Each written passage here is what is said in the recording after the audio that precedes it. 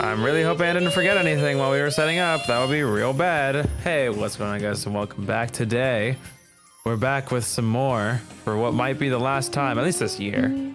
Ace Attorney Dual Destinies. Yay! You enjoying the music? You cut off the other music, so we gotta adapt. I gotta start the stream at some point. Apollo, I'm your number one fan. Oh my god. Anyway, I hope everyone's having a good day. Hello, hello, hi. We're back with some more Ace Attorney Dual Destinies. Today is what's hopefully going to be the end. We have 4 hours to finish this. Both of us are kind of... Oh, hello, Apollo plushie. Both of us are kind of, like, busy after this, so if we don't finish it today, I guess you'll see us tomorrow. But hopefully we're finishing it today. I gotta take a headphone. I gotta be able to hear myself. Okay, no, this is ridiculous. Get him off the screen. That's too much. Just there. Too He's much. Just watching. No, too much. Take it off. No, he's just watching. I just here to cheer him on. Take it off. No. It's too much. It's okay. It's too much. He's only a little much. taller. Just for the intro. Fine. Anyway, if you guys haven't been keeping up with the Ace Attorney goodness, Yum. I don't know if this is the best time to tune in, but it's fine. I got you covered. Basically, it all started last episode, in episode numero 4, where Apollo's poor bestie since... Oh, how much freaking art do you have? Oh my... Anyway, when Apollo's bestie, Clay Tarrant, got his ass stabbed at the Space Center. He's an astronaut, by the way. He was gonna go on like a cool mission to an asteroid or something, but his life was cut short by some poor, terrible, a murderer. Anyway, all of episode 4 was basically focused on getting this innocent guy off the hook, usual Ace Attorney style. But at the end of that trial, what ended up happening is that our girly Athena right here, who's a really sweet little sweetheart, got accused of murder instead because she had her fingerprints on a no-no item. Anyway, jumping into episode 5, we've been doing a lot of investigating because Athena's not only being accused of this murder of this poor little astronaut guy that Apollo was madly, platonically in love with. Oh my fucking god. Apparently Athena, our girly, also killed her own mom, is what is apparently being said about her. I think the rumors are true, are false, not true. True, yeah. Okay. I think the rumors are false. I think the accusations have been greatly exaggerated, and I think that I think that the poor little girl is traumatized. She thinks that she's killed her mom. Anyway, Well, yes. That's like the brief gist. If you didn't get all that, it's okay. Give the game like 10 minutes. You're gonna settle right back in. The best part of Ace Attorney is that it's always juicy back and forth. I love courtroom. You'll probably settle back in. It'll be fine, maybe, probably. And Edgeworth's back, by the way. My name is Miles Edgeworth, and he's back. What happened to Apollo's eye? I think he got like pink eye or something. It's die, according to Athena. It's surprisingly not very related to any of the plot. It's just really funny. It probably is, to be honest. I'd like to imagine they just theories. I'd like to imagine they just wanted to make him look edgy, so they gave him an excuse to have an eye patch. This is fair. That's why this is a pirate episode. This is also fair. Anyway, are you ready to continue? Apollo images? Hmm? I'm sure I'd be somewhere on my computer. No. That's enough Apollo, please. No, I don't think that's enough. Please take the big Apollo off the screen. What if he's just a little shorter than... Can you at least make it so he's not floating in the air? Sure. Is that better? Yeah, it's fine. Yay! Apollo looks like he's in his villain arc. Well, yeah, Apollo, he like kind of had a divorce. He was like, Phoenix Wright, I'm done. This isn't working out. And then he went to do his own thing. He's kind of gone solo. So, Yeah. you know, not villain arc, but it's something. Anyway, you ready? Mm-hmm. All right. Episode 5, Turnabout for tomorrow. trial. Let's go. I need a sip of water though. I have so much Apollo, the world is healing. December 20th, 3:11 p.m. District Court, Defendant Lobby, number 5. Okay. I thought he was bandaged up because he got bombed. No, it's actually completely unrelated. He was bandaged up before the bombing. Which is, I just, it's so weird. He probably has a reason. And of course I speak first. Ah. Why do I not speak?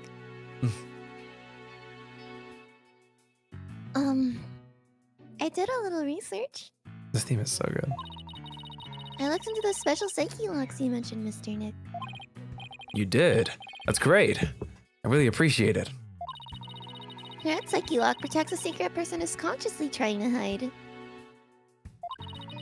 If the person folds under questioning, the lock breaks and the truth comes out. Yep. Exactly how I got the truth out of Detective Fulbright and Director Cosmos. But a black psyche lock protects a secret from the deepest place in a person's heart. A secret that person isn't even consciously aware of.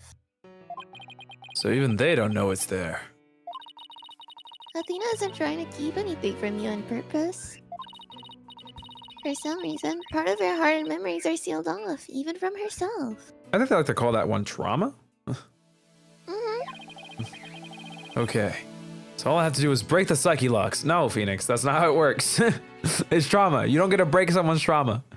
Phoenix, we literally came to that conclusion during the 4th game that you cannot break those. No, he didn't really have a chance to try. Oh, that's fair. Well, Pearl, let it rip. According to my research, a black psyche lock is like a heavy chain wrapped directly around one's heart. If they are ripped off by force, it could cause permanent damage to a person's soul.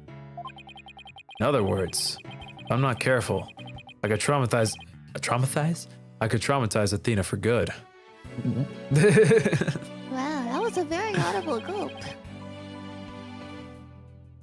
Girls, could you stay by Athena's side? She must be suffering under the weight of such a heavy burden. Alright. But will you be alright by yourself, Mr. Nick? I'm up against Edgeworth. I have to be able to give this trial all my focus and strength.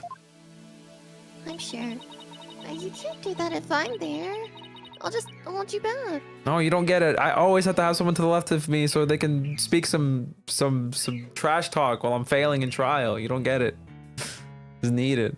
She won't say anything. She's just gonna hype him up. She's gonna look at you with like some doll eyes, being like, "You think you're stupid." This is the chance to get Maya back in here. That'll be awesome, but I don't think it's gonna happen. Maya trash talk, please. I missed the Maya banter. Anyway, well, that's not it.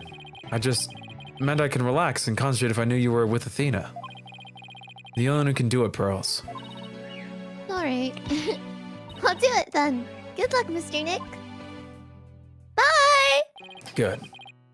Now that my mind is at ease, better get ready. I'll just tidy up the evidence and take out what I don't need. It's time to end this nightmare that started 7 years ago. Man, I love it when something starts 7 years ago and 7 years ago and 7 years ago and... December 20th, District Court, Courtroom, number 4. Defense, prosecution, and judge. There are even people in the gallery. The roof has been completely blown off and the walls have collapsed. Today, this ruin is my battleground. He wants to be cool so bad. Oh! Day 1. Court is now in session. All rise. Thank God we have the same judge. I was worried. You didn't want the Canadian judge? No, I hate the Why Canadian would he judge. be here? Nothing against you, but I hate the Canadian. Oh no, I hate the Canadian judge too. We can see the sky behind the judge. That's awesome. I really hope it changes throughout the trial. See, I for some reason was inclined to go, no you can't, all of my Apollos are covering him up. Okay. But like, I just realized what you're talking about. Are you gonna take the big Apollo off the screen or not? No, why? He's not causing any troubles. Whatever. Anyway, This is like a continuity error. You know what I mean? Like this isn't even the right Apollo. I'll go get the right Apollo. No, I'm sorry. no. No, give me a second. I'm not giving you any seconds. Okay. Well, I'll do it while you work. Don't worry. While I work? You mean play the game? Yeah, sure. Oh my God. There's probably not a lot of women on the scene right now. All right. Court. Oh, and some. Oh my God. Wait, what the hell, Judge? When'd you get a vernacular like this? Hello? Facsimile? Nope. Facsimile. The hell? Makes sense. This is. Sure. Facsimile makes way less sense when you realize it's simile put together with fac. Anyway, court, for some facsimile thereof, is now in session for the trial of Athena Sykes. Huh? No, not a facsimile, old man. This is a proper official trial. Take this more seriously, while you'll start hearing the bones of the hostages snap. Oh yeah, I forgot to mention that part. This is Aura. You're gonna be talking to yourself for like the entire first segment. You want to do the Orbot? I'll see if there's anyone else. If there isn't, then yeah. Okay. Because otherwise I'm gonna be quiet for maybe half of the trial. That would suck. Please try not to upset Miss Blackquill. I'm begging you. Court is now in session for the very serious and very proper trial of Athena Sykes, which I should mention this trial is technically not official, but hey, we ball. Okay. Why is there a robot now? It's a long story. Short version, the robot is being controlled by someone with a lot of hostages right now. Okay, you cannot have both Apollos. Yes, I can. I'm making you smaller. Yes, I can. No. He's not even there. He's not even there. Not even size nurse. Apologies. Anyway. You're so tiny now. Your legs are so short. Anyway, yeah. Robot controlled by lady with a bunch of hostages that she's threatening to. Anyway, let's continue. Oh my God, it feels so good. This is no trial. Something more than a ridiculous farce. But what did you say? Edgeworth, did you not hear what I just said to his honor? However, this ridiculous farce has a very important meaning for our legal system. Call the case of the UR1 incident, in which a prosecutor was found guilty of murder. That case ushered in the oh my God, how do I not know how to say because it reminds me of Osidious, but it's not that word. It's odious. Is that how you say it? Probably. Yeah, it's odious. Okay. That case ushered in the odious dark age of the law. I see what you're after. If we can find the real truth behind that case today. Precisely. The darkness will be dispelled, and glory shall be restored to the court system. Prosecutor Edgeworth, you sound as if you know something of this truth. I do indeed. A new suspect has emerged in the UR1 case. For 7 years, Simon Blackquill has refused to speak in order to cover for someone else. Brace yourself, Phoenix. Here it comes. I'm sorry, Wright, but the situation is what it is, and I must do what I must. The prosecution moves to indict Athena Sykes on the count of murder in the first degree. Is it indict? I think so. It's indict. Oh. No, it's indict. Regardless the circumstance, I intend to question the defendant with all I have. For that is a part of my creed. Okay, War Farmer, we get it. Then you'd better bring it. He sounds like If Sonic. the two of you are ready. Court is now in session for the trial of Athena Sykes. Your Honor, the defense was born ready. The prosecution is also ready. I'm gonna pass out, man. This immense tension between us. It's like we're picking up right where we left off. Somebody's quoting this shit out of context. Oh, well, yeah. Yeah. Anyway. It's my duty to clear Prosecutor Blackquill of false accusations and end this insanity. But I have no intention of losing Miss Sykes either. She's a very promising young lawyer. I know without a doubt that Athena is innocent. But I don't think Prosecutor Blackquill did it either. So, you have any clue who was responsible for the sabotage? At the very least, I know it wasn't Simon Blackquill. I don't know enough to identify the true culprit, but it's clear what that person is. To put it simply, a spy. The true culprit is a spy.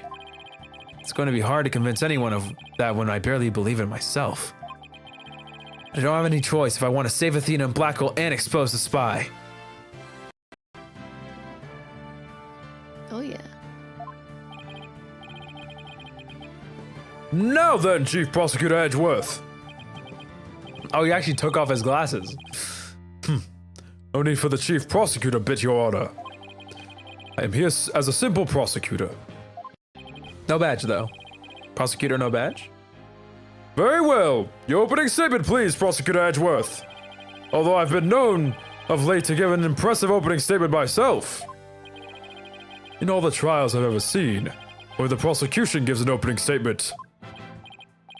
Oh, of course, you're right. I was just joking. Just having a little fun. So he wasn't just doing them out of fear. Interesting.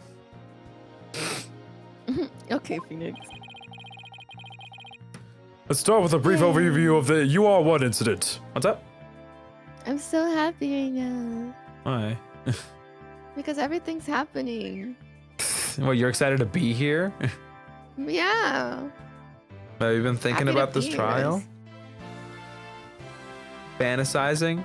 Ah, I can't wait to do it. I can't wait for Apollo! Is what I want to say. He ain't even gonna show up. Well, he probably Gotta will. show up. He's gonna show up probably has eventually. to. He's gonna have to. He's probably gonna be Please, our court Apollo. aide later. He's gonna be like, "Hey, Phoenix, Wright, you miss me?" You suck at your job! Anyway, Let's start with a brief overview of the UR1 incident. The incident occurred at the Cosmos Space Center 7 years ago, on October 7th. The victim, psychologist Metis Sykes, was killed in the robotics lab on the 4th floor. Tina's mother. Simon Blackquill, a young prosecutor at the time, was found guilty of the crime. There were two deciding factors that led to his guilty verdict. One, Blackquill was the only person in the corridor to the lab at the time of the murder. And two, this photo, which captured the moment of the crime. Very incriminating evidence indeed. What's up, Blackquill? It would appear that the only conclusion is that Prosecutor Blackquill did indeed. Hold it. Are you kidding me? I'm not accepting any conclusion of the kind. This opening statement is over. Now hurry up and call the witness. Excuse me, Miss Blackquill. We must follow the proper procedure for these things, you know. Well, perhaps we should heed her wishes, Your Honor. She is the trial's sponsor, after all. Besides, the courtroom is chilly, and sitting for too long can't be good for your back. Oh, you are very kind to show such concern for the welfare of the elderly. As skilled as ever at playing the court puppeteer, I see. Prosecution calls its first witness. The witness decided to bring forth new testimony after 7 long years. New testimony? Just who is this witness anyway? I knew it. I had a hunch. Bobby Fulbright's the name! In justice we trust! I love this guy. Trust. I love you, Bobby. What are you doing here? I'm just here to speak for the hostage taker, Miss Aura Blackquill. She says she's too busy. What with confining and threatening the hostages and all. Who the hell is this guy? He's basically like Gumshoe 2. Don't say that about him. He's lovely and beautiful, and I'm super suspicious of him. Well, yeah, but he's like Gumshoe coded. You gotta be real. Come on. All detectives are gumshoe coated. Emma is not Gumshoe coded. Yes, she is. No, she is not. Yes, she is. No. Bad, Emma, all of these guys all follow the Tyrobot same is path. also not Gumshoe coded. They all have that one little detective thing that makes you. Yeah, go, it's you're called being a detective. I don't know. You don't get it. You just don't get it. I'm just saying Bobby and Gumshoe are the closest two. No, this guy is definitely more suspicious. This guy reminds me of Shelly the Killer if he had less de-killing. Actually, no, he is doing de-killing. I don't understand what your hate. Where your Trust hate. me, I'm onto him. Okay. This is the last time I get to say this before I get proven wrong. Anyway, but yeah, this is a detective in this game. He does a lot of the investigating. We see him often. He's very lovely. Pookie has a grudge against him for some reason. I don't know. Oh no, he's so cutie. He's so cutie. That doesn't seem to stop it from constantly chiming in through Ponco. I'm nothing more than an observer in this. Do your best. I'm watching you. You sure you don't want to take Aura? Well, she's not gonna talk anymore. Leaving her brother innocent, Miss Blackquill has been conducting her own investigation. And though her current actions are hardly lawful, I think you could at least hear her theory. I have here Miss Blackwell's notes on the investigation she conducted. And I'll be giving testimony based on these notes. Here I go. Here he goes. Witness testimony. He's so cute. Aura Blackwell's theory. I need to get a PNG of him with me too. Hold on.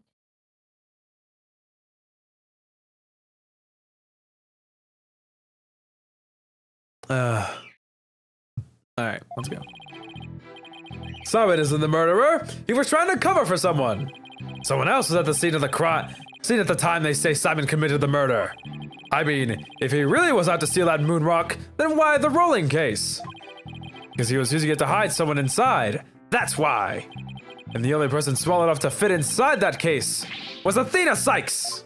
I need a Fulbright plushie. I'm gonna be so for real.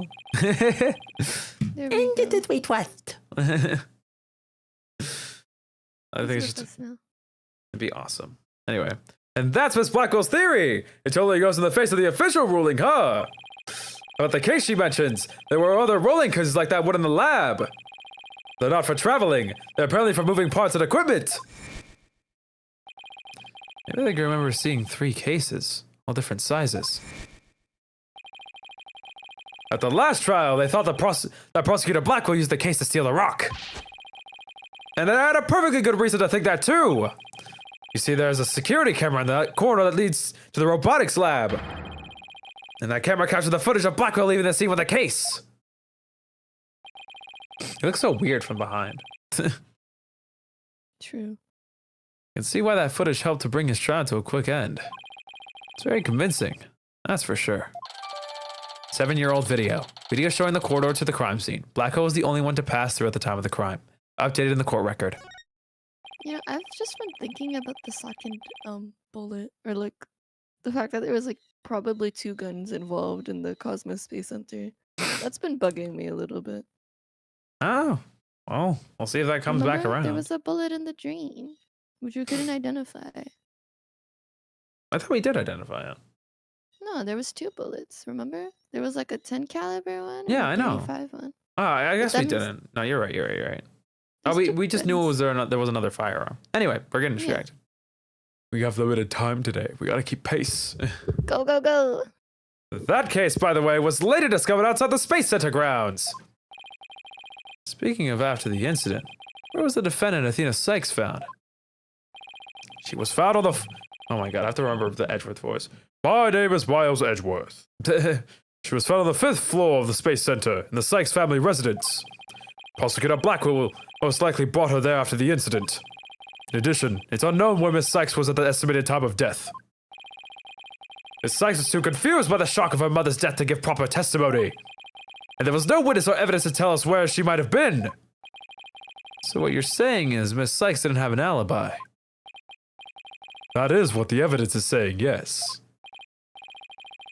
I understand the reasoning behind the theory, but I'm far from convinced. The victim is the accuser's mother. Are you actually claiming an 11-year-old girl? Of course, the girl had a very strong motive. Dr. Sykes is a psychologist who wrote many papers about speech and emotions. You're aware of Athena Sykes' special ability, aren't you, Your Honor? Are you referring to that therapy thing? Yes, she's done it quite a few times in court. Very disruptive. True. This isn't a therapist's office. True. Anyway. The ability to read emotions from speech, the subject of her mother's research. Well, as long as it benefits society, I don't see any particular problem researching it. I don't like where this is heading. Not one bit.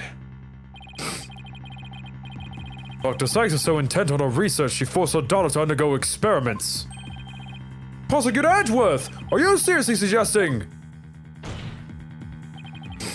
Done my best to be delicate, but even you can't deny it to be true, Mr. Wright. No longer able to withstand the anguish of the experiments. Miss Sykes felt her only choice to kill her own mother. Man, this court were trash, bruh. Y'all couldn't get the janitor? Order in the court!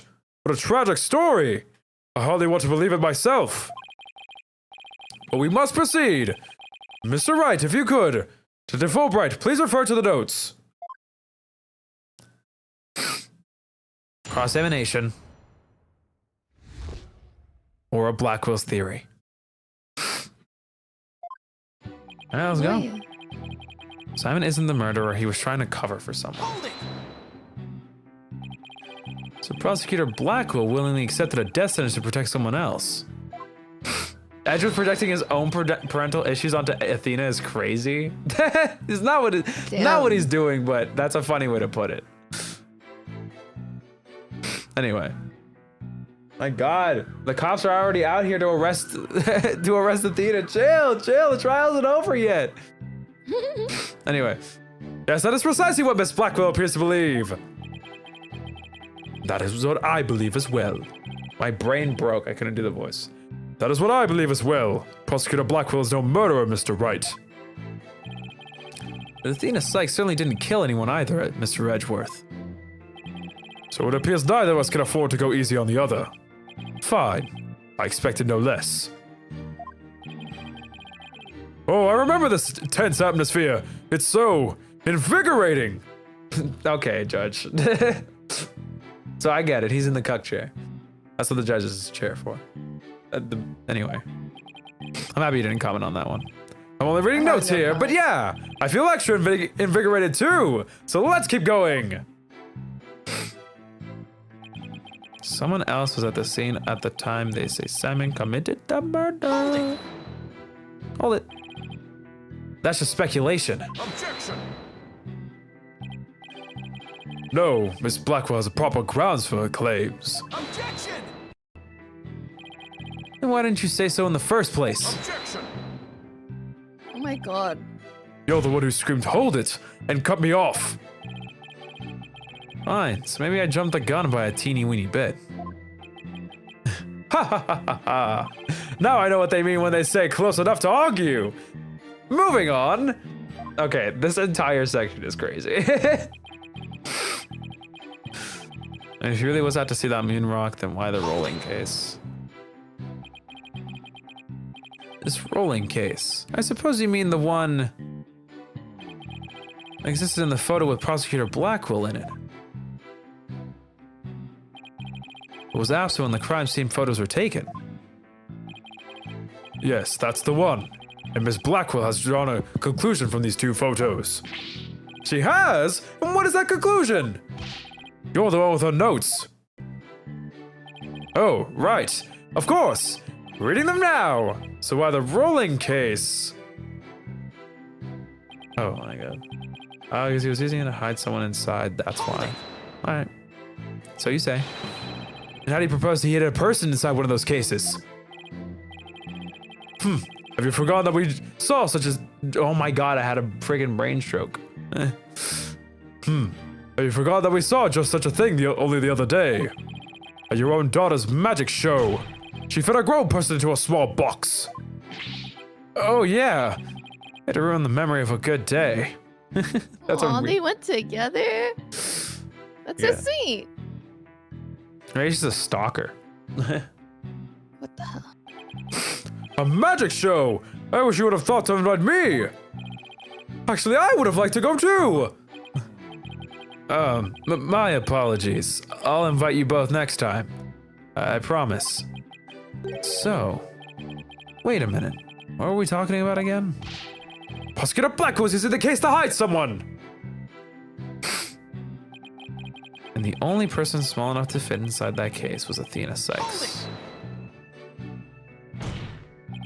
That's nothing more than conjecture, and it's hardly the only possibility. In that case, what do you think Prosecutor Blackquill had in that case? I think it was the moon rock. Objection! There were 3 cases at the scene. Prosecutor Blackquill used the largest one. The moon rock was egg-shaped and only about 8 inches in diameter. It wouldn't have made any sense to use the largest case there just to move that rock. Objection! Be that as it may, does it prove Miss Sykes was inside? I need to know what that rock does. Then let me ask you this. Can you come up with a better theory of what was in that case? Oh, I just realized Edgeworth has his glasses inside of his coat pocket. Aww. Well, Mr. Wright, can you? Yikes, give a guy some time to think. Let's see. Should I try to bluff my way through what could have been in that case? That was a little mid-spell. Welcome to stream. What do you think? Do you think you wanna try making some fibs and see if he gets get anywhere? Don't. Oh my god. I'm just here for the ride. Look at me. I'm beautifully sad. My lord. Look, everyone's here. All of my Apollos in one singular whoopee. What? I Nothing. felt bad he needed to be included. Let's give it a bluff. I know exactly what Prosecutor Blackquill carried from the scene. I just have to find something else that was missing, right? No sweat. Oh, I'd be very interested in hearing your theory. If it's true, that is. This is a crime scene photo taken after Prosecutor Blackquill left, correct? All we have to do is compare this with this photo of Prosecutor Blackquill to see what's missing. If he took something with him, then it should be in one of those photos. Lady Luck, don't fail me now. All right then, Mr. Wright. Let us hear your theory. What did Prosecutor Blackquill take for the scene of the murder? All right, are you ready to Are you ready to play Spot the Difference? Sure. I love playing Spot the Difference. Katana victim staff checking a cart found nearby. So this is the after. This is the before. It's the arm, no? I think it's the arm as well. But I'm triple checking here. Let's see. There's a giant screwdriver missing. That is also true. It's most likely the giant arm. All right, you ready? 3, 2, 1. He says that there's a robotic part on top of the cart in this photo. However, in this photo taken after the crime, the robot part is gone. In other words, this part is something that was taken from the scene of the crime. You do appear to be right. Don't see it in the second picture. Which is a piece of junk. How important could it be? It's really just an insignificant robot part. Speaking of which... You sure you don't want to do them? It's okay. What are you looking at? I'm gonna start charging for each glance per eyeball. Stingy, stingy. What happened to the age of free previews? Your Honor, about this robot part. Doesn't it look like it could be an arm from that robot there? Well, now that you mention it, it does, doesn't it? But the case is still too big to be practical for just the moon rock and a robot arm. Was it really just the one arm that was in there? If it wasn't Athena in the case, then maybe... I believe there was another robot at the scene that looks just like the one here. Your Honor, it is the defense's assertion that this was the other robot that was in the case. That it was this other robot. Ponco. But what? Oh my god, it's on a box. I just noticed. Or it's on a box. Can't be certain. My god, I don't know why my brain keeps wanting to change Edward's voice. We can't be certain that that part belonged to a robot. Yes, it looks like the arm of one before us, but it could be something else entirely. Besides, it's wrapped entirely in bandaging, making it difficult to verify what it is. Objection! I know for a fact that it is a robot arm. I can even tell which robot it belonged to, just by looking at it. With this information, we can investigate whether it was there at the time or not. But Mr. Wright, I thought you were more of the technology illiterate type. Technologically, sorry. When did you become such an expert? I feel somehow abandoned. You were supposed to be old with me. We're supposed to grow old together. Nah, Phoenix is all hip, and Edward's had experience with Little Thief. They're both tech whizzes now, man.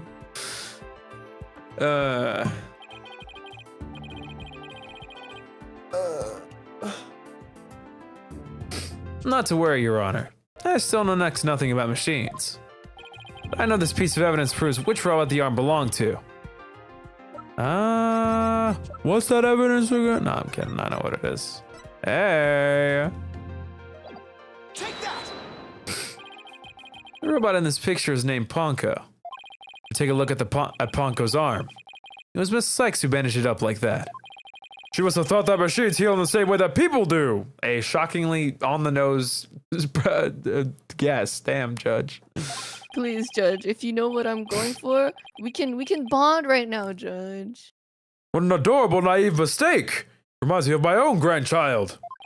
It's adorable naive until it gets dark, Judge. Come on, let's get on the safe wavelength, please, Judge. Robot arm at the crime scene had the same bandaging wrapped around it. In other words, this robot arm could belong to none other than Ponco. Ponco being a witness is so funny. Or being a... Yeah.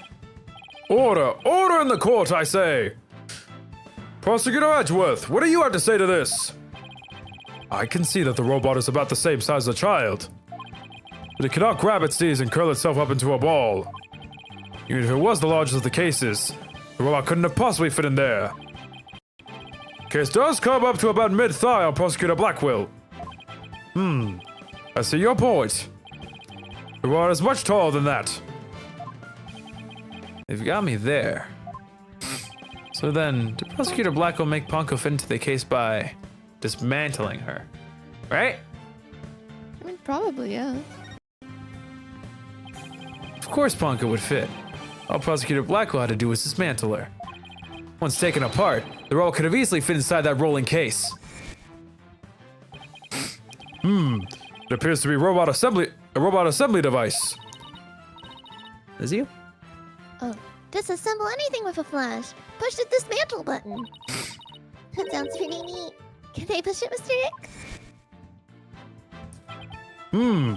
It sounds rather violent, but Mr. Wright does have a point there. Objection! Except that there was a body on the table where robots are dismantled and assembled. There would have been no room to take the robot apart. Objection! But what if it wasn't done on the table? What if the katana was used instead? You mean the sword? Yes, Your Honor. Miss Blackquill, I'd like your opinion as a woman of science. I thought he was going to say as a woman for some reason.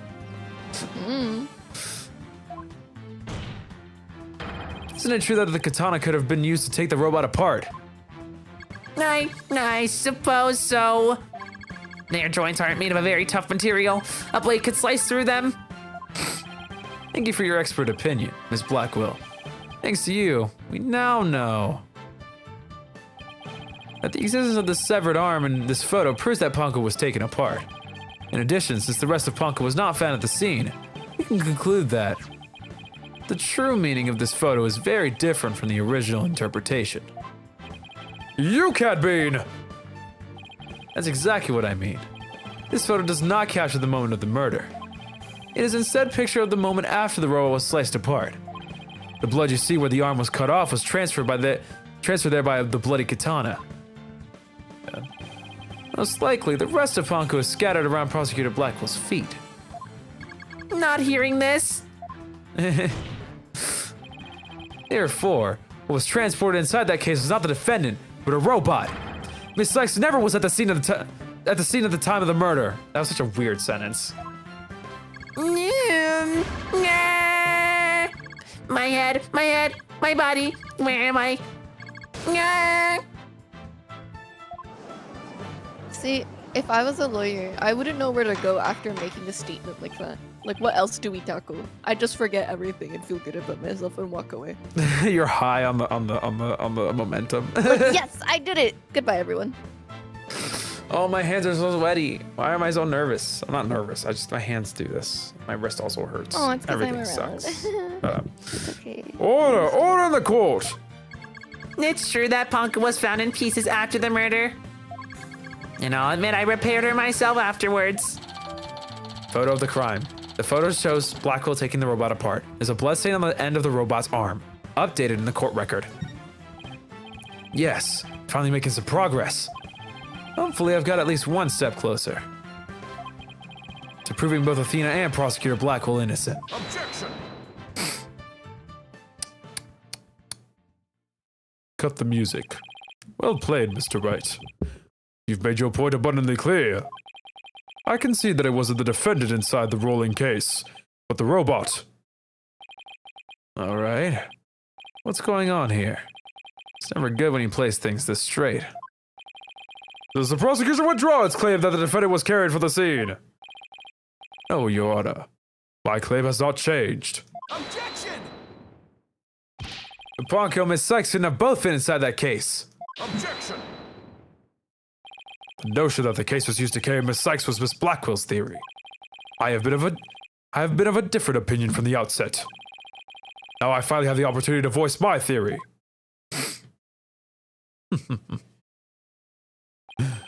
Thanks to the defense. Of course. Always with that, Edgeworth. Also, do you see the glasses now? Boogie? Pokey!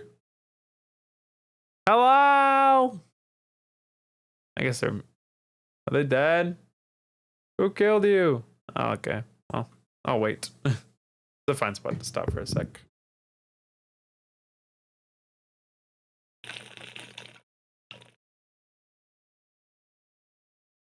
I don't even want to know what Edge was gonna pull out of his behind now. I'm Norvith.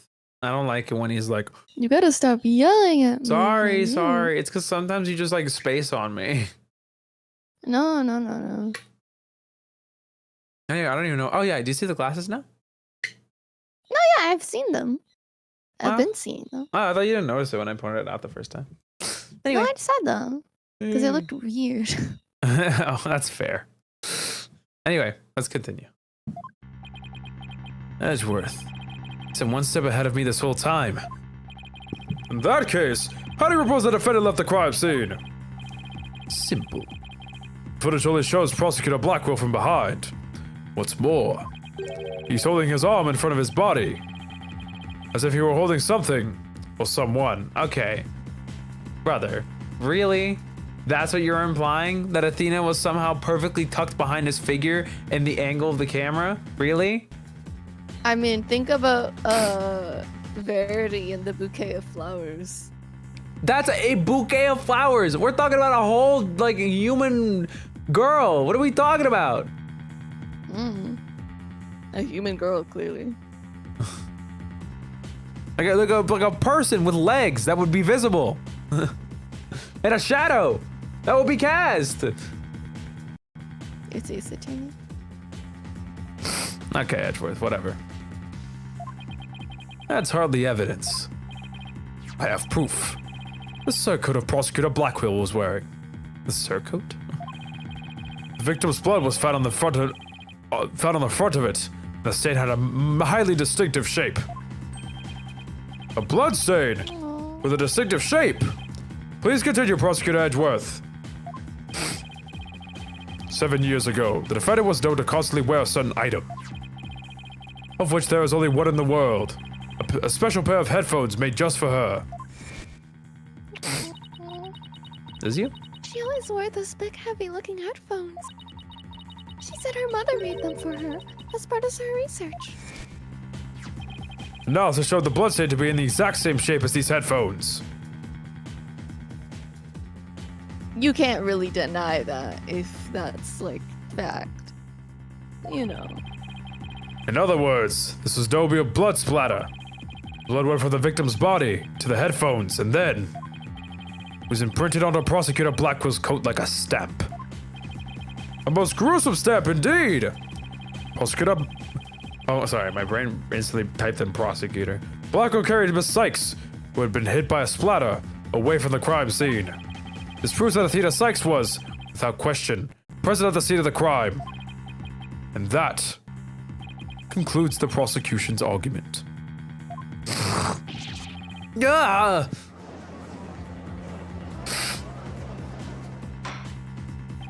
Order! If the defendant was indeed at the scene, it deems a suspicion against her. Objection! We also shown that the robot was there at the scene as well. Objection!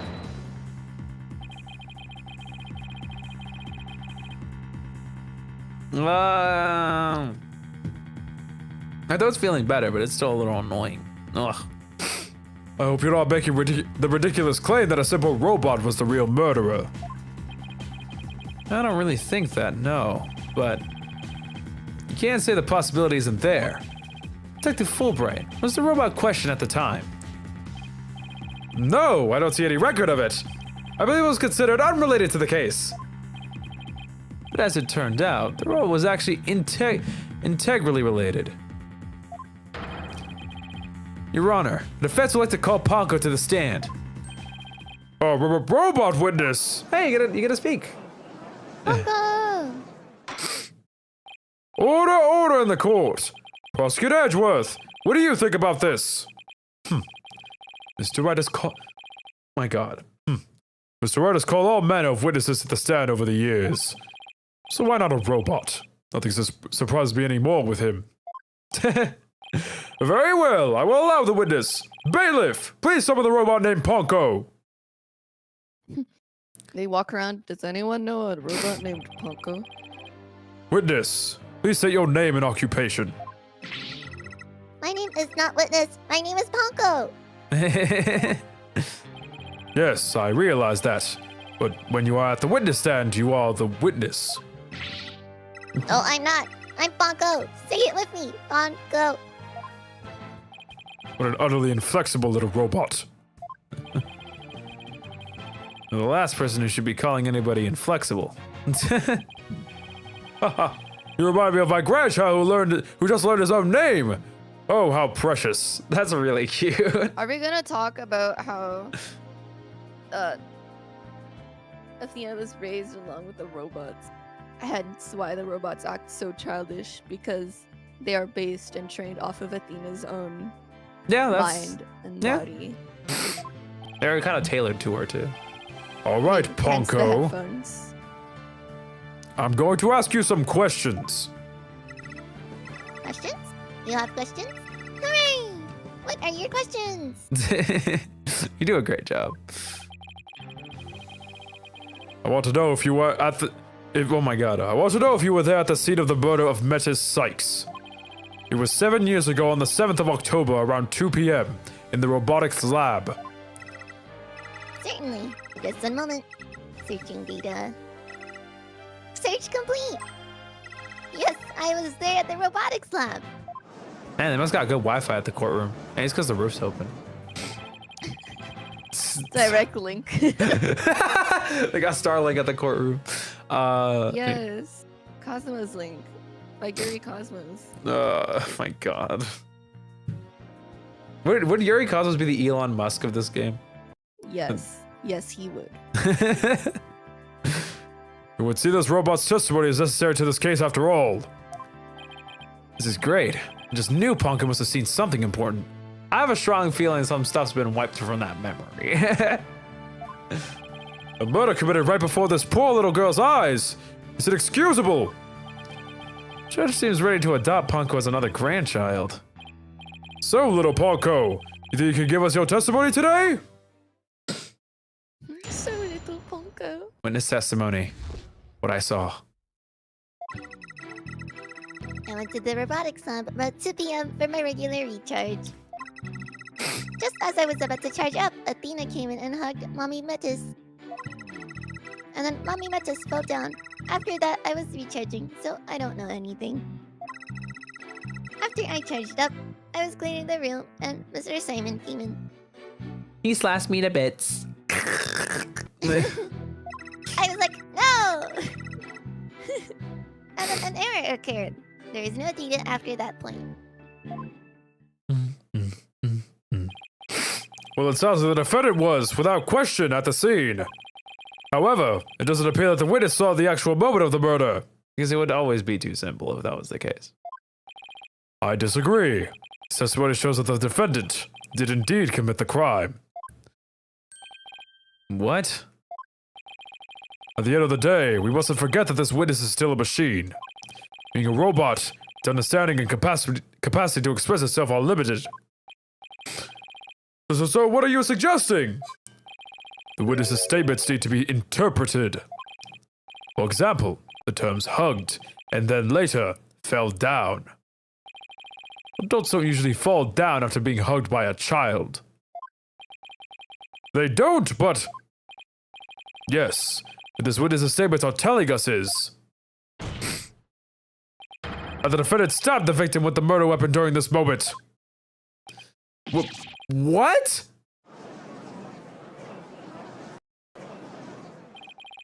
For Miss Sykes hugged Dr. Sykes. Did the two of them converse? Yes, they did. They spoke to each other in very loudly, but I don't remember what they said. Oh. I don't know what they said. Same thing. Athena is usually so quiet, so I was surprised.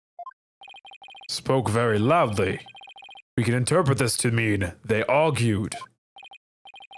I see. Murder after a heated argument, and then the victim fell down. I agree that this does sound like a reasonable interpretation. However, Ponco doesn't seem to remember anything that happened after that. When I am recharging, I go into sleep mode. But I remember everything before that. I have very good memory. You may as well admit defeat now, Wright. A cross-examination would be useless. Don't be ridiculous. Cross-examination is never useless. Until now. Think about it. Robots don't lie. This robot is both an important witness and invaluable evidence at the same time. Nevertheless, I will have my cross-examination. I see you haven't changed. You never were one to worry about wasting time.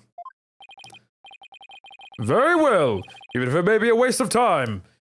You may proceed, Mr. Wright. I'll show you both just how fruitful any cross-examination can be. Cross-examination. What I saw. I went to the robotics lab around 2 p.m. for my regular recharge. Boop. Your regular recharge. What is that exactly? I have to refuel my battery's power or else I stop working. I go to the lab to do that.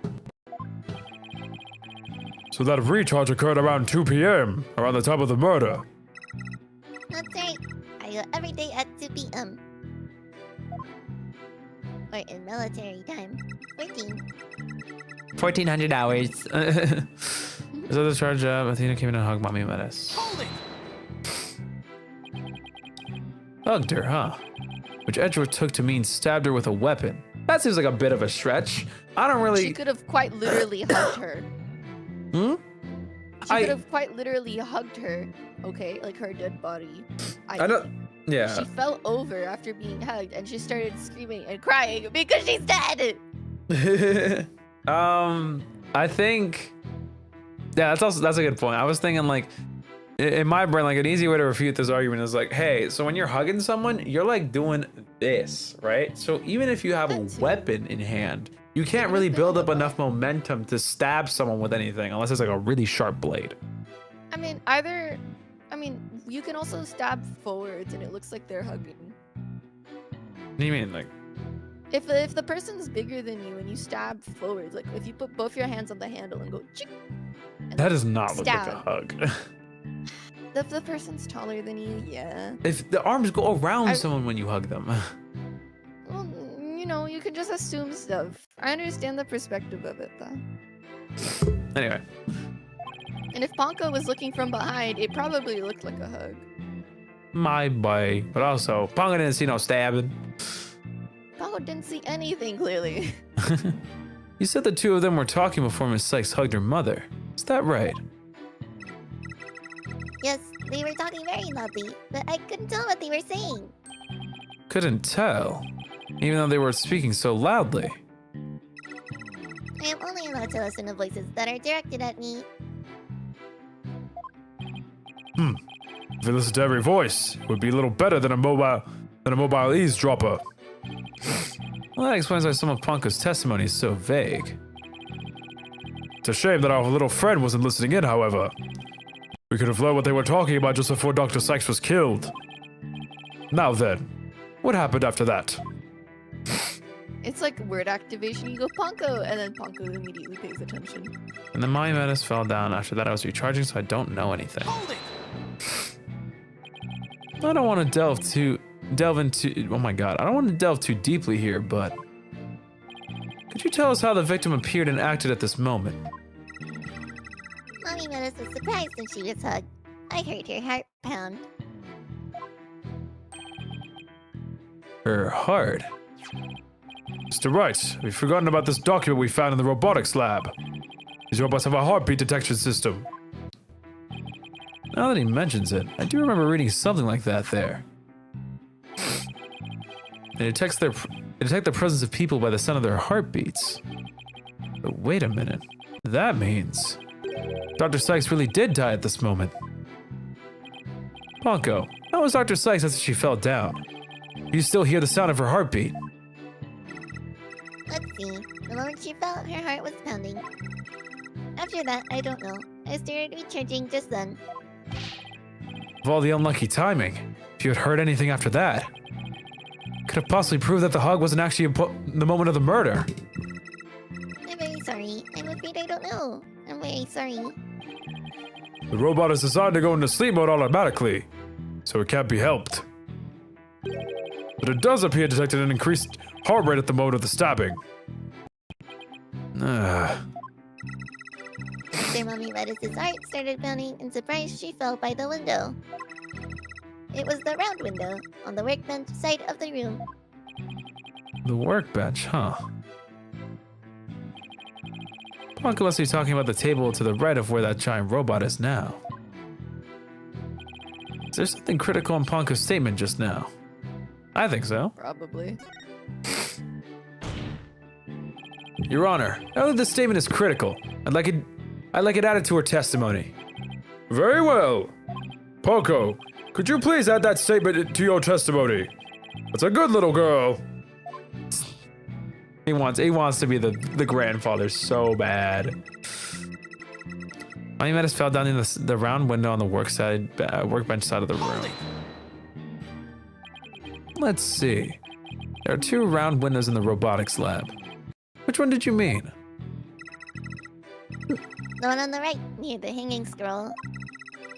The hanging scroll was Mommy Menace's prized possession. Okay. The picture of the crime scene from 7 years ago. There's definitely a hanging scroll and a Japanese theater mask hanging on the workbench side wall. But is there a problem with this statement? Alright, after I charged up, I was cleaning the room and Mr. Simon came in. Prosecutor Blackquill. I wonder what he went there for.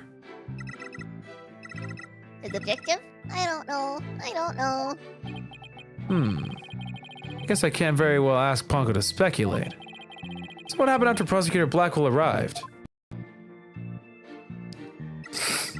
When an error occurred, there was no data after that point. You don't remember what happened next? An error, huh?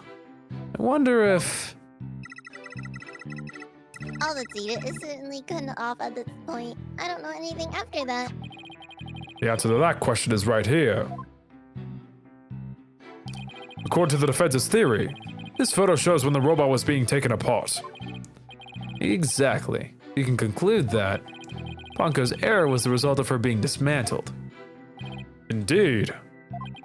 The bodies of these robots are designed to be controlled remotely by a separate computer. Yes, that's basically what Ms. Blackquill explained to us too. She said their hearts and memories are stored on a separate computer.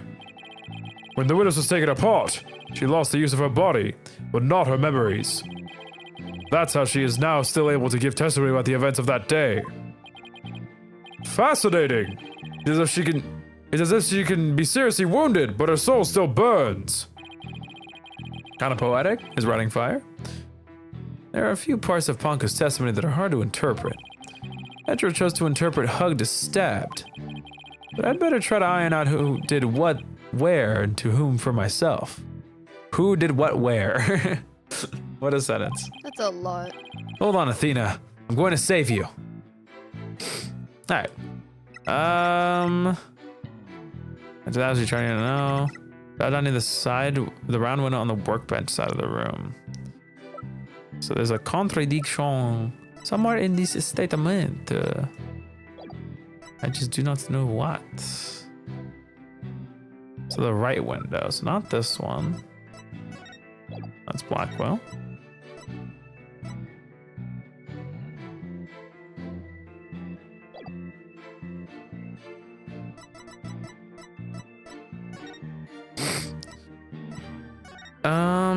Sorry, I need to like review some stuff. Okay. Okay. So, was the hat one probe thing in the lab at the time of the crime? Do you remember? What do you mean at the time of the crime? Like at the time of the murder, was the probe thing still there? You're confusing me. The probe thing's the thing that was the hope thing, right? This. The hope capsule? Yeah. Not that thing. I'm talking about the thing right next to that. What? Like in your evidence. No, not this The thing. hope capsule. Okay. No, I'm talking about You're this. talking about that giant thing. Yes. Well, I don't know. It's very much not in the pictures that were being given. But Well, I mean, I feel like at the very least, the obvious thing is that like she's dead as hell in this chair. well, yeah, no shit. She's very much dead as hell. But I don't know. My brain's like, that's just too simple. You know what I mean? But at the same time, it's Well, you know. if she's saying that she fell near the window, but like her body's on the chair, we can at least like deduce that her body was moved. Well, That's probably what we gotta point out, that the body just was moved. you got it. Ponco, your statement have just inspired a breakthrough. I was hopeful. Hooray! I am so happy. It's so funny when Ponco's happy. I just Yay! realized Ponco can easily sound like BMO from Adventure Time. Oh, that's so cute! Just to be sure, let's go over it again, okay? The victim fell near the window on the workbench side of the room. However,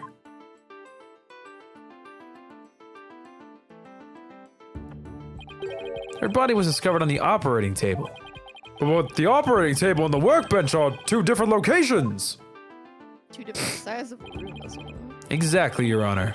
We just learned a crucial new fact. What could explain the two very different locations of the body? I'll tell you what. The defendant moved it. The victim moved. Because I don't think She was Athena dead. could carry someone's body. Well, it tells us that, you know, she didn't die. And when she hit the floor, you know, yeah, exactly. She still had a heartbeat when she hit the floor. An 11-year-old girl couldn't have moved the heavy body of an adult. So the only explanation is that the victim walked to the operating table herself. In other words, what Ponco observed near the workbench couldn't have possibly been the moment of the murder. Yeah, Phoenix, right. Point that finger. You get it, girl. Woo! Phew, I'm very relieved to hear that. That the murder wasn't committed in front of little Ponco here. That's what you're relieved about? Yes, as we just heard in the testimony, Miss Sykes hugged her mother. Nothing more. Objection!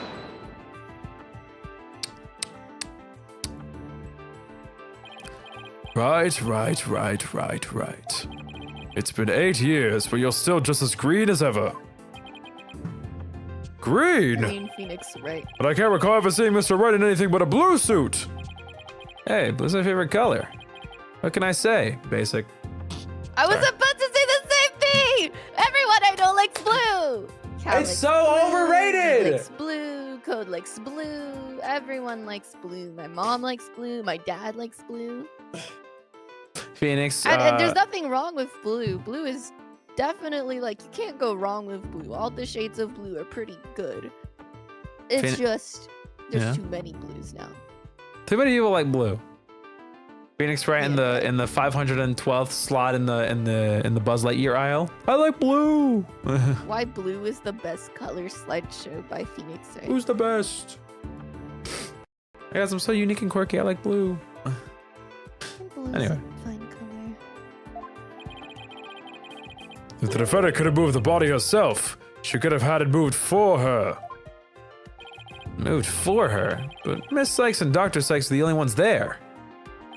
I agree, since this robot is equipped with a heartbeat detection system. It would have been aware of another person's presence if someone else had been there. We can therefore conclude that the defendant and the victim were the only ones present. And who do you suggest moved the body?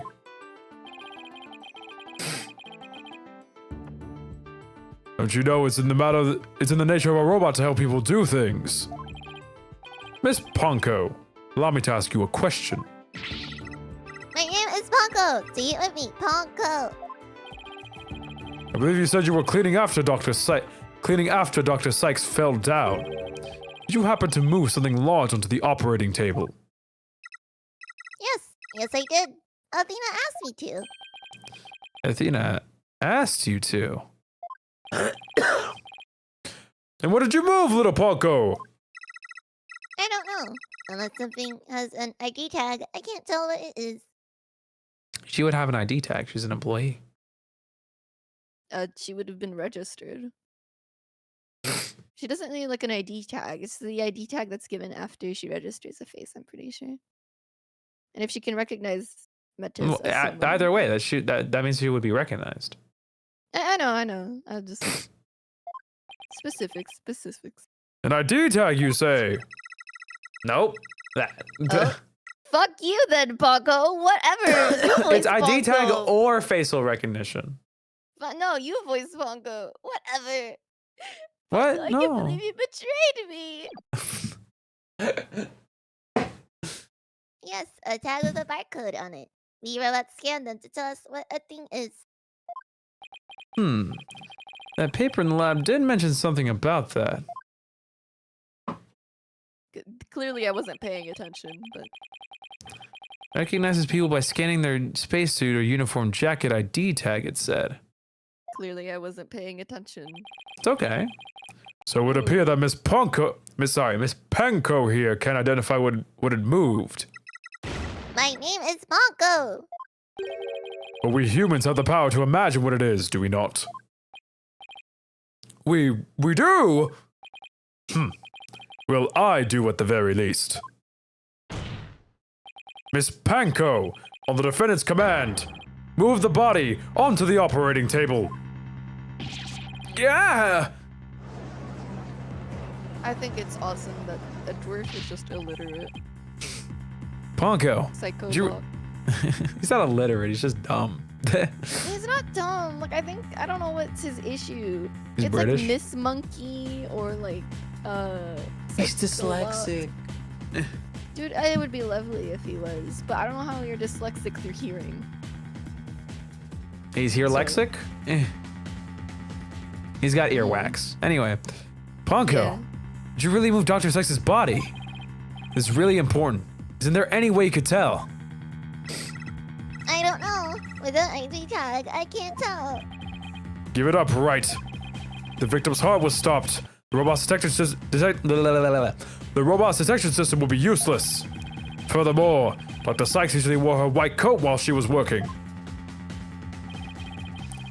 She kept the jacket with her ID tag on it draped over a chair in the robotics lab. And only wore it for special occasions. In other words, the victim wasn't wearing her ID tag at the time. From the robot's point of view, her body was simply just another object. Okay, Edgeworth, you're not getting away with this one. Alright, Edgeworth. Edgeworth, you're not beating the allegations. People are going to hate you. People hate me. It's okay. Ponco's equipped with a facial recognition system. Thank you. Clock it. She really did move the victim. She would have recognized the body as Dr. Sykes. But she didn't. So that means... Objection! I don't want to point out there's a mask in that room, but A face can easily be covered with a piece of cloth, mask, or anything else for that matter. With her facial features hidden, the robot wouldn't be able to tell if it was Dr. Sykes. He's right. To summarize, Miss Sykes stabbed her mother near the workbench. Then, using the robot, she moved the body onto the table, where she removed the sword and was stained in blood. You're telling me that the robot mistaked a hug for a little girl stabbing a woman with a katana? okay, if you're a kid and you don't know what stabbing is, like Athena, I don't think Athena would know this as a kid because like that's what it's pointing to. And the robot's being fed information that Athena knows and Athena doesn't know. So it's easy to assume that's a possibility. Order! But if that's the case, then I have a question. Are you delusional? No, I'm kidding. You realize it's Ponco, right? Yes, I know. No, that's the judge talking to Edgeworth. Why did the defendant move the body to the operating table in the first place? You want a reason? Very well. What? You can't possibly have an explanation. Your emotions blind you to the truth. You can learn a lot from our robot friends. Calm and rational thought will open your eyes to the truth in front of you, Mr. Wright. Now then, you remember the operating table's one special feature. I believe I read that robots can be assembled and disassembled there, isn't that right? That's right. And to the defendant, who was just a child at the time. The table was like a magic box that can make robots appear and disappear in seconds. You get a tap? Yeah, my mom just put her on the operating table and fixed her in a flash. I was so impressed by what my mom did. I even asked her if she would put me on the table and fix me if I ever got hurt. See, this is what I'm saying. It wasn't crazy and insane for me to say something like that. I never said you were crazy for it. I wasn't. I did. said that I thought Chat it was. thought it was crazy and morbid. And It is morbid as hell, but I didn't think it was unrealistic for them to It's do. totally possible. It's just morbid. Do you know how freaking insane that is? I know you're like in theory child land, filled so you're with kind of angst numb in to my what you're head. saying, but like, I love angst. I love morbid thoughts. It looked You like freak. magic to me what she could do. You call me a freak, see? you can't possibly be suggesting. This young, sheltered girl had a difficult time distinguishing robots from people. Take a look at Ponco's arm. It's just Sykes who bandaged it up like that. She must have thought that machines heal in the same way that people do. What an adorable, naive mistake. Reminds me of my own grandchild. No way. I refuse to believe it. Miss Sykes made a childish, naive, and cruel mistake. She thought that if a robot could be dismantled and vanish without a trace. But Prosecutor Edgeworth, if you're about to claim what I think you are, I demand that you word it as delicately as you can. We have to keep a T rating around here. Sorry. Sorry. With all due respect, Your Honor, all I can do is present the truth as it stands. The reason the defendant moved the victim's body to the operating table. Hold it! No. Don't say another word. Just stop. You can't just say that in court, Phoenix. Was to dismantle the evidence so that she could get away with her crime. Oh, that's what you think? That's what he thinks, but that's like such a pessimistic way of seeing it. You could just see that she's trying to fix her. That can't be true.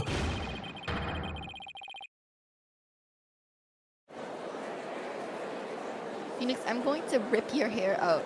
Please. Lock in. Order! Order in the court! Order in the court, I say! Edgeworth, she's just a little kid. You say such a horrible thing. Horrible. Like I said, you're just as green as ever. I came here today as a prosecutor to seek only the truth. No more. No less. My theory is simply the result of a rational consideration of every possibility. Objection! But dismantling it isn't the table's only function. It can make repairs as well. It's conceivable that Miss Sykes moved her mother to the table in order to fix her. I suppose there could be another way of interpreting it. Dismantle or repair. It doesn't matter either way. What do you mean? After murdering her mother, Miss Sykes may have come to her senses. Perhaps she did want to make it appear as if it never happened. And that's why she tried to repair her mother. Yes, that's one possible explanation. But we mustn't forget the facts of this case. The victim was observed to fall down after being hugged by the defendant, and the body was moved per the defendant's command. These two facts that indicate the defendant's guilt, remain unchanged. this can't be true. Mr. Wright, do you have any evidence to refute the prosecution's claim? I do. Evidence. Right. Let's see. I can't think of any. I'm afraid I don't have any evidence. Since becoming chief prosecutor, I've learned that the truth isn't always pretty. Now accept the truth, Mr. Wright. Your subordinate murdered her own mother. Your Honor, the prosecution demands a verdict. The hostages have suffered long enough. What a terrible and tragic conclusion. If the defense has no counter-argument, I see no reason to further prolong this trial. Edgeworth's argument seems solid enough, but there's no way Athena could have ever done anything like that. What do I do? Has to be something. Can't think of a single thing. Apollo Hestus. Is that you? No, it's Blackquill. Objection. Prosecutor Blackquill!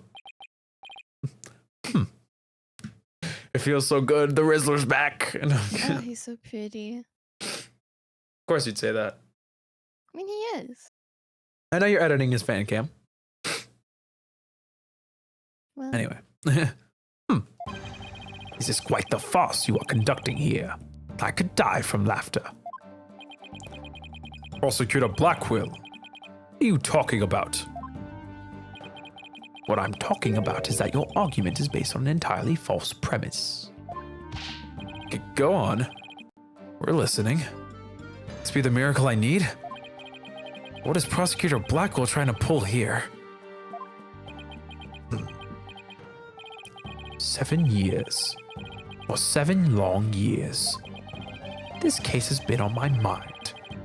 Not for an instant did I not think of it. I'm the one who killed my mentor. Don't think you can alter that fact now. Your boldness, I will take to the stand. I won't take no for an answer. Of course, Prosecutor Blackquill. Please go ahead. Witness testimony. 7 years ago. I went to the Cosmos Space Center with the intention of killing Dr. Sykes. But when I got to the robotics lab, I found Athena there instead. I would not be swayed from my purpose, so I waited for Dr. Sykes to return. And then I committed the act. Ah, how cathartic it was. I love that. Sorry, Sosa came in to tell me that Binu. Okay, so she made banana bread yesterday, and she Oh. covered it in cling wrap, 2 layers of cling wrap, right? Mhm. And then like left it, there, so On the people can counter? enjoy it in the morning. Yeah, so people can enjoy it in the morning. You wouldn't put it in like a Right. basket? But I mean- Doesn't matter because Binu came over and removed the cling wrap and be all over the cake outside and the inside. So we don't know how much of the banana bread we can actually eat because of Binu, who decided it was a great idea to eat it, No. and we don't know if he can eat it. Now he's looking shameful and like a fat ass. I hate him. I hate him Oh, so I much. love- My stupid chud son. I love silly cats. He's so evil. Dude, what is his problem? Heart Binu. Well, at least you know for next time. What is his problem? Listen, I really hate to be that guy, but like, you gotta think ahead. Huh, you wouldn't have thought ahead. Yes, if I it would have was thought me. ahead. Would you? Yes. Do you forget who I live with? A baby. Comparing a baby to like a pet is insane. It's the Okay. same deal. You have to like preemptively think of what things they can do. Well, no one would have expected him to care about banana I saw it bread. coming a mile away as soon as you mentioned the banana bread. Well, yeah. Anyway, Listen, I would have put it in the glass container because that's where we usually put it. I'm surprised Soso didn't. that's a planning. It's just ahead. it's like the display case for most of our desserts. Oh, it's because it's being held up by something else. Of course, she couldn't have put it in there. Should have there done was 3 nothing else layers you of could- cling wrap. True. You're gonna kill the cat of plastic poisoning or something. The microplastics. Anyway, At least we have banana bread. had banana bread. Anyway. But little Ponco here witnessed the victim falling. In other words, Objection! I don't need any of your other words, old man. I can guess what happened. which would be? She fell means she fell. Merely that. A mother and child fooling around. Perhaps she tripped. Not that it matters. When I entered the lab, there was no trace of Dr. Sykes to be seen. There was no dead body either. Of course, meaning she must have left the room. So the murder occurred after the time period Ponco described in her testimony. You should hardly take stock in the words of a wind-up toy. So mean. I love him. Can I It's just because have- when Athena's being brought up, so he's like locking in. Mhm. Oh, look. You should hardly take stock in the words of a wind-up toy. Objection! Then how do you explain the fact that the defendant had the robot move something? Athena was always tinkering with robots on the operating table to amuse herself. She always had Ponco move the heavy ones for her. That day was no different. Ponco moved a heavy robot for Athena.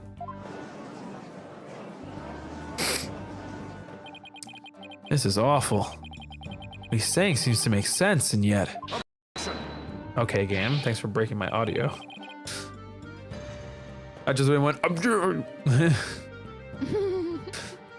Prosecutor Blackquill, you trying even now to turn away from the truth? Do you realize we could bring the dark age of the law to a close today? Objection! You expect too much from me. I'm just a murderer, beyond redemption.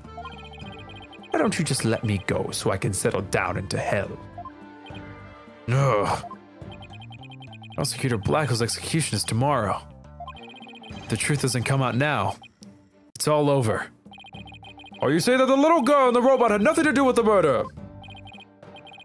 That's right. So let's hear your verdict. If we don't hurry, I might miss the ferry across the Styx. Oh my god. Blackquill, Is you're riding so fire. Sorry, go. He's so badass. I'm telling you, man. Someone make a fan cam with this guy. I can already see like the slow, like the slow mo, like little boosh zoom in when he like turns around on his desk. Okay, I can picture it now because I'm telling you, man. He's like made to be like the lead in like an emo boy band. Blackquill. Anyway,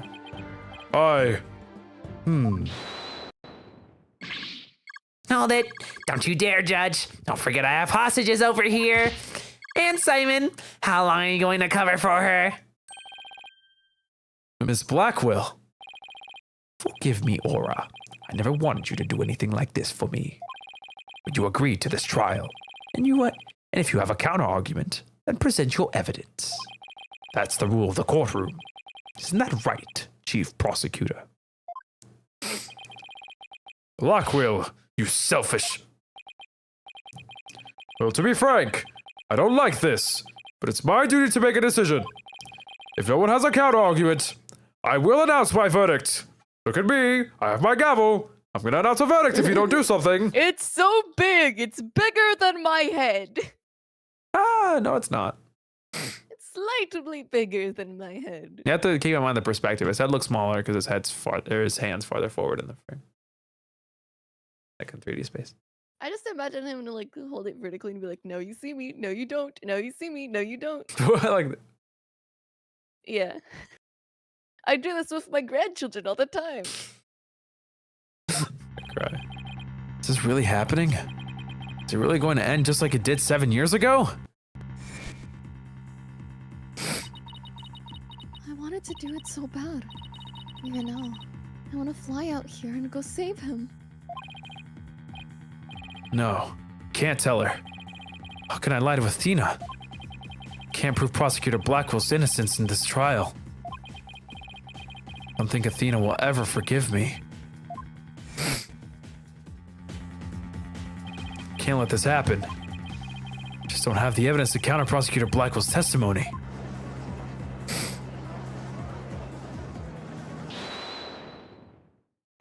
Is it Apollo Hostis now? Athena, hey? Athena! Objection! It was hold it. Oh, hold it! Athena, what are you feeling okay? Oh, sorry. Give me a second. Let me just quickly do a quick up, down, out, down, AB start on the capture card. Ooh. My Die. name is Athena Sykes, and I'm here to make fun of you on the stand. There you go. Maybe that'll fix the audio thingy that keeps happening. Anyway. I can hear it. I can hear the voice of his heart. He's hiding something. Girl, aren't you supposed to be behind bars? I'm behind the He really is. table. Could sure use Athena's help here. Power might just be the thing to get us through this. Objection! Sykes, Dono. No need for you to chime in here. Just accept that you're innocent. Objection!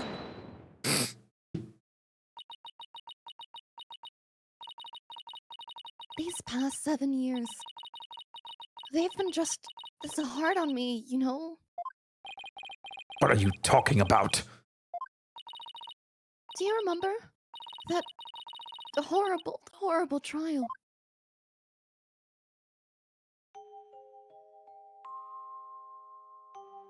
Is he? Please, you have to listen to me! Anime cutscene screenshot. He didn't kill her! His heart is screaming that he didn't kill her!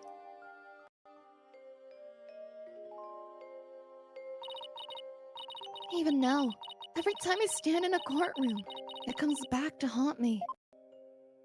Oh my god, I forgot about that. Not being heard, no matter how hard you try. Feeling so helpless.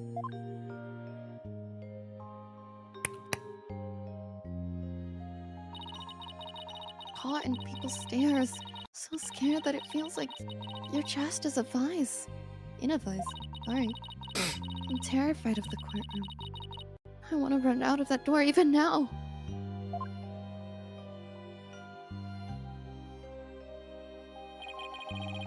And yet, you found a way to keep your fears at bay and became a lawyer. Thanks. That's because one day, I came to realize that I had a fight. I couldn't give up. I exercised hard and studied hard. I want to become the strongest lawyer I could be. I can. My bench press is 220. I can deadlift. This day has finally come. The day I've been looking forward to within all my heart. Yeah. This is why I became a lawyer. This is why I studied psychology. It was all to save you from this false conviction. But, Miss Sykes, do you realize what it would mean? You are the accused, after all. If you prove Prosecutor Blackquill innocent, then... The only thing that matters is the truth. It's my duty to find out what the truth is. Simon, please give me that chance. The chance to shake off this fear that's been with me for 7 years and to face the truth. Nina's being so brave, confronting her past like this. This might really be the last chance to save them both. Prosecutor Blackquill, please testify one more time about the incident 7 years ago. Fine, but your efforts will surely be in vain. For I am not a man who can be cut down easily. Here he goes, Simon. Let me hear the voice of your heart.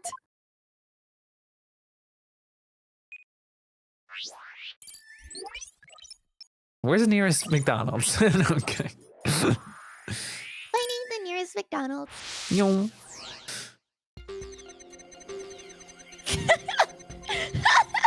I'm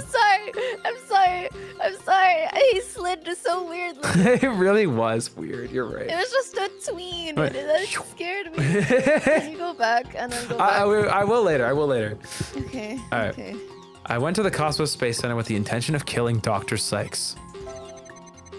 But when I got to the robotics lab, I found Athena there and said, "Ah, little happy." Athena's just like, I hate these headphones. Please take them off.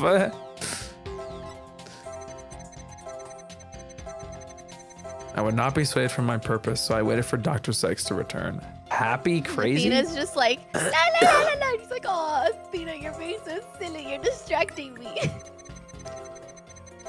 And then I committed the act. Ah, how cathartic it was. So why is the happy here is my question, right? Are they like the little happy with Athena? I don't know. What do you think? I mean, I don't know why the happy is there. Me neither. I'm assuming that the green is there because, like, he never mentioned that Athena left, so he's happy because Athena's around. No? I don't know. Why was he happy while he was waiting? I don't know. I feel like the second statement makes more sense because that's when the happiness started. I guess. But like the happy was like really like why was he like incredible? It wasn't like little happy. It was big happy while he was waiting. I don't know. Because Athena's there. Okay. Well. His emotions are guarded, and his defenses are way up. He steeled his will, as if he'll never let his secrets be known. Oh, I don't know about that. Got a couple of strong wills on our side too. Prosecutor Blackquill isn't the killer, and we're going to prove it. But what was he trying to do that day? If we approach it from that angle, I bet we can find an emotion that just doesn't add up. There's your little slide. Yay!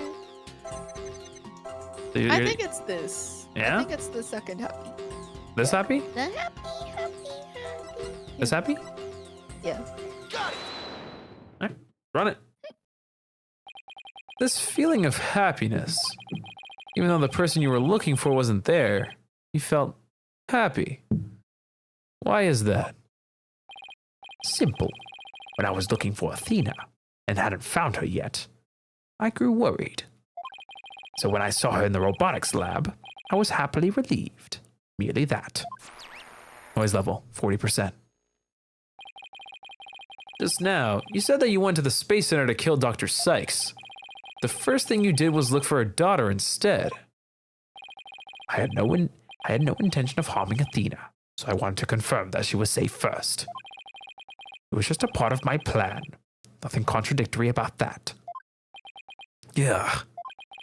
The second I find an inconsistency, he cuts it down. Simon knows the principles of analytical psychology. There's less noise now, but I don't see any instabilities we can latch onto. I was afraid of that. Just have to keep chipping away at him then, bit by bit. Could you update his testimony, Athena? You got it, boss. Beep, beep, beep, beep, beep. We'll be back in the Matrix. Went to the Cosmos Space Center with the intention of killing Dr. Sykes. Info update. Huh? Look. He's so sweet. Oh, this is so cute. It When I found Athena in the robotics lab, I was relieved. But I would not be swayed from my purpose, so I waited for Dr. Sykes to return. I'm definitely sure it's this big happy. And when she did, I plunged the katana in. Never mind. Why is he so sad? Probably because he didn't want to do this. Oh? The heart doesn't lie, not even Simon's. I can hear that he's trying to hide his true feelings, but they're seeping through anyway. Thanks. That should help a lot. Prosecutor Blackquill isn't the killer. There should be a contradiction somewhere. Alright, I'm pretty sure this is big sad at the end, yeah? I'm pretty sure he's just happy because he got to hold his katana in a cool way. that's my theory. Is so lame.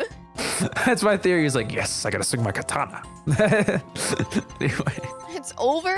That's why he said. It's like, ah, shit, I have to kill her now. Ah. Man, I was. Oh, Man. man. Bro, I was fan camming. Anyway. Not even you can falsify your emotions, Prosecutor Blackquill. What? You said that you killed Dr. Sykes in your testimony. You felt sadness. How would someone who had lain in wait to kill her be sad about her death? Such an obvious attack. Yes, I felt sadness, but it wasn't for her. I felt sorrow for Athena and her circumstances. Ugh, can't be talking about that, can he? I was just a convenient subject for her research.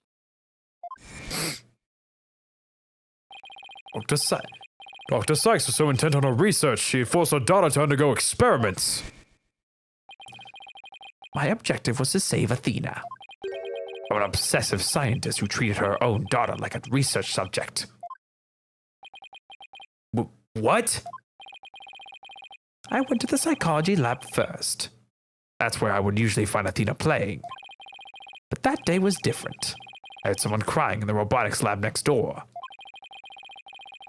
Is Athena being subjected to yet another experiment? I thought as I went to see. Conveniently, Athena had cried herself to sleep, so all I had to do was wait and kill. So that's why he was relieved when he saw Athena. But is this story really true? Not sure how much to believe. Mr. Wright? How are you doing, Athena? Still hanging in there? I'm a lot stronger than I look, boss. I'm a strong Now, independent woman. take a look at this. The noise level actually increased. Noise level, 60%. This is fun. It went up. Never seen it do that before. Prosecutor Blackquill is lying somewhere in his testimony. As a matter of fact, he's piling lie on top of a lie, in an attempt to make his claim sound more believable. He's trying even harder to suppress his true feelings, and that's why it's causing the noise. How in the world should I approach this? An evidence-based approach might work if I can find a contradiction. Otherwise, I should look for an inconsistency in his emotions. There are no flaws in my testimony. As Baldness is prepared to give his verdict. Give up on this. Huh? He's so antsy. What does that mean? Like, excited to get it over with. Like, yeah, he's ready to... Antsy. Yes. I heard Like, you say Your Honor- answer. No, he's so antsy. Okay. Give up on this lost cause and let the law free me of these chains already. Objection! I don't think so. Not while I'm around. Now, contradictory testimony, inconsistent emotions. What should I tackle first? What do you think? Probably his emotions. Want to do emotions first? Yeah, the sadness is definitely the issue here. Okay, let's look for inconsistent emotions. Got it, boss. But if you want to try looking for a contradictory statement instead, just let me know. I can easily switch over. All right, we're back in the midst. I heard crying from next door. Of course, I was worried. Info update.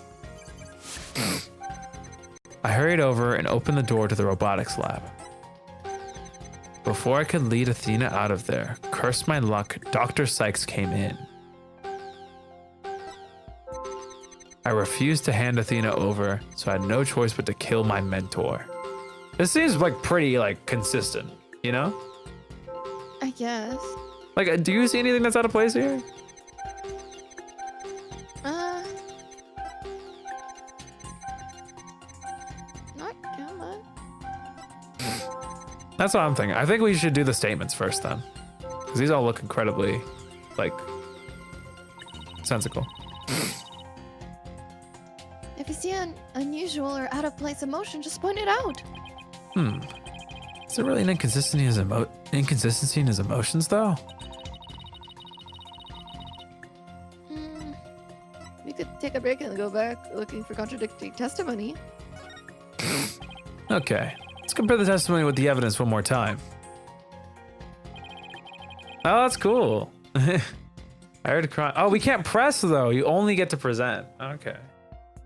I heard crying next door. Of course, I was worried. Do we have a floor plan of this area? Nope. Not that it seems like it. Info update. I hurried over and opened. It's actually a really cool fusion of the two. It's fun. Open the door to the robotics lab. But before I could lead Athena out of there, cursed my luck, Dr. Sykes came in. We know this is wrong, but I can't really prove it with the evidence. You know what I mean? Mm-hmm. Oh, actually, no, because Ponco was asleep. Never mind. Before I could lead Athena out of there, cursed my luck, Dr. Sykes came in.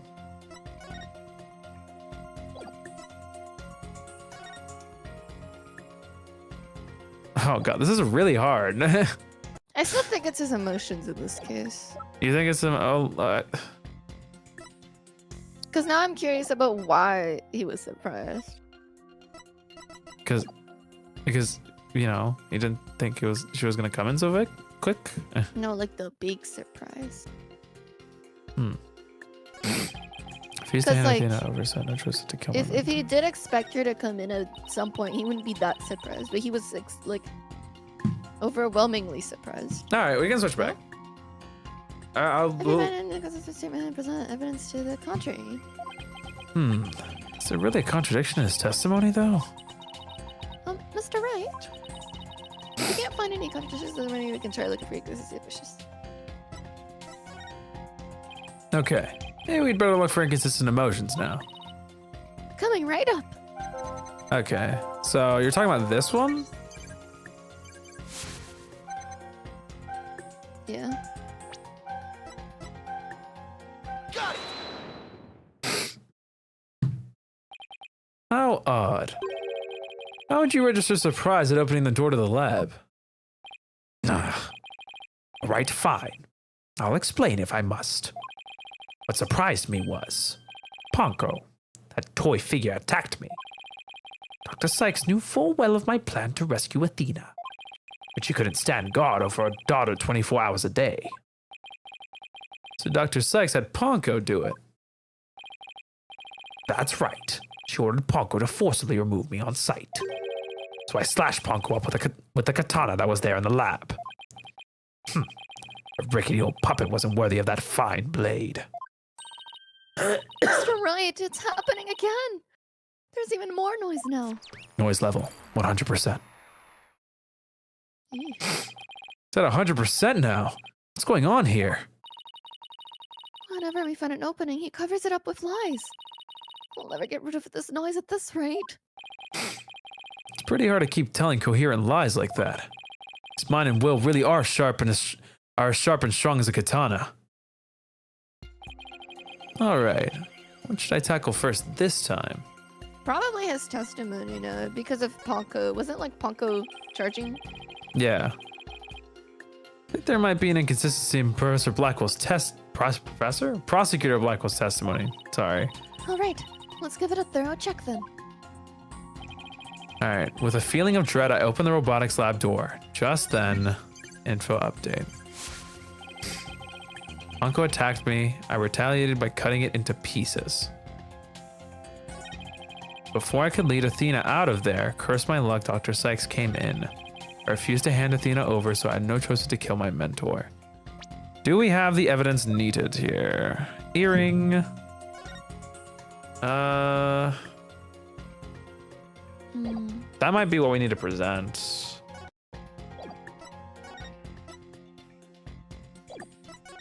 What? What's up? You want to do which one do you want to do? The The robots with a heart.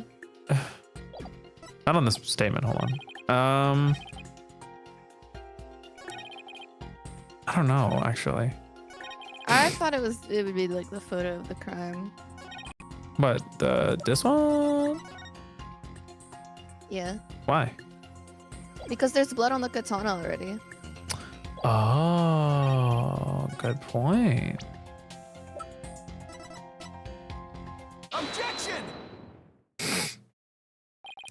Compounding lies with more lies is never the answer, Prosecutor Blackquill. Take a look at this photo. That's the photo of the supposed moment of the murder, isn't it? How many more times must I see that which damned me for my sin? The ironic thing is, I think this picture is actually going to be your savior now. See the blood stain at the end of Ponco's arm where he was severed with the katana? I hope you aren't claiming it's the robot's blood, Mr. Wright. No one was gonna say that. No. Most likely the blood was transferred there from the bloody katana. The katana already had blood on it, so that it must have been the victim's blood. That's right. But if that's the case, we found a glaring inconsistency. Poor Blackquill. No. You said in your testimony that you cut up Ponco and then you killed Dr. Sykes. But in spite of that, the victim's blood is already on Ponco's arm in this picture. What? Well, that couldn't be. Exactly. In order for the blood to have transferred from the sword to Ponco's arm, the victim must have been stabbed first, before the robot was slashed. In other words, Prosecutor Blackquill, your entire testimony is nothing but one giant ball of lies. Ugh. Oh, he got slashed. Tell the court the truth, Prosecutor Blackquill. Now! You have no idea what you're doing. His voice. There's so much discord. I'm hearing not just one or two, but a bunch of rampaging emotions here. It's hard to describe. It's like a violent whirlpool of something. Oh, the eye glint. Phoenix Wright, you will pay for this. Never have I been forced to reveal so much. The rest I'll take to my grave. Prosecutor Blackquill, you're on the witness stand. You are obliged to tell the truth. Isn't that the rule of the courtroom? All these complex emotions, they seem to be flowing from one source.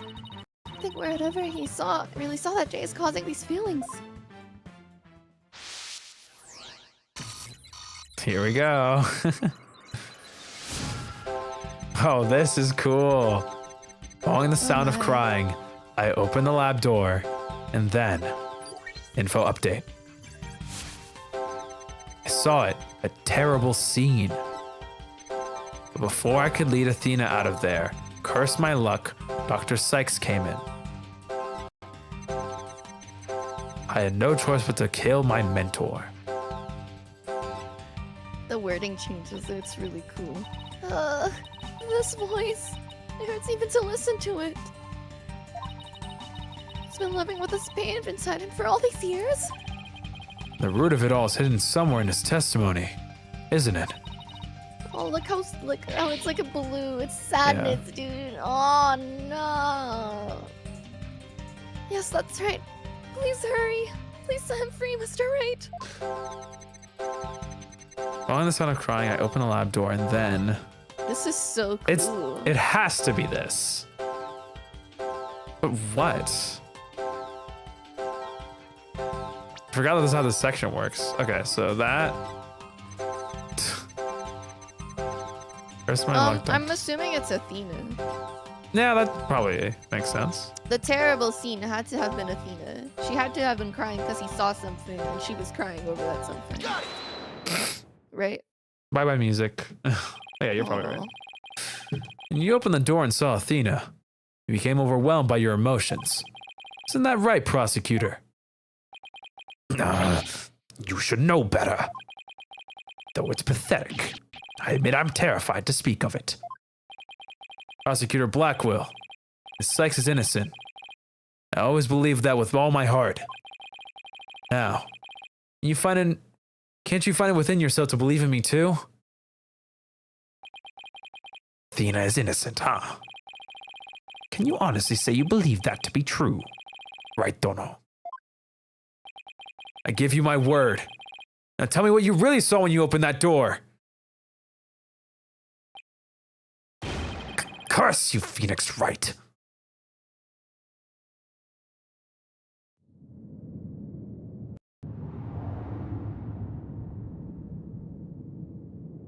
It was a tragedy, one I'll never forget. When I arrived at the lab, Dr. Sykes was already dead. She was lying on the operating table.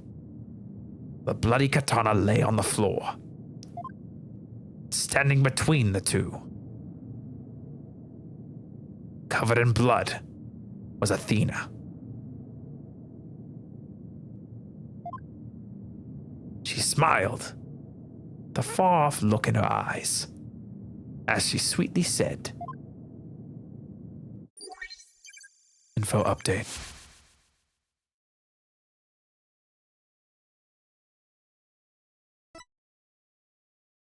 Something's wrong with Mom, so I'm taking her apart to fix her."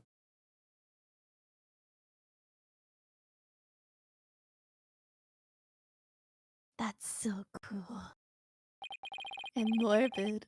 That's what I saw, and now you have it. The truth that you so desperately wanted. That is so cool and morbid.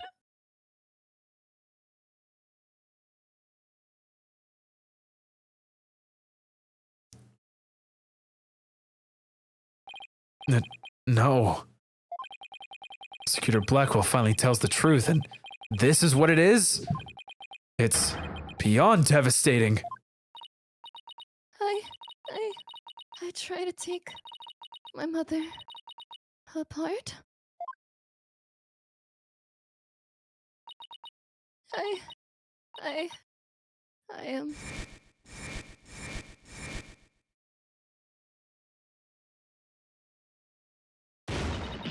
No! Oh, this is really long, girl. I'm sorry. It's okay.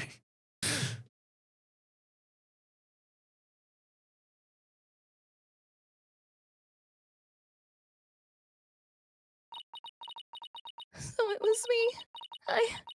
I'm the one who killed my mother. Athena! As I said, Wright, the truth isn't always pretty. Murder. Disassembly. Oh my god, sorry. I don't know why I did that in the Blackquill voice. Oh my god. Yeah, I was thinking like, Sorry. My brain in my head, the two of them are so similar vibes wise. Anyway. They're so different for me. No, they're very Same. different, but like they're both prosecutors. So my brain just does that. Okay, Anyway. that's fair. As I said, Wright, the truth isn't always pretty. Murder. Disassembly on an operating table. Scientist using her daughter as a guinea pig. Sadly, it appears that my theory was correct after all. Objection! Thanks, game. It's true that I Athena also didn't object. like her mother's research, but you dare cast Wait, oh my god. I can't say. Stop, Blackquill, you piece of shit smart person. Aspersions. Yeah, aspersions. I don't know why my brain ran is aspirations. You dare cast aspersions on my mentor by claiming Athena was used in such a manner. Dr. Sykes could be awkward with people. But she loved her daughter with all her heart. Aw. She loved me. Your mother hated to see you suffer because you could hear the voices of people's hearts. She wanted to set you free of your pain. She worked tirelessly on her research. Do you remember those headphones you hated so much?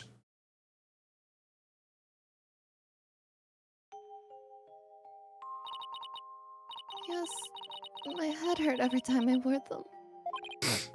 No, Dina. Just the opposite.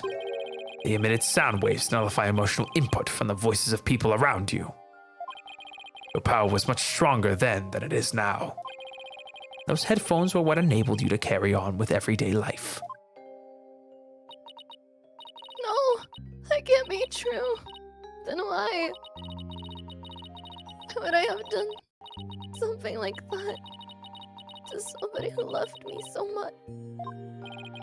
Her love for you was real. That I can guarantee. That's why I knew that what happened had to be some kind of mistake. I couldn't let you be punished for it. So you took the blame yourself. You and your mentor are more alike than you know. Ponco was a witness. So I put it... Oh wait, my broad. Ah! I'm crashing out. Anyway, Ponco was a witness, so I put it in the case, held Athena close, and vacated the lab. Threw Ponco away in the boarding lounge trash chute. See, he isn't his arms. but it's like such a like silly. It's so silly. You know what I mean? Attorney. I know. I know it's Ace Attorney, but it's like so unbelievably silly and unrealistic because it's supposed to be like video footage, right? There's no way for not a single frame was she not visible. Like was she like not visible? You know what I mean? Anyway, Mhm. And I hid the case on the Space Center grounds. It would seem that we now have all of the facts to this case. Hold it! no, not yet. Can't end like this. Objection! Do not disgrace yourself, Mr. Wright. The truth has been revealed. Or are you the type of man to turn your back to things that disagree with you? I'm not. But this, I can't give up now. I have to say something, anything, even if it's a bluff. Always managed to pull through that way in the past. Have to make it work. The defense is prepared to present evidence. Mr. Wright, Yes, Athena? it's okay. You can stop now. I don't want you to or anyone else to suffer any longer for my sake. Athena? What are you saying? I killed my mother. That's the truth. It's just like Prosecutor Edgeworth said. We have to face it, no matter how much it hurts. I have a contradiction to point out, but it's okay. I also do. I admit my guilt. Well, not a contradiction, but a point. But could I please be granted just one chance to tell everyone what I recall? It appears Miss Sykes is much braver than you, Mr. Wright. What say you, Your Honor? In light of her courage, will the court give Miss Sykes this opportunity to confess? Very well. Then if you would, please take the stand, Miss Sykes.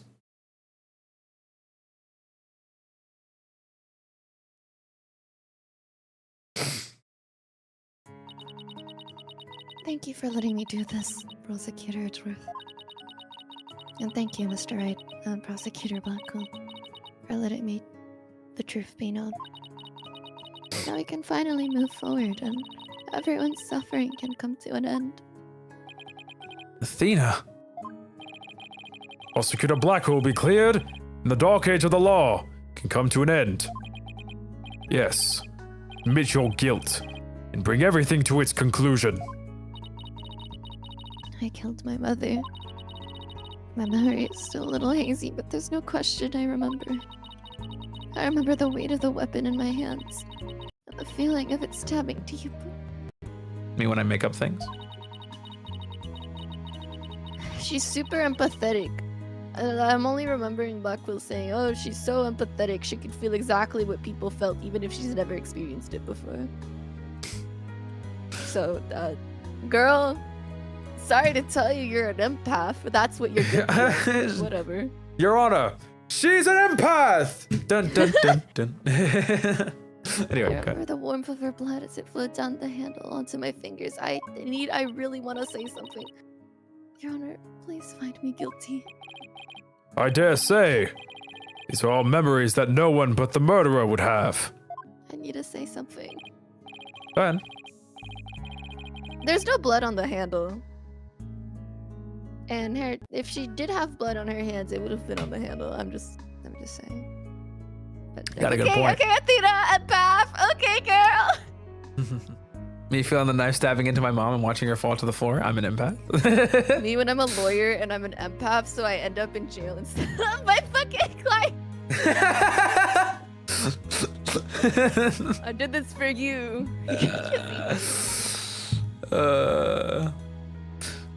I see. Thank you for your confession. I believe this trial has gone on long enough.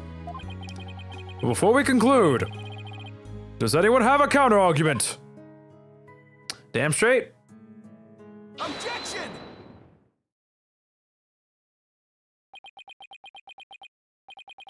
I do, Your Honor.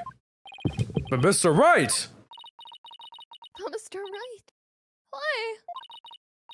I killed her. I remember it now. Any counter argument now is pointless. Objection! Don't tell me you've forgotten one of the basic tenets of lawyering. Always believe in the client to the bitter end. Athena, you are not a murderer. Objection! I said that you never change. But you have actually regressed in these 8 years. Oh, Edgeworth.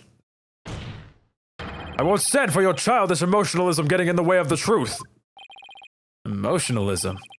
Don't lecture me on the matters of the heart, Edgeworth. So I can see straight into a person's soul.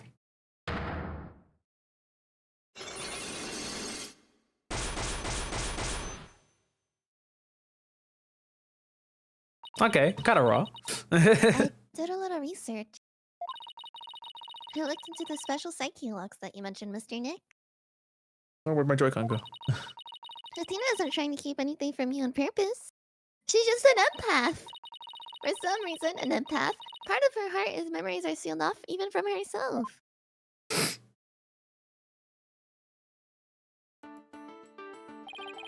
Still a chance. Somewhere deep in Athena's heart. Might still be a memory that not even she knows about yet. Might be like looking for a grain of sand somewhere in the cosmos. But still, the memory might contain a new fact that could prove her innocence. I hope for everyone's sake that you are not just bluffing, Mr. Wright. Now then, is there or is there not a problem with Miss Sykes' confession? My memory is still a little hazy, but there's no question. I remember it.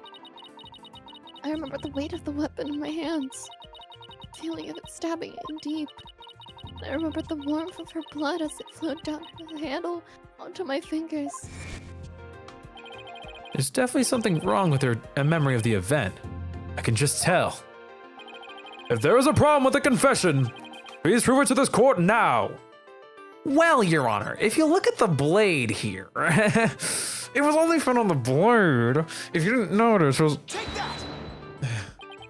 Isn't that the katana the defendant wonder used to who kill the said that. victim? Huh? He's a smart dippy. But you said it. I mean, I would have I probably know. figured it out, but it It's would 'cause take me you're like 6 talking. years. It's your talking. Let me get you. Wow, you're so smart, dippy. Oh my Chill, god! Oh chill, my god! Sign my whoa. Apollos! I'm a singular Bobby Fulbright. Isn't that the katana the defendant used to kill the victim, Mr. Wright? I respectfully and vehemently disagree, Your Honor. But I remember it. I remember holding the weapon and getting my blood on my fingers. That's exactly my point. If blood really did get on your fingers while you were holding it, there should be blood on the handle. Please focus on the handle of the sword. There's not a trace of blood on it. And therefore, this is clearly a contradiction of the facts. You're right. Yeah, no shit, dummy. Oh my! Great googly moogly! I gotta tell my grandchild about this. The defendant must have simply confused a portion of her memories. She mentioned it was hazy to begin with, and we can't mull over every minor detail. Objection! But she also said there's no question I remember it. A fact we cannot ignore. In that case, why don't you explain what this contradiction with our memories means? Gladly. Just give me a sec to think of something. I want to say that Athena didn't stab anyone. She said it herself that she remembers the feeling of committing the act. Think, Phoenix, think. What could the contradiction with Athena's memories mean?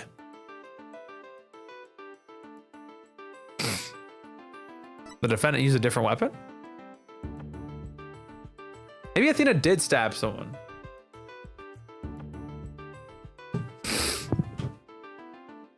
Cookie? Oh, voted. I'll wait then. Please pick the wiping one. It's so funny. This is the only backseating I'll ever do, please. Okay, so it's wrong, is what you're saying, but it's funny. I'll consult the council when they come back. And we'll decide together.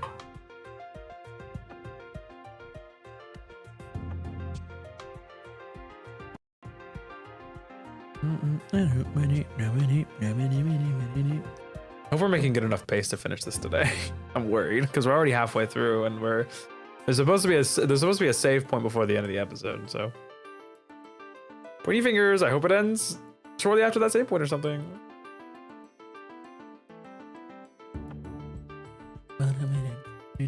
I mean, worst case scenario, again, we'll pick this up tomorrow if we don't end up finishing it today. But you know. Ugh.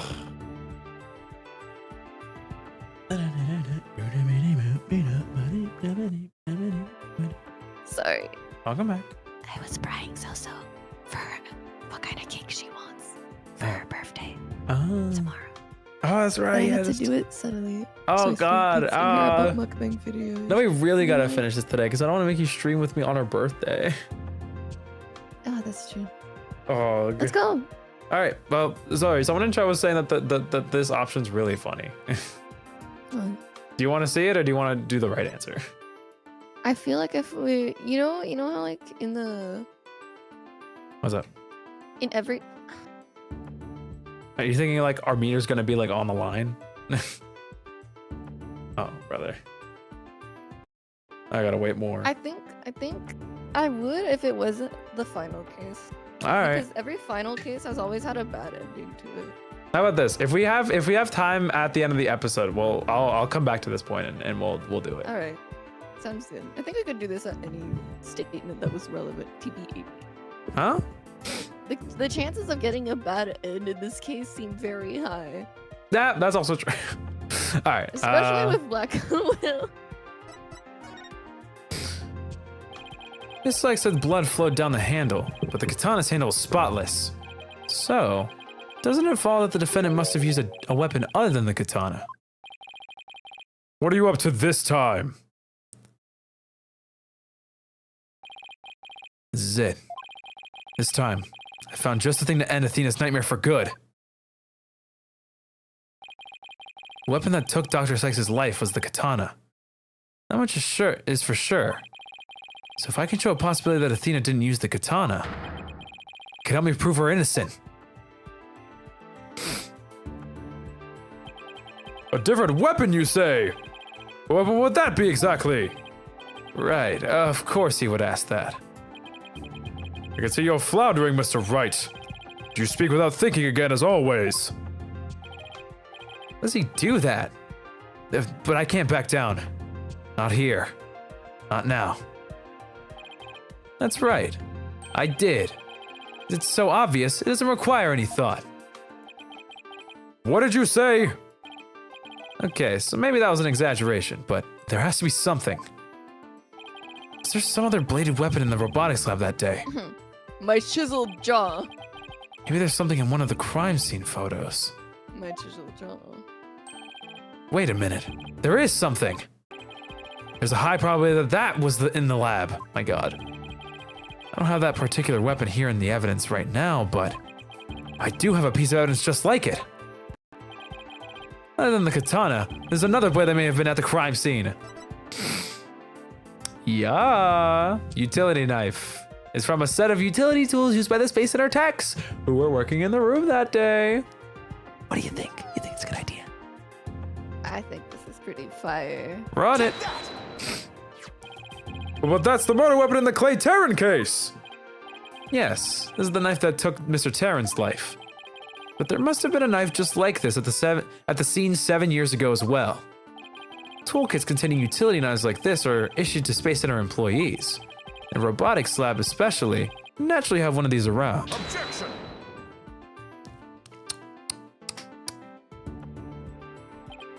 But, besides the katana, no other bladed weapon was found at the site. It was in the investigation report, if you didn't know. Objection! Of course I knew that. Once you told me just now. Then here's something else you already knew. There was a toolkit at the scene, but it didn't contain any blades. Here's a photo of its contents. Wow, Edgeworth, I wonder what the fuck is missing in this picture. Sorry. Edgeworth, I don't want to point it out to you, but also all the tools are in the bad order. Yeah, they aren't even spelled right. Can we please have a mini game where we put everything in the right order? True. Just for fun. And then when we move some of the stuff out of the way, we find blood. Oh, that'd be raw as shit. You're right. I don't see any kind of bladed tool. Fine. Isn't there something odd about the design of these handles? Oh yeah! Sorry. Therefore, there was no other bladed weapon in the room. Objection! I disagree. This toolkit contained a knife. And what proof do you have of that? Don't tell me your eye for art is failing you too, Mr. Edgeworth. It says the artist. You were the last person in the world who should be criticizing my aesthetic sense. Now, he is simply watching out for your ocular health. Please proceed, Mr. Wright. Notice that the handles of each of these tools have a sort of design on them. Ah, I see that they do. What significance does that have? It's clear that one of these tools is missing from this kit. If we rearrange the tools into a specific pattern, you might be able to tell which part of the overall design is missing. Is that the theory your pitiful sense of aesthetics helped you come up with? Okay, Edgeworth. Edgeworth, just let it go, man. Show the court that if you would. What pattern or design would we see if we were to arrange these tools? Do you have a Gyaxo logo sitting around somewhere? We do. We have it in the robot heart thing. This, I guess? Yeah. Take that! And what design is this supposed to represent? I don't know. The Gyaxo logo, Your Honor. What's up? Nothing. The Gyaxo logo, Your Honor. It's all in the Space Center's documents and pamphlets. As you're aware, Gyaxo is the program that operates the Cosmos Space Center.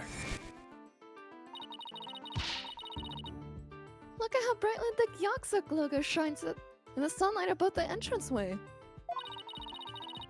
I said Gyaxo for a reason. I'm really really dig Yeah. the stars and rocket motif it's got going.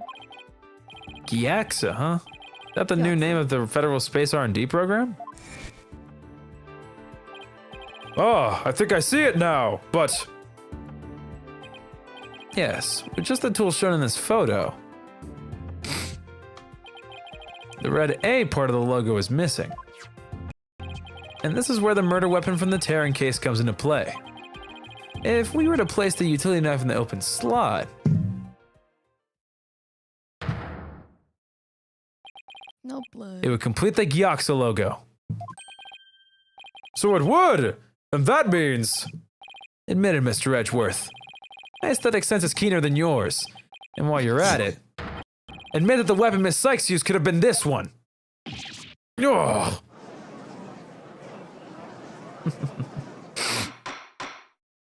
Order! Order in the court! Miss Sykes confessed to having a memory of stabbing the victim. Admittedly, Miss Sykes most likely did stab someone, using the utility knife. However, the weapon he used to kill Dr. Sykes was the katana. Therefore, the act of stabbing that Miss Sykes remembers couldn't be that of Dr. Sykes. It was like the Emma Sky case, which I have written down in my notes that was probably just like, yay! Very well. Let's suppose for a minute that Miss Sykes did use the utility knife.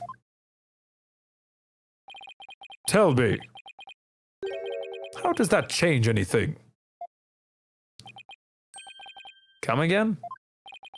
What if the katana was only being used as a decoy to conceal the true murder weapon?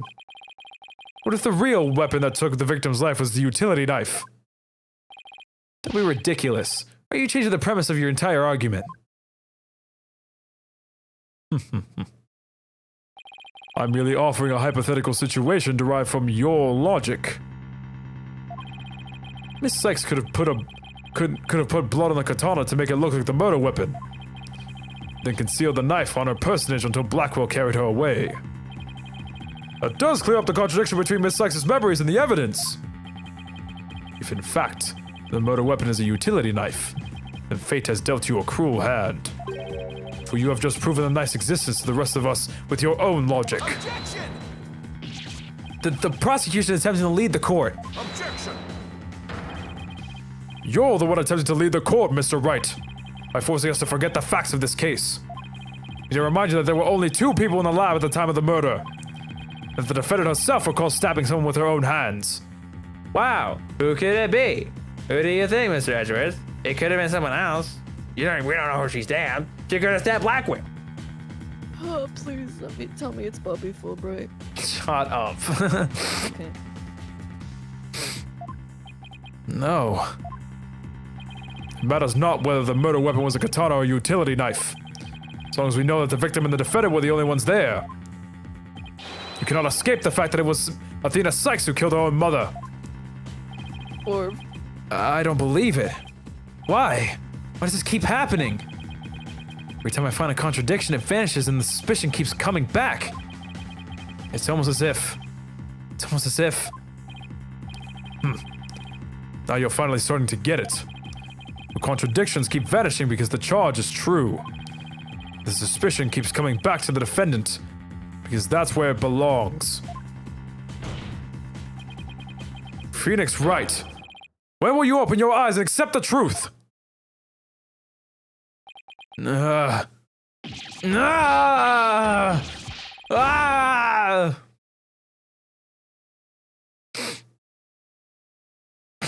We haven't seen this the entire game. always a hater. Ah! I don't want to believe it. It can't be true. Ah! What if... Mr. Wright, you fought a good fight. I think you've done all you can do.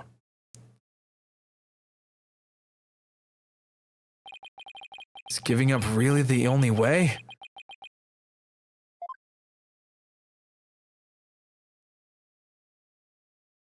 No. Snap out of it, Phoenix. What's the matter with you? Giving it to doubt.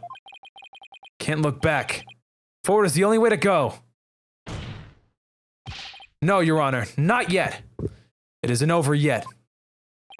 Right. Can't lose sight of what's important. I believe in Athena. And I'll always believe in her. To the very end. A defense lawyer never gives up on his client. I have to pick myself up and stand firm. Make that brain of yours work, Phoenix. If I don't see a way, just have to go back and look for one. Time to rethink this case. Thoroughly. Yeah! It's his turn. Concede the fact that Athena must have stabbed someone with a utility knife. This must have been what Ponco witnessed as Athena's hug. Prosecutor Blackquill didn't see the knife at the scene. This means that someone must have removed it from the lab before he arrived. Who could have taken the utility knife from the lab? Oh god, I actually don't know. This is so fire! It is, I love guys. this truck. Who could have taken it from the lab? Someone else. A third person was at the scene. I trust in Athena, and I had to conclude that there was a third person at the scene. But according to Ponco's testimony, Athena and her mother were the only two there. So then, how did this third person manage to escape Ponco's detection? I know.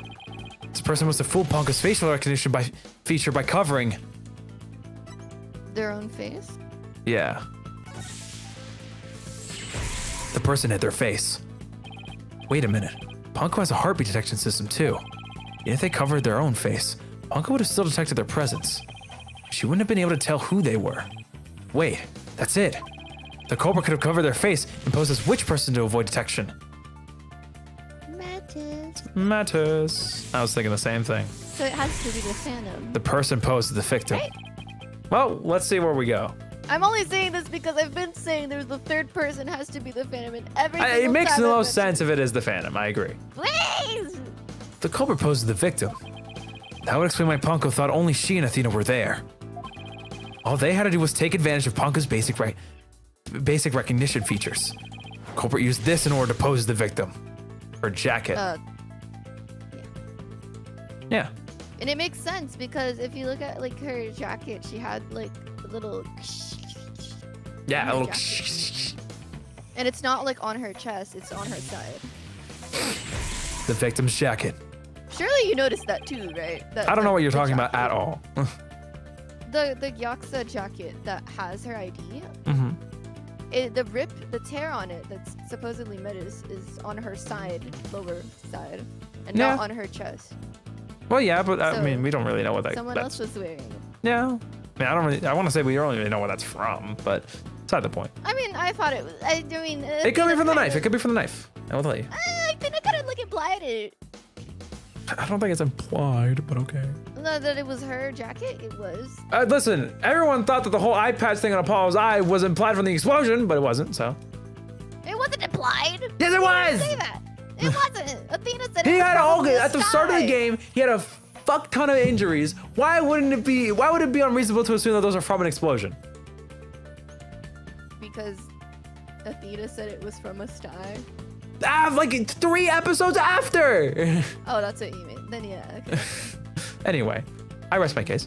I'm gonna hit you. The culprit could have posed the victim by wearing her jacket with the ID tag on it. That still leaves the heartbeat detection system. How did the culprit get around that? It wouldn't have worked if Ponco could detect the real Dr. Sykes' heartbeat too. Does that mean the real Dr. Sykes was already dead by that time? If that's the case, then who did Athena stab? The real culprit! The real culprit. Athena stabbed the real culprit. Oh, That's it! cool. The person Athena stabbed wasn't Dr. Sykes. It was the person who murdered her and then pretended to be her. The real culprit! He's locked in. Oh, I love it when they have this moment. Now that Mr. Wright has finally finished thinking, let us bring this to a swift end. Please give us your verdict, Your Honor, so that we can move on to the hostage negotiations. You are absolutely right, Prosecutor Edgeworth. I hereby... I didn't say I was finished. I was only pausing for a second. Because I realized something so shocking, I had to take a break to digest it. Now, I know for a fact that Miss Sykes is innocent. Everyone else thinks he's insane. Yep. But Ponco saw me. She witnessed the moment of the crime. Yes, Ponco did witness something. You saw the hug. In other words, the moment you used the utility knife. All I see is red. The person you stabbed wasn't your mother. But what are you saying, Mr. Wright? The answer is simple. The person Miss Sykes stabbed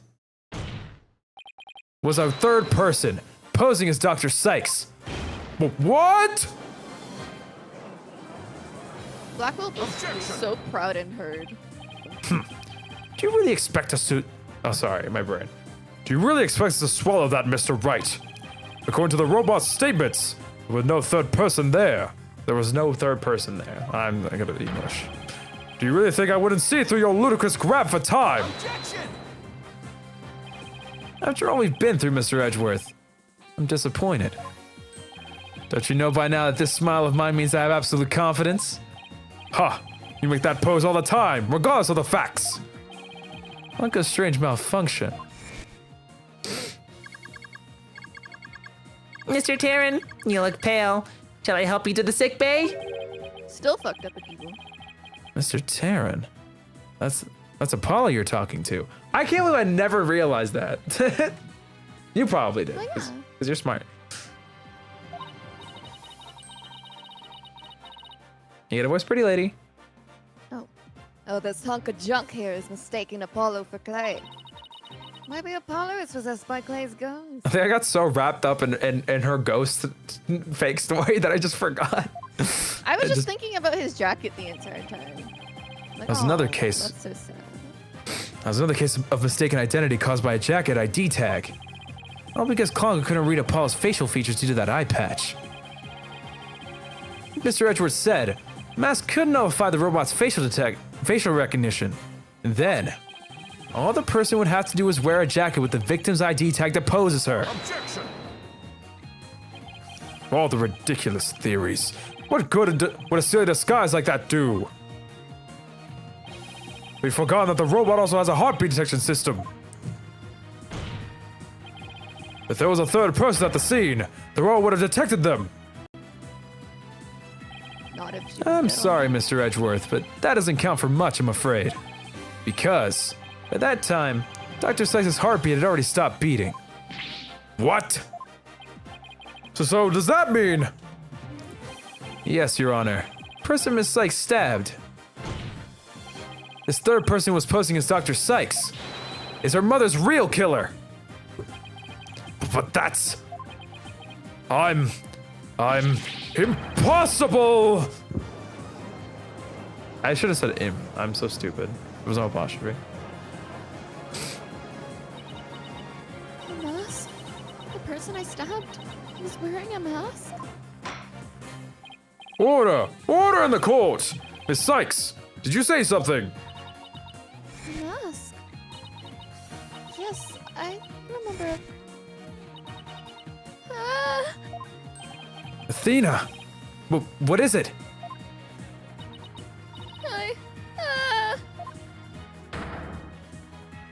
Please cut to one of the locks breaking. That'd be raw as shit. I remember a man with a mask. How could he? What did he do to my mother? My head. Miss Sykes, are you alright? No! Oh, the black psyche locks. They're breaking.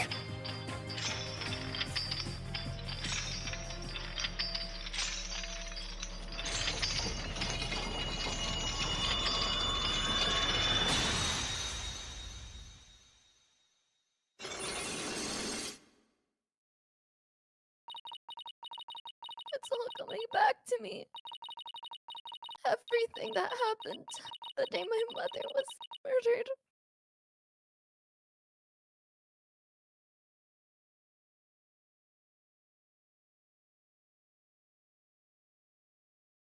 That mask, by the way, was the one that was on the wall. Yep. Oh, I know. Sure.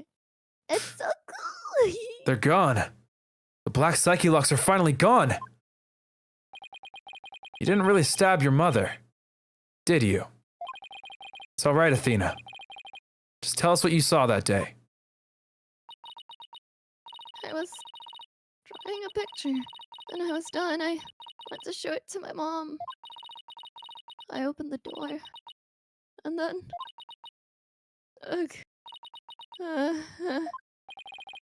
It's all right. I'm right here. You're safe, Athena. She was on the floor by the workbench with the katana sticking out of her. Eek. That's an insane picture. There was a handkerchief over her face, but I knew it was her with the clothes. And there's a man there. A man! Hold it! Quiet, Your Honor. Go on, Athena. He tried to attack me. In a panic, I grabbed the knife that was there and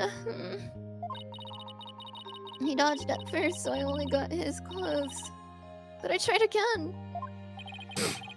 This time, you got him, didn't you? I did. I remember it clearly now. The knife went into the back of his hand.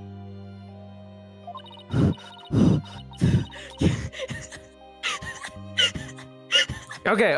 Focus on the game. I know you have a billion bajillion theories. I get it. Focus on the game. No, okay. No, hold the theories. Then he Seriously. kicked me, and I passed out.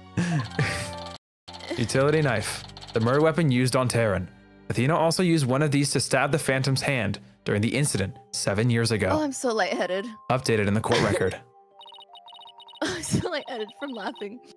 When I came to, my mom wasn't moving. I had to do something. I had to fix her, I thought. So I asked Ponco to move her to the operating table. Something's wrong with Mom, so I'm taking her apart to fix her. So that's why she said that. Your Honor, as you can see, the defendant has just given us critical new testimony. A man was there before Miss Sykes arrived. A man who covered the victim's face and put on the victim's jacket. This man is the real culprit. Miss Sykes, do you have any idea who this man was? No, I'm afraid I don't. A few moments ago, Miss Sykes mentioned a mask. Athena, can you tell us anything else about that? Yes, the mask. It was my mom's Japanese theater mask. I think it was the one hanging on the wall of the lab. Ah, this mask hanging here on the wall. Yes, that's what she Kinda said. spooky, that mask. My mom used to tell me that a no mask even has the power to turn an ordinary human being into a phantom. Hilarious wording. Phantom. It would seem Derpy. that a new suspect has emerged. The bird? No. No, please. Okay, when it gets to the safe point, I'll let you yap. And that means that all suspicion against Miss Sykes has... Boo now. Ah. Hold it. You see, this is precisely why I can't trust the court system. Athena Sykes is the murderer. I won't accept any other verdict. I can't trust the court system. Also, Aura. Actually, I want my narrative pushed and my narrative only. Nyeh. Miss Blackquill. This is not good. A new suspect? Where's the proof of this person ever existed? You said it wasn't all just a dream in the little princess's groggy little head? Ugh. It's right. You don't have any hard evidence of the masked man's existence. Objection! Oh shit. Thank you, Mr. Wright. I will never be able to repay you for all you've done. But I'm fine now, because I can say with certainty that I didn't kill my mother. Athena. I'm so glad for you. More and more memories are coming back now. So I'd like to say one thing if I could. Ponco came to the robotic labs about 2 p.m. to recharge. I went to the robotics lab for 2 p.m. for my regular recharge. just as I was about to charge up, Athena came in and hugged Mommy Metis. And then Mommy Metis fell down. After that, I was recharging, so I don't know anything. I see where you're going with this. If Mommy Metis was really the killer in disguise. Right. Then he must have come to the robotics lab before 2 p.m.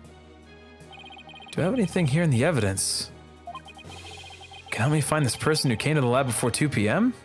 Well, considering you sound like very good about your theories, do you have an idea about what this evidence could be? Oh, I was gonna say something else. My theories was not pointing to any of this. But, Really? I'm those shocked. The video, probably. Blackquill is the only one to pass through at the time of the crime. That doesn't really help us, though, does it? I mean, I don't know. You could check the video before then. That's what I was thinking. Anyone's gonna please say the thing that I was thinking about? Fine, go ahead. Just be quick, because you don't have much time. You know who else wears gloves? Yeah, I know. Shut up. You even made fun of me for it in my theories. Take that! This is Prosecutor Blackquill leaving the scene after the incident at around 3 p.m. What I'm wondering is, does this video show anyone else passing by there before then? I don't see any. Don't see anything in the investigation report. Looks like they didn't check. Just as I thought. So if we rewind the footage and go back to around 2 p.m., We should be able to see the true culprit leaving the scene. Very well then. Let's take a look. I'm on my hands and knees right now. there. Please stop it right there. Okay, who is this guy? It's just like you said. There is a man leaving the scene of the crime. And look, he's wearing the jacket with the tear on it. Yeah, nothing about this is very Bobby looking. Just clarifying. Well, yeah, if you're always like disguising yourself, you're never gonna look like the person. I'm saying. Trust me, guys. Miss Sykes, you remember this person? That's him. I'm sure of it. He's wearing my mother's jacket. I did, but I really wanted to see was her jacket. She did testify this. That jacket on display. That was Dr. Sykes? They look like they're going in the... Can you see it? There's a slash made with the utility knife that day. And I'm sure that knife is under that jacket somewhere. So then, everything Miss Sykes said. Exactly. It proves that Miss Sykes' memory was correct. Dr. Sykes' killer arrived at the robotics lab before 2 p.m. He killed her and hit her face with a handkerchief. Then, he disguised himself with Dr. Sykes' jacket and mask that were there in the lab. God, this friggin' shot is so creepy. That's Rod's fuck. True. The culprit probably knew everything beforehand, that Ponco charged up at 2 p.m. every day. So he waited for Ponco to come to the lab for her regular recharge. By leaving Dr. Sykes' jacket on, the culprit tricked Ponco into thinking he was Dr. Sykes, thereby making it look like she was alive up until that point in time. All to disguise the real time of death. Objection! What do you have to say now, man? It's a nice theory, Mr. Wright. I'm afraid that it's just not possible. God. What? Why not? The victim's jacket is clearly visible right there in this video. And that right there is precisely the problem. The ID tag on the jacket at the scene confirms beyond a doubt that it belonged to the victim. The person who left the lab truly was wearing the victim's jacket. Then how could it possibly have wound up back at the crime scene? What's going on? That doesn't make sense. Edgeworth's right. The culprit was wearing the jacket. How did it get back to the lab? Huh. The killer brought it back? I guess that makes the most sense. They would have it. Yeah. Killer used the See, my jacket. other theory was sadder, but probably makes less sense, which is like Aura was like, oh, are you cold? Here's my jacket. That is. That would be crazy.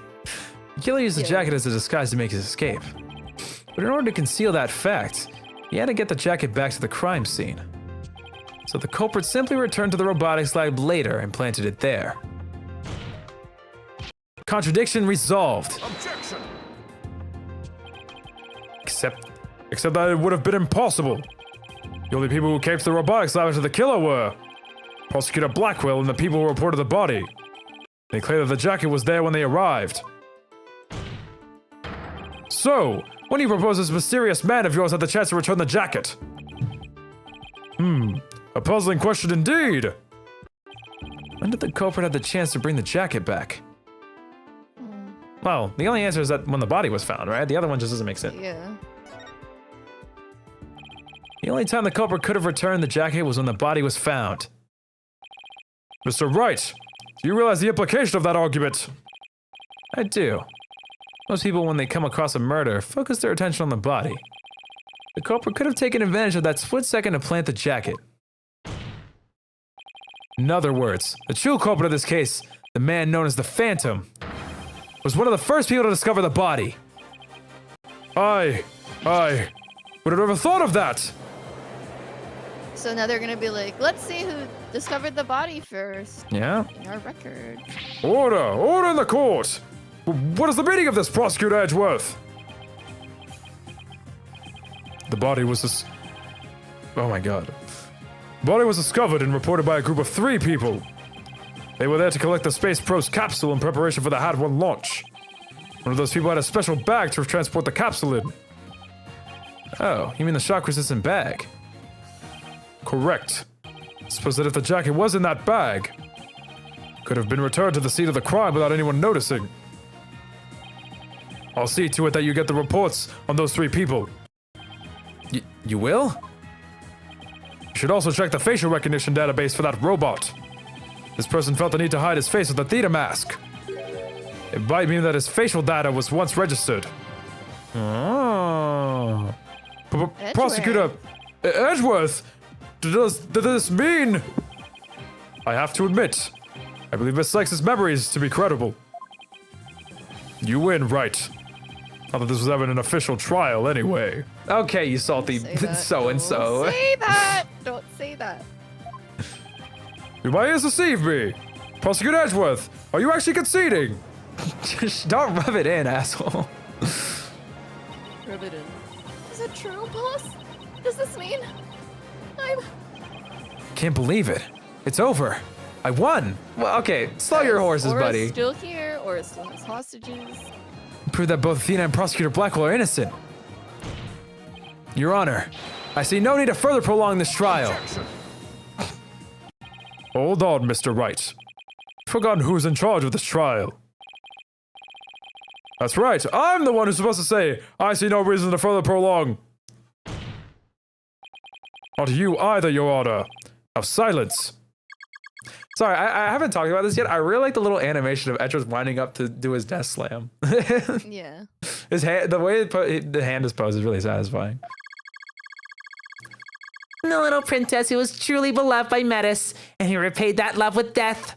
In all these years, hating Athena was the only thing that kept me going. What do I do now? Can anybody tell me? How am I supposed to go on? Miss Blackquill.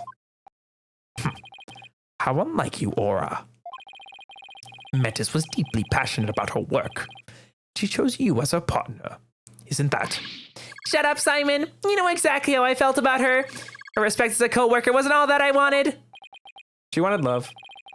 And what did you want from her? Did you really just go there, Your Honor? Aura, there is something I wanted to say, if you will lend me an ear. I have in my possession a lead on who Metis' murderer is. You do? Right, Dono.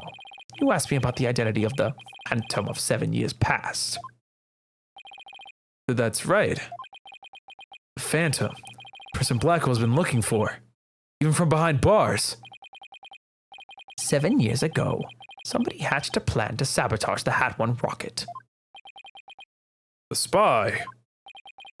But he was no ordinary spy. We knew naught about him, his background, appearance. We came to refer to him as the Phantom. the time, I was working with the police to hunt him down. And then, one day, a miracle occurred. I obtained a lead on him.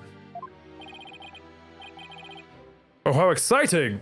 What was the lead? A record of the Phantom's voice. But the quality was too poor for a proper voice analysis. It can't be Bobby. He would just go, "In justice we trust." Imagine if the recording is literally just trust. Oh my god, I swear. Yet, I had hope.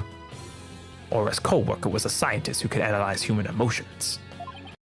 So I asked her to evaluate the recording using analytical psychology. The guitar goes crazy here. Yeah. And that scientist was Dr. Sykes. Yes, Spy's greatest fear is to have his true identity discovered. In addition to the Hat 1, Dr. Sykes' results in the recording were surely among his targets. But his search of the Space Center bore no fruit, so he must have started to panic. Couldn't find them. But where could they have been? Who is to say? Oh my god, he's so cool. Wow. I bet he's never let that out of his sight all these years. That Damn. was so raw. Got that close to his chest. How in the world did you smuggle them into prison? Oh, I have my ways. What's more, my partner's especially talented at that sort of thing. Ha ha ha! He's so cool. Oh my god, they got the choir. Oh. They have like choirs and vocals, but I need you to point out the same instruments that play. I'm gonna kill you. I worked to lure the Phantom in by spreading rumors throughout the underworld. I was even granted permission to prosecute cases to attract the Phantom's attention. Just try to retrieve your identity, you bloody butcher, became my taunt. What about the results Dr. Sykes drew up for you? Was there any useful information? Here, you can see for yourself. But take good care of it. It's all I have left of my mentor. I will. I better hold on to this real tight. Phantom's psych profile. The subject's emotions rarely fluctuate, and he doesn't experience feelings like normal people do. Added to the court record.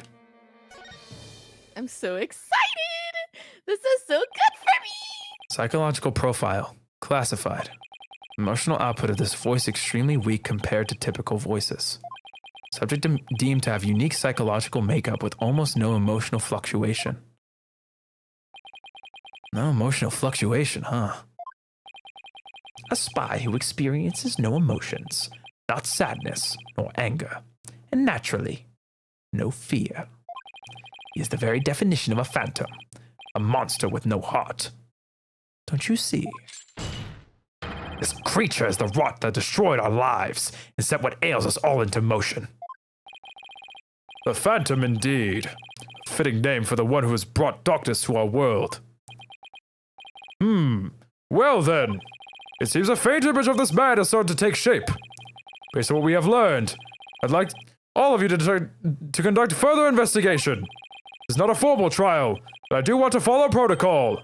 If I may, I'd like to hand down my verdicts and bring these proceedings to an end. Whatever. Do what you want. You'll hear no objections from me. Yes, please, Your Honor. It's over.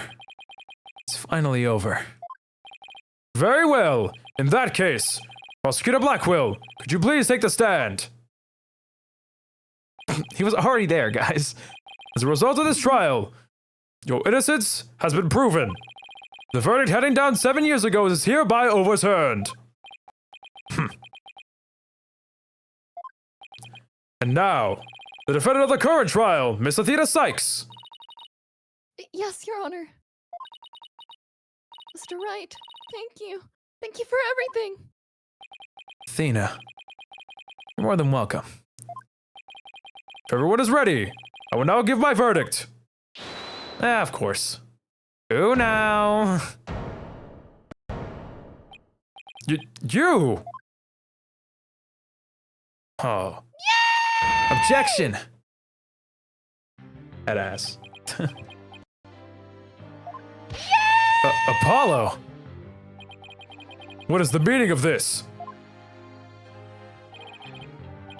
Congratulations, Mr. Wright and Prosecutor Edgeworth. You uncovered the truth from 7 years ago, and you saved Prosecutor Blackquill. However, I can't allow this trial to end just yet.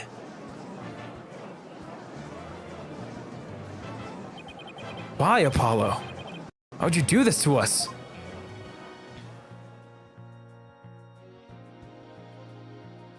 To be continued. I've been dying. I've been prepared. Hmm? I've been prepared. All my guys are on me right now. Oh yeah. You ready? Oh yeah. Let's finish this shit. December 20th, District Court, Courtroom, number 4.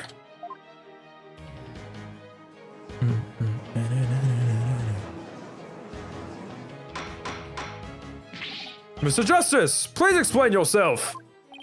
It's very simple. There isn't much to explain.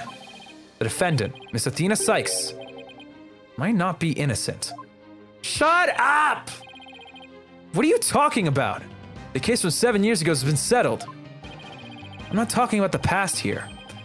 I'm talking about the present case. It's still not clear who killed Clay Terran. But Apollo, why would you? Oh, his bracelet is off. I just noticed. His bracelet's on his other hand. Oh, never mind. Yeah, I can see it now. I thought it was on the other one. I'm stupid. No, Miss he's Sykes, left-handed. please listen quietly to what I have to say. What in the world is Apollo Wait. trying to do?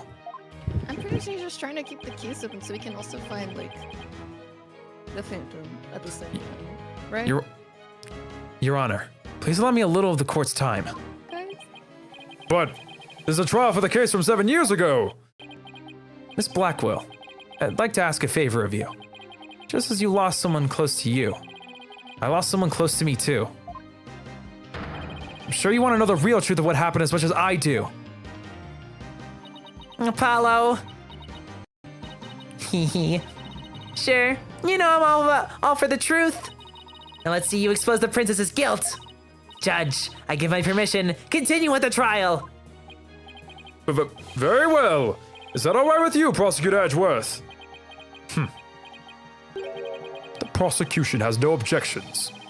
Let's hear Mr. Justice's testimony. Oh, Apollo. I'll have the police investigation report brought immediately. Not you too, Edgeworth. I really hope it's because you have something up your sleeve. Very well. Your opening statement, please, Prosecutor Edgeworth. As you wish. To be the case of the murder of Mr. Clay Terran. It was made clear in the previous trial that Solomon Starbuck was not his killer. Therefore, the true culprit was someone else. On that day, this culprit was waited for the astronauts in boarding lounge 1. When the two men made their escape out of the Space Museum,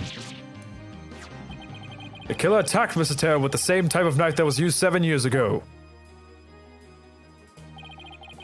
The murderer then escaped into the Space Museum.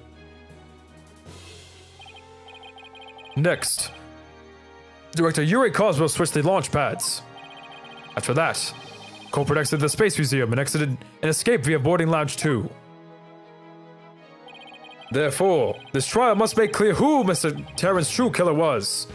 In other words, you must discover who it was that escaped through the Space Museum that day.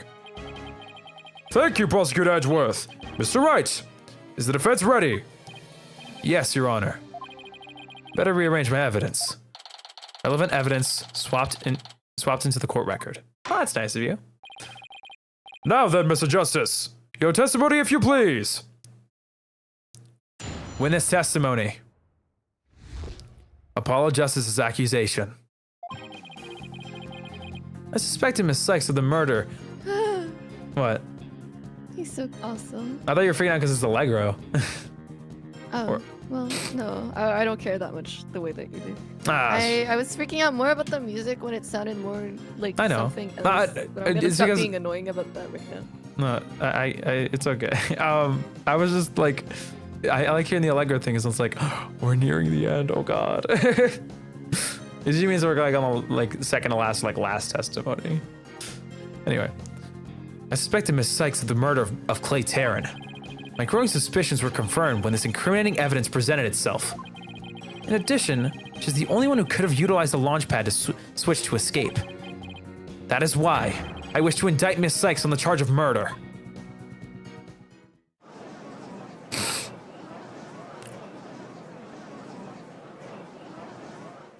I love that you're playing devil's advocate here, Apollo. Ugh, I love you. Order! Order in the court! Mr. Justice, you realize you are charging your own co-worker with murder. With murder? With murder, don't you? Yes, Your Honor. Because this is the conclusion my investigation has led me to. But Apollo, why? Oh, how could you suspect me too? Mr. Wright, your cross-examination, please. I don't get it. So what did you find over the past few days that made you think this? Guys, you don't get his swag. Cross-examination. Apologizes his accusation. Like Miss Sykes of the murder of Clay Terry. What at first made you suspicious of Miss Sykes? It all started when Miss Sykes and I were investigating the crime scene. She saw the weapon that killed Mr. Taryn. My bracelet reacted. Well, genius, if you recall, she used the knife to stab someone! She said she'd never seen the knife before, but my bracelet told me otherwise. And then, every time after that, my bracelet would react when she talked about the case. Or Apollo must have been beside himself during that investigation. I didn't know what to do or think. Couldn't even sleep. That condition, I knew it wouldn't be any good in court. So I decided to wear my eye patch, so I wouldn't be able to perceive any of her tells. So that's why Apollo was acting so strangely.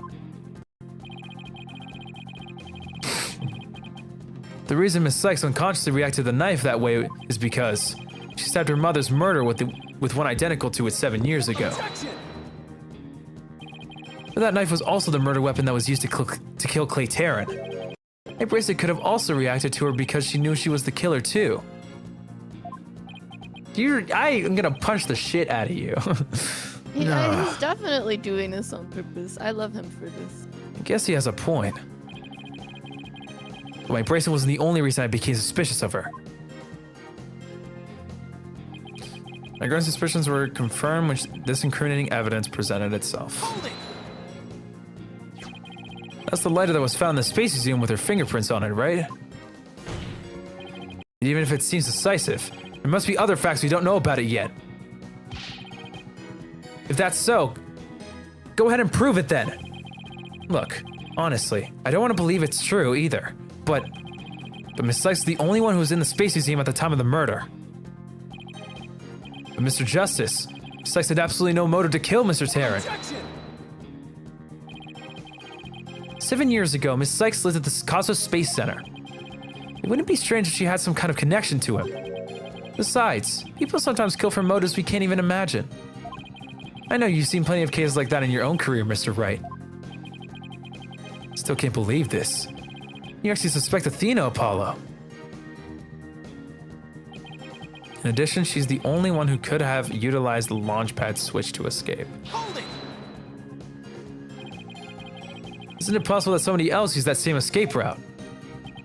I'm afraid not, Mr. Wright. Why not? Recall there's a security camera in boarding lounge 1 and at the launch pad door. It's the camera that captured Mr. Taryn and Mr. Starbuck. But there's also another security camera in boarding lounge 2. It recorded Mr. Taryn's killer, or rather, Miss Sykes coming out of the Space Museum. Camera in boarding lounge 2. First I've heard of it, but it makes sense. Dana said she snuck into the Space Museum the night before the incident. I don't know why my brain wants to say Space Center Museum. And then was overcome and passed out until around noon the next day. Why was that about until noon of the next day? I didn't even know about the explosions. When I woke up, nobody was around, so I just went out into the boarding lounge too. That must have been when the camera captured her. That's what made Apollo suspect her even more. Wait a minute. In that case, most likely you recorded the true culprit as well. Objection! That's a negative on that one too, Mr. Wright. In the footage taken after the incident, Miss Sykes is the only one who appears. What? Why? Order! Order in the court! That can't be. But if it is, then it is incredibly incriminating. Was it you who proved in the previous trial that the way the true culprit escaped was via the Space Museum after the pads have been switched? In fact, you previously proved, turned on its ear, leaving your client high and dry. I must say, that is vintage Phoenix Wright. Okay, completely unnecessary comments, Edgeworth, but okay. No. That is why I wish to indict Miss Sykes on the charge of murder. Hold it! Leaving your client to the end is a basic principle of good defense. Shouldn't you extend that same principle to your own co-worker? You're probably right. Maybe I'm not even fit to be a lawyer. However, I don't care. This case is special to me.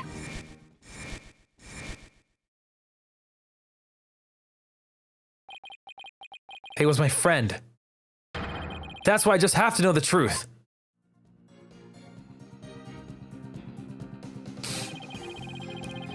Paul suspected his trusted co-worker of killing his friend. To dispel his doubts, he investigated on his own. That only led to more doubts. Paula must have been really struggling with this.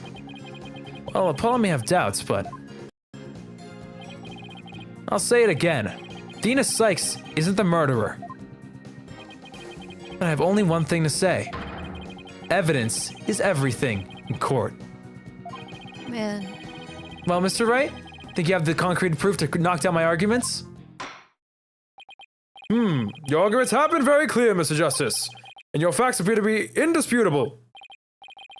Well, Mr. Wright, what do you think of my theory? It looks like not even you can deny it. Miss Sykes is the only one who used the only possible escape route. Under these circumstances, can be no other suspect but the defendant. Unless... you think there was an alternative escape route. Is that what you think, Mr. Wright? Is that what you think, Mr. Wright? Is that what you think, Phoenix? Is there an alternative escape route? I love that he's nudging him like, please, please, please. I love him. Oh my god.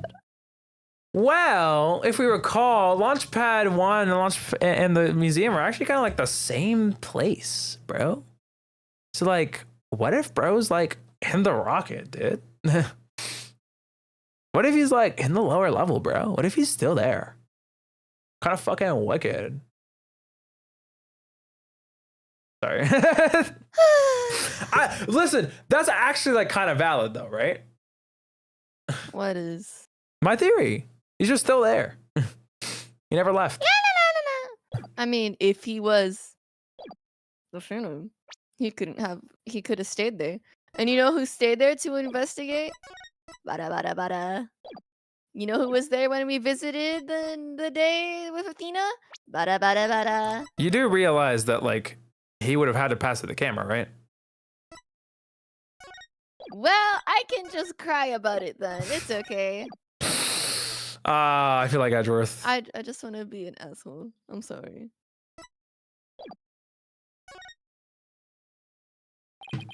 Yes, of course there must have been. Just don't ask me what. You're just bluffing again, aren't you? Me? Bluff? No way. He knows me too well. It's fine, Mr. Wright. Even a bluff would suit me just fine.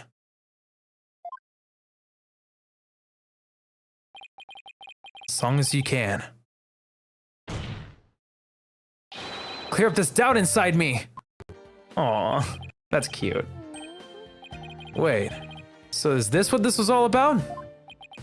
I want to believe in Athena. I really do. What is faith without doubt? That's why I need to question her guilt. So that once the truth finally comes out, I can really fully trust her. That's crazy. That you can really trust me? Playing the I mean, I'm he's fine been- theme is crazy. This has happened multiple times to him now. I don't blame him for acting like True, true. It seems your junior partner has just showed us what trials are truly all about. That's this. cinema. Trials and tribulations, if you will. I believe you're right. We prosecutors painstakingly question every detail in pursuit of the defendant. While we lawyers believe in and defend our clients to the end. When both sides go all out against each other, that's when we discover the truth. Precisely. And when the battle is over, you understand the true meaning of trust. That is exactly what trials are about. Wouldn't you agree? Yes, I couldn't ignore the seeds of doubt that was growing inside me. So I decided I need to face it head on. No matter what the truth is that's waiting ahead, I won't be afraid. It's so like Apollo. Always uber earnest about things like this. Mr. Justice, I vow to dispel every last bit of doubt in your heart. Good, because I want to believe in Miss Sykes again. You're really hoping there was an alternative route, aren't you, Apollo? If I use the process of elimination, there really aren't that many possibilities. Director Cos was at the southern exit, leaving only the control room and the corridor to the Space Museum. Which door could the culprit have escaped through? Come on, Mr. Wright. Where do you think the culprit escaped to? Well, I mean, by process of elimination, it has to be the control room. You in agreement? Probably. There? Doubt anybody could have escaped that way. Can you really say that with certainty that why it is would you say that? impossible? Yes, I believe I can. I guess you're right. What are you doing? This is serious, Mr. Wright. Please be serious, Mr. Wright. Really hoping there was an alternative route. Yeah. I kind of said yeah, but I don't. Sorry. It's okay. Anyways, I think it's the museum corridor because that's where we found our beloved. Take that!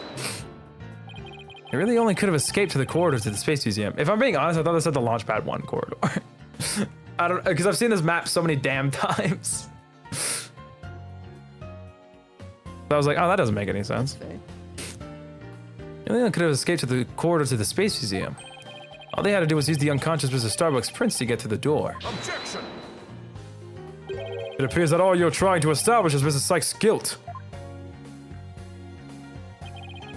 If the culprit used that route, the only exit would have been the boarding lounge. Would have been into boarding lounge 2. There's one other place you could go.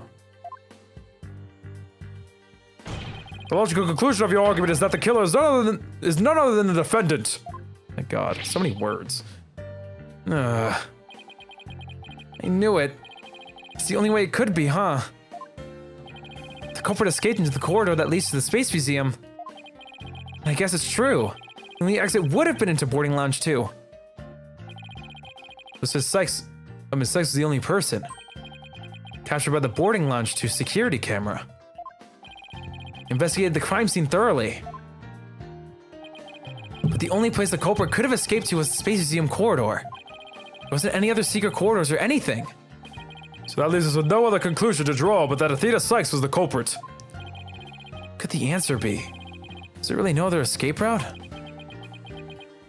But, hold on a second. What if...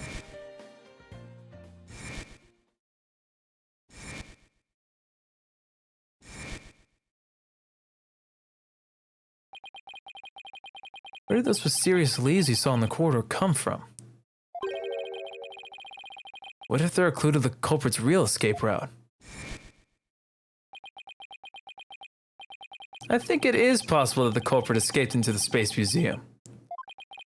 But then came out using a route other than into boarding lounge 2. My God, my brain. Oh? Launchpad 1 and the Space Museum were switched after the bombing. Meaning, the Space Museum corridor was moving along the rail at the same time. which is exactly when an alternative escape route opened up for our culprit. Are you kidding me? Judging by the intense look in your eyes, I take it you're serious. Very well then, Mr. Wright. Do tell. Where could the culprit have gone from the museum corridor besides boarding lounge 2? Well, if we remember, everything's, rotating. Well, this is over here, so it's going like new. So I guess it has to be to the launch pad side up here, yeah?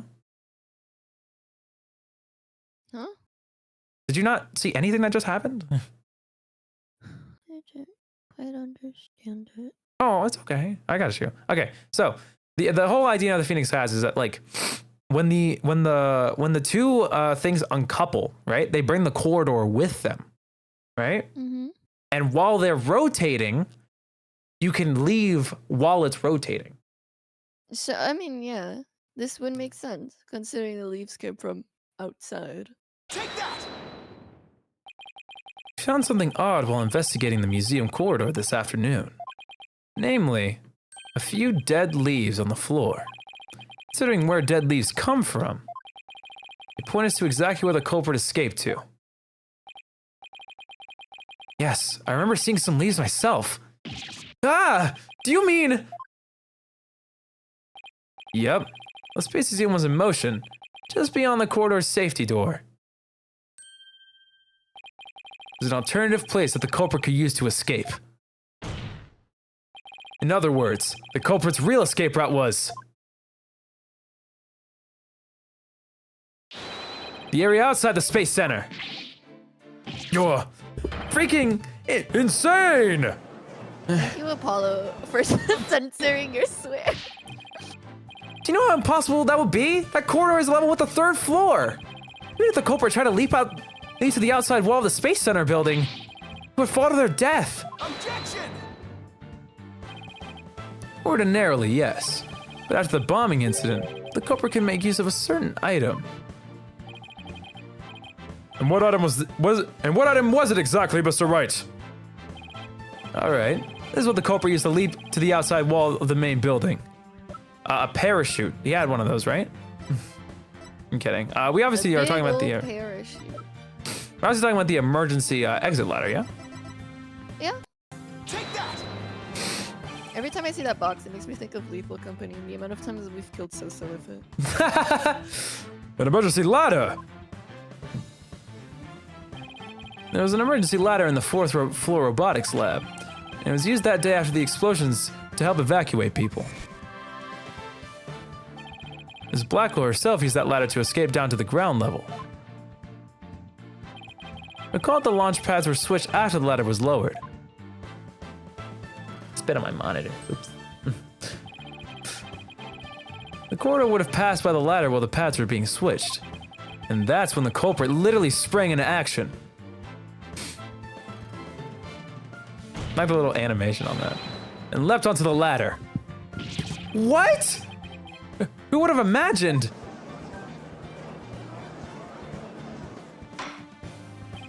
Order! Order in the court! Well, an alternative escape route seems to have emerged. Which means someone other than Miss Sykes could have been the culprit, right? Objection! Making things up on the fly in an attempt to sway the court again, are we, Mr. Wright? Your theory has so many holes it puts Swiss cheese to shame. Alright then, name one. I have here detailed information about the Space Center.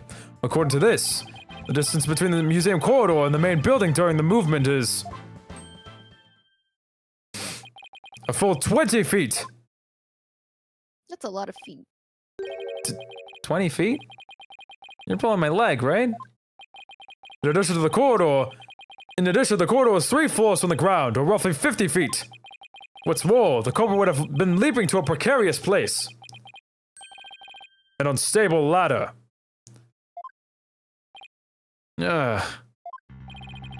Human beings feel fear in dangerous situations. It's a basic survival instinct. An ordinary person will certainly hesitate before jumping. Or even freeze in fear and not jump at all. Objection! Right, but if we consider the circumstance of our sweet little... But the culprit had just murdered someone. They weren't in an ordinary state of mind. Objection! Nevertheless, why would they have taken that kind of risk? They could have waited for the switch to be complete, escaped to boarding lounge 2. Objection! Well, we know why. Because there was a security camera in boarding lounge 2. The culprit knew they would have been recorded if they left the Space Museum that way. Objection! In that case, the culprit could have hidden in the museum until things settled down, and then blended in with the other people after the museum was opened. That's a good point. Oh, come on, Phoenix. But you claim that despite all this, the culprit took a 20-foot death-defying leap, and all in the brief moment of the corridor and the ladder passed by each other. That's also a good point. They would have needed a running start while the corridor was moving to make that jump. If their time was off, or if they couldn't jump far enough, it would have been instant death. What kind of person would attempt something like that?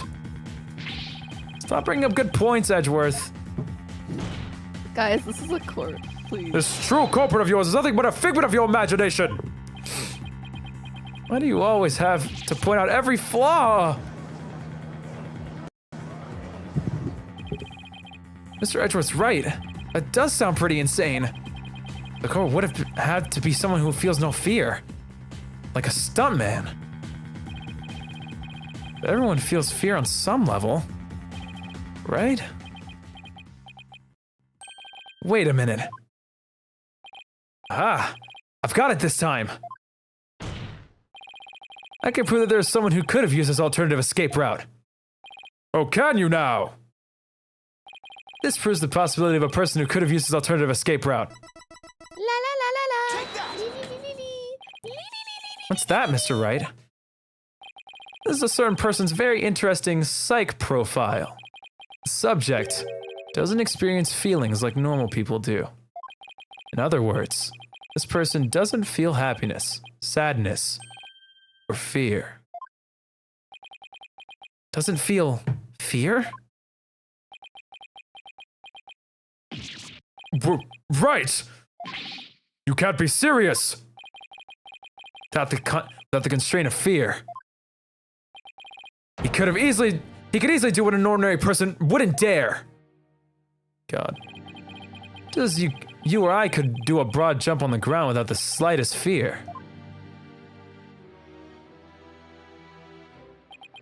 This subject can make a 20-foot leap, 50 feet up in the air. He could choose this extreme way of escaping without hesitation. So you're saying that to a person without fear, the alternative route will be quicker and eliminate the chance they'd be spotted? That's definitely pretty extreme, Mr. Wright. But was there such a person there at the scene? Yes, the Phantom. A mysterious shadowy figure who keeps popping up. Oh dear! The Phantom. Again. I knew the Phantom was there behind the scenes of the Space Center bombing, but I wasn't sure if he was connected to the murder of Clay Terran as well. However, now it's all clear. The Phantom is the one who not only bombed the Space Center, but also killed Mr. Terran. What? What? If he can bomb a space center, he can bomb a courtroom. Oh, well. My theories are coming together. Order in the court! Order, I say! Mr. Wright, please continue! There were just too many similarities between this case and the one from 7 years ago. But why, you may ask? Only because both incidents were the work of the same Phantom. So then this Phantom is the one who killed Clay? But who is he? This Phantom has been haunting this case, pulling the strings in the background.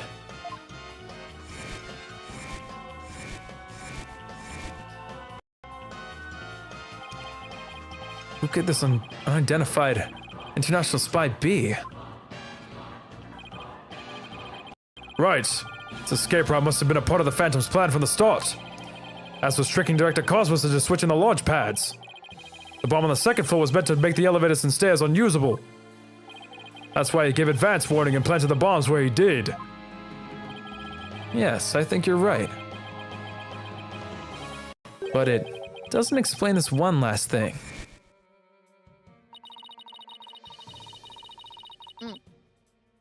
So I lowered my emergency ladder like the detective leading the evacuation told me to.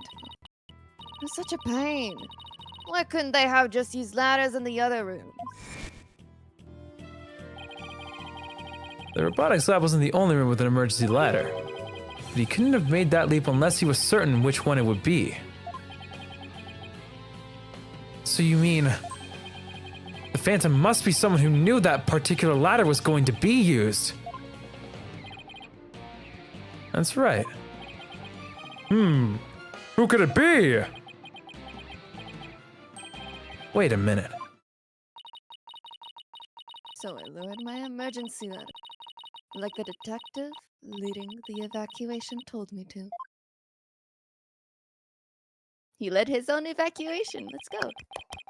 Miss Blackquill lowered the ladder after being told to by the detective leading the... Ah! You've got to be kidding me! Did you figure it out, Wright? Do you know who the Phantom is? Yes, I do. Who is it? Who killed Clay?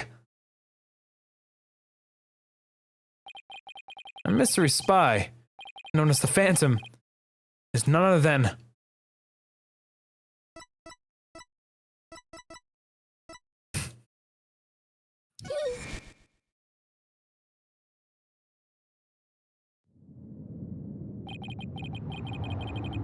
After the explosions, a member of the staff crossed paths with a certain detective. I was on... Oh, I know. I was on duty on the 4th floor. This is quite the madhouse, I tell you. Who is this? Who said this? I don't know. I'll just keep reading it in a normal voice. As to the detective who was leading the evacuation from the 4th floor, the camera's going crazy? He had a very specific objective in mind. So I lowered my emergency ladder, like the detective leading the evacuation told me to. His objective was to secure his own escape route.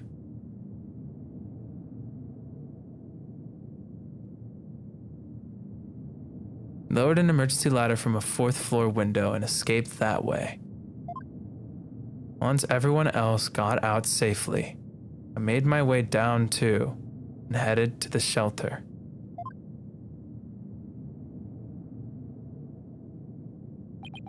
This is a detective you all know. He's even the lead detective on the current case. He appears to be a very emotional man, but his psych profile says he is without emotion. Take that! Oh! Oh, this is exciting.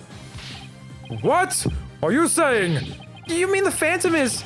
Detective Bobby Fulbright? Exactly. You're all taken in by his fake persona. Me too. Detective Fulbright's real identity is the Phantom. I had that twinge in me. Yeah. Order! Order in the court! Mr. Wright, how could this be? That's easy, Your Honor. Detective Fulbright was leading the 4th floor evacuation effort. Our first clue is that he made no attempt to have any other ladder put to use. The ladder in the robotics lab is the only one he ordered to be lowered. The second is that he directed everybody to the basement shelter via this ladder. Verily, it was all part of his plan to create an escape route. Then Detective Fulbright saw to it that the ladder was lowered from the robotics lab. He went to the lounge where he killed Clay Terran. Let's get into the Space Museum. The museum started moving, slowly, so he waited for the right time and got a running start. And then, just as the corridor was passing the ladder, he leaped onto it. Ugh, I don't believe it! That Ado-Peta detective did all that? Is it really him? I mean, all this time I thought... Sorry, we didn't catch your name. My name? I'm Bobby Fulbright, the heroic detective who defends our good citizens from evil. The champion of justice who comes running whenever you're in need. And my catchphrase, it's in justice we trust. I mean, it is weird for him to present him like he's presenting a profile. And his concern for Simon. Was that all just one big act?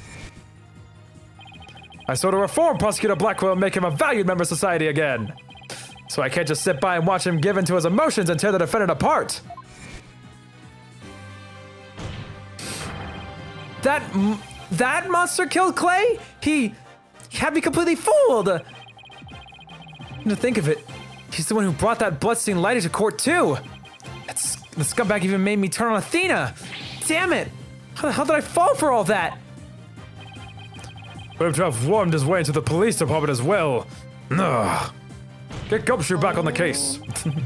Your Honor, the defense demands to question Detective Bobby Fulbright.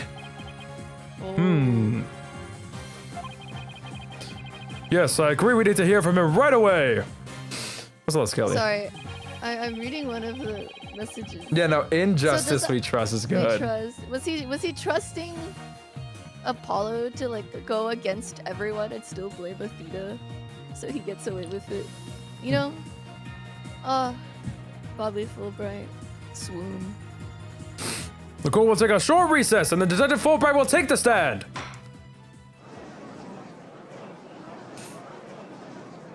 Really hoping we have enough time to wrap this up. Fingers crossed. Fingers crossed. December 20th, 5:13 p.m. District Court, Defendant Lobby, number 5. Thank you so much, Mr. Wright. If it wasn't for everything you did, I... Don't thank me yet. Still have an uphill battle to fight. You got it, boss. Oh, Paula. So sad. Apollo. Ugh. Well, this is awkward. Athena, can you do me a favor? Huh? What is it? Could you punch me, please? What? Why would I do that? Because I should have believed in you. My God. Let the seed of doubt inside me get the best of me. I'm really sorry that I didn't trust. Ow! Don't be such a dope! I was really touched by what you did. Huh? What are you talking about? I want to believe in Athena. I really do. What is faith without doubt? That's why I need to question her guilt. So that once the truth finally comes out, I can really fully trust her.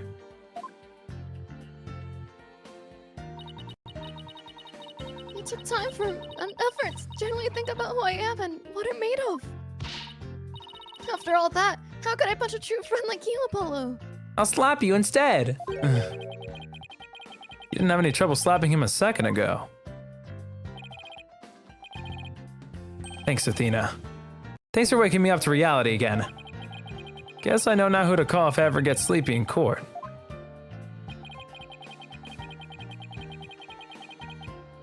Who would this be? Edgeworth, I guess? Looks like you have some promising young people working under you. Hey, look at putting their glasses back on. Edgeworth. Yeah, I think they're pretty great myself. Not afraid to keep me in line. Anyway, I have some very good news. Lord Blackquill surrendered and the hostages have been set free. Should have seen all the others? Well, thank goodness. Miss Blackquill said she has something she really needed to do. So I granted her special permission to do what she must. I wonder what it is. Oh, hey. Miss Blackquill. Well, I didn't come to apologize, if that's what you're thinking. My actions are what allowed the truth of what happened 7 years ago come to light. Some of your actions, not all of them.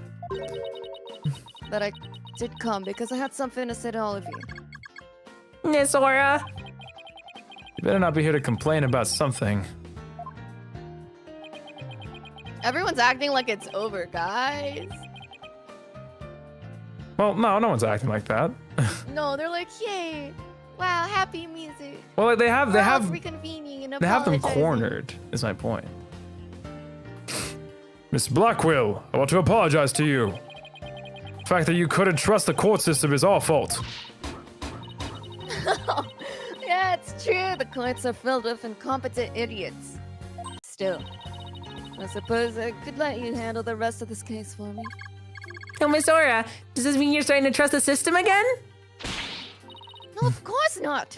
Be quiet, hunk of junk. It's just, I wouldn't mind if you were the ones who took Metis' killer down. Leave it to us. We'll get him. So I guess that means she's starting to trust us, at least. Aura. Simon, I'm so glad both you and the princess were cleared of all suspicion. It's all thanks to me and my robots. You'd better be grateful. To Lululand. I never imagined you would go that far. You always were extreme. But I don't recall ever requesting your help. As close ever, as I see. Well, now that you've been released, I guess it's my turn to go live in the slime. I just hope you're not the prosecutor for my trial. Probably give me the death penalty. You know me all too well. I guess love can take on a variety of expressions, including stunted in their case. Or is it stunned or shunt? What did I say? What did I say? It is stunted. Okay. Anyway. But I truly was about to be executed tomorrow. But because of you, looks like I won't be crossing the sticks just yet. You have my heartfelt thanks, Aura. Sorry I caused you so much anguish. Simon. There was a comma? I'm blind. Oh. I'm so glad, Simon. So very glad to hear you say that. I like how the tears are 2D. Aw. Aura. All right. That's enough of that. Bailiff, take me to the detention center. Bye, everyone! What Miss Blackquill did was inexcusable. But it's clear she did it out of love for her brother. Still can't wrap my mind around Detective Fulbright being the Phantom. I can't believe he killed Clay! Right. Murdered my mentor, which brought great distress upon little Athena. Chief Prosecutor. Yes? I would ask a favor. Would you allow me to stand at the prosecutor's bench for this trial? Oh. And he deserves it. I wish to claim the Phantom's head by my own hand. That was my plan all along. After all, it's highly unconventional for a man of my position to stand in court. Okay, Edgeworth, we get it, man. You're chief prosecutor. Shut up. Sir, The full paperwork is yet to be filled, but you are hereby conditionally released. Please take the prosecutor's bench in your official capacity and uncover the truth by your own hand. I'm much obliged. Ho ho ho ho! The day to part with these has come at last. Like you haven't multiple times already. Chief Prosecutor, could you? Well, you always kept the cuffs. True. I'm gonna miss the clanging of your chains.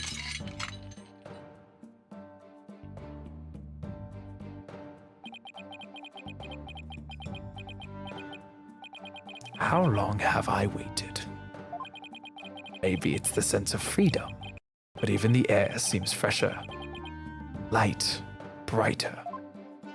His mouth is so sweet. And I will relish slashing that blackguard Fulbright to shreds without mercy. I always find it weird that that's the way blackguard is pronounced. It's such a weird word. It looks weird. That's cool as hell at the same time. I don't have to be able to read his heart and see how happy he is.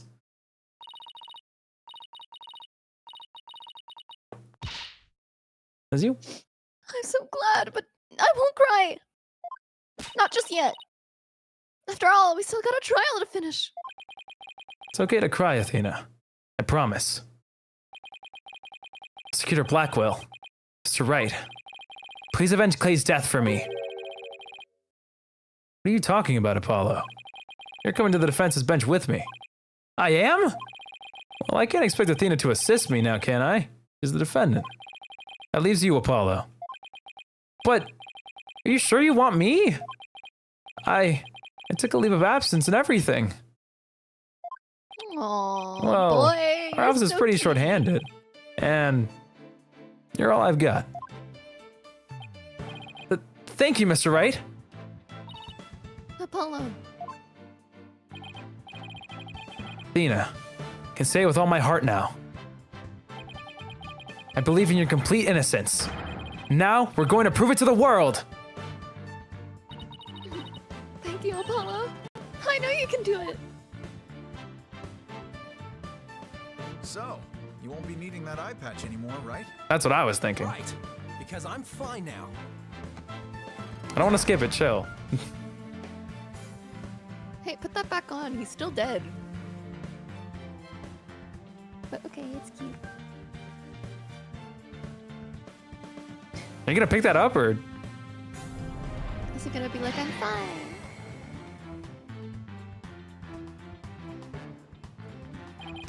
Now this is the Apollo I know. Yeah, I was thinking, is he gonna pick that up? Dude.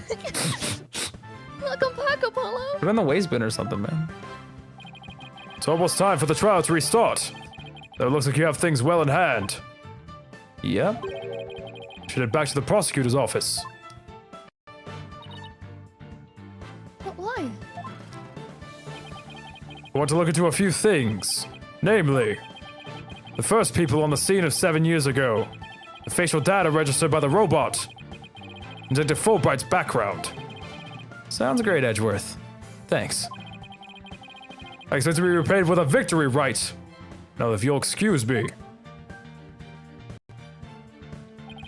Okay. You two all set to go? You bet I am. Let's do this.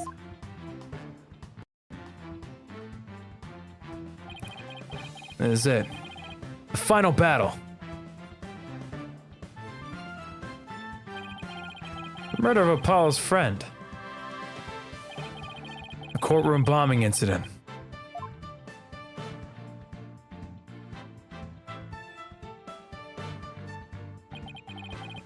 And the case that ushered in the dark age of the law 7 years ago. Destiny has called us to bring the one responsible for it all to justice today.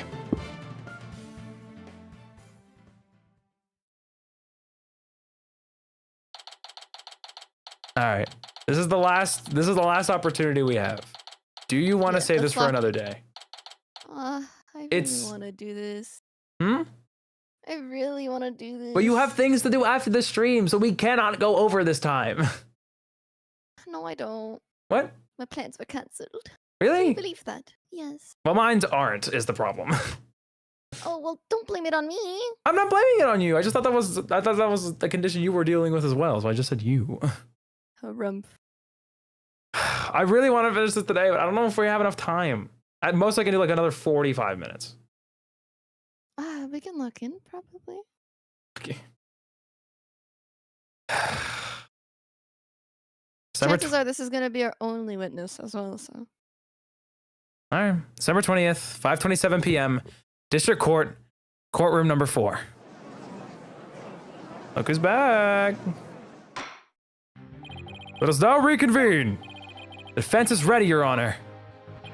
The prosecution has never been more ready.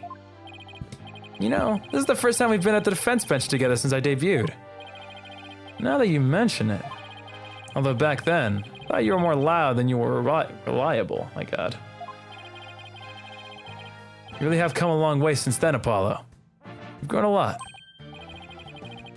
Well, there have been some hiccups, but I guess I've done pretty well. Still got that ego of his, though. And that stupid smile. That's what makes him great. Prosecutor Blackquill, with the 7-year mistake now resolved, you can finally take your rightful place. Oh, it sounds so different. Yes, I guess we can keep the chit-chat for later. Bailiff, please bring in the witness immediately. You know, with those handcuffs off, Prosecutor Blackquill seems to be pretty much the same. 7 years of grumpiness doesn't go away so easily, I guess. Oh, you're stupid. Ha ha ha ha! Bobby Fulbright here! I heard I was needed on the stand, so here I am! Detective Fulbright, Awkward. do you know why you have been called to give testimony? Yep, because there's only one reason I'd be called.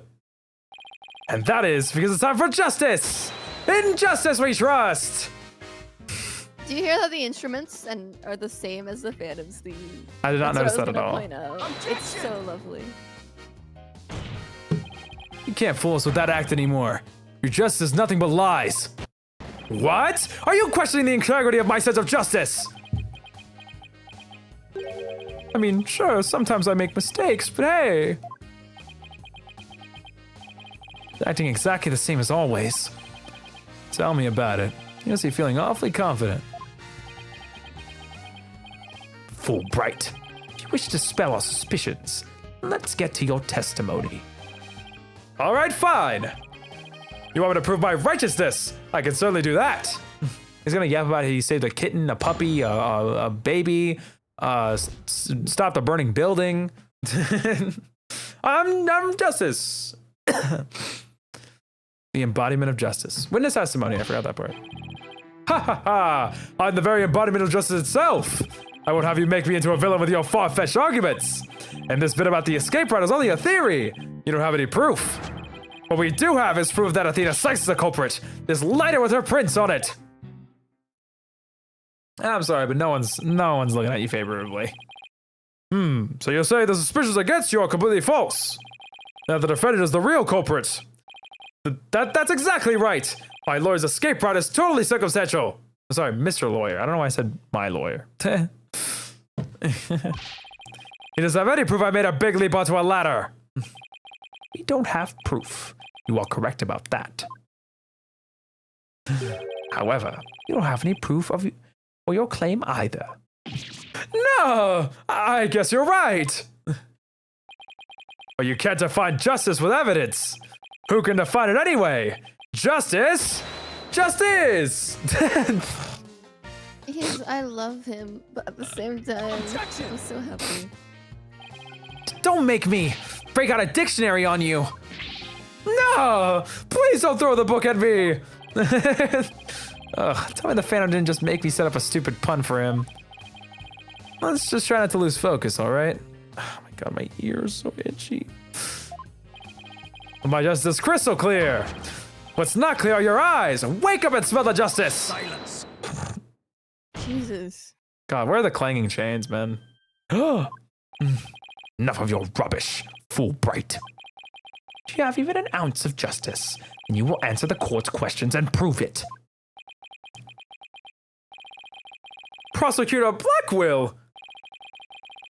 Prosecutor Blackquill looks torn. Well, Fulbright was his partner after all. Prosecutor Blackquill is right. The truth will be revealed in the cross-examination.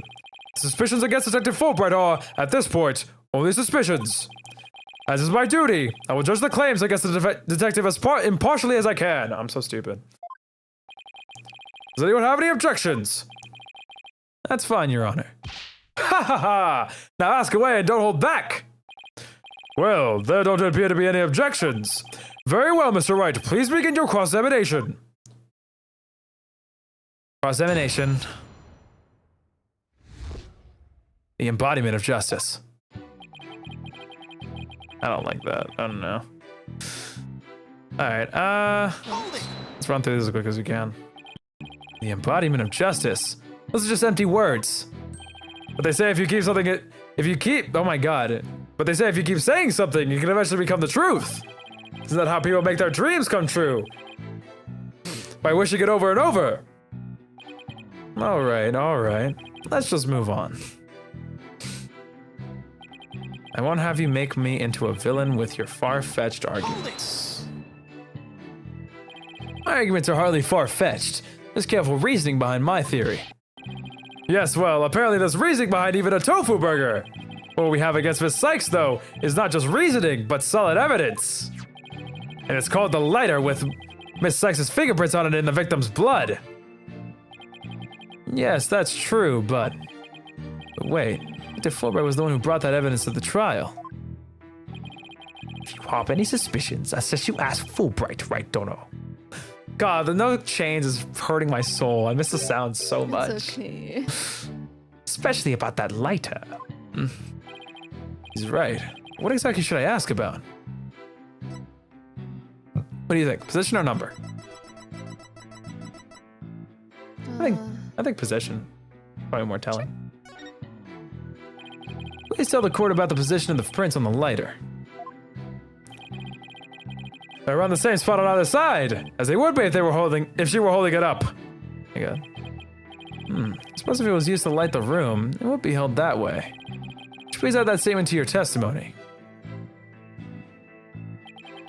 The prints were placed just the way they would be if someone were holding it lit. We do have the proof that Athena Sykes is the culprit. This lighter with her prints on it. How can I skip? Oh my God! How did this entire statement change? What the hell? Theory about the ability to escape route is a theory you only. Okay, let me look at. It's just the way they would be if someone were holding it lit. Yes, Miss Blackquill didn't mention she saw a lit lighter being held up. Yup, even the person Miss Blackquill saw was the owner of the fingerprints. It just strikes the argument against Miss Sykes. This line of questioning isn't going to get me anywhere except conviction land. Should I try asking him something else? Let's proceed with your testimony, shall we? Ha ha ha! Certainly! Looks like he's sticking with Athena as the culprit. It doesn't help that he has the evidence. Just about everything until he cracks.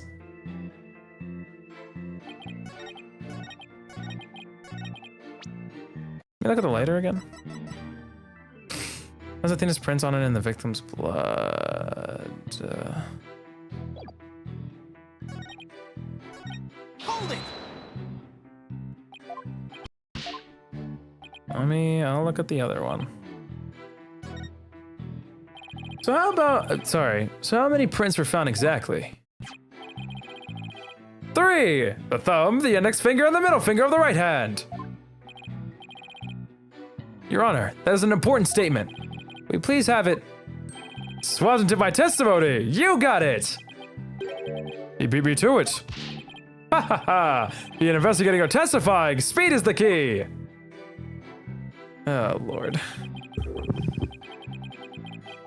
3 prints from the lighter, the thumb, index, and the middle fingers of a right hand.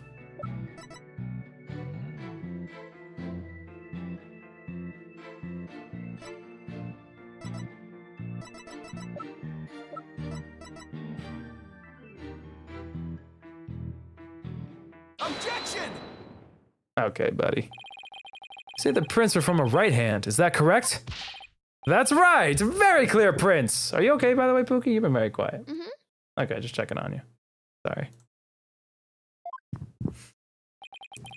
That just doesn't add up. Huh? What doesn't add up? According to Miss Blackquill, who saw the culprit herself,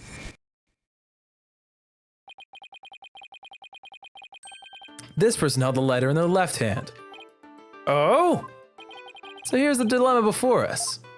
Why are the prints on the lighter from a right hand instead of a left? No! You're right. It doesn't make sense, does it?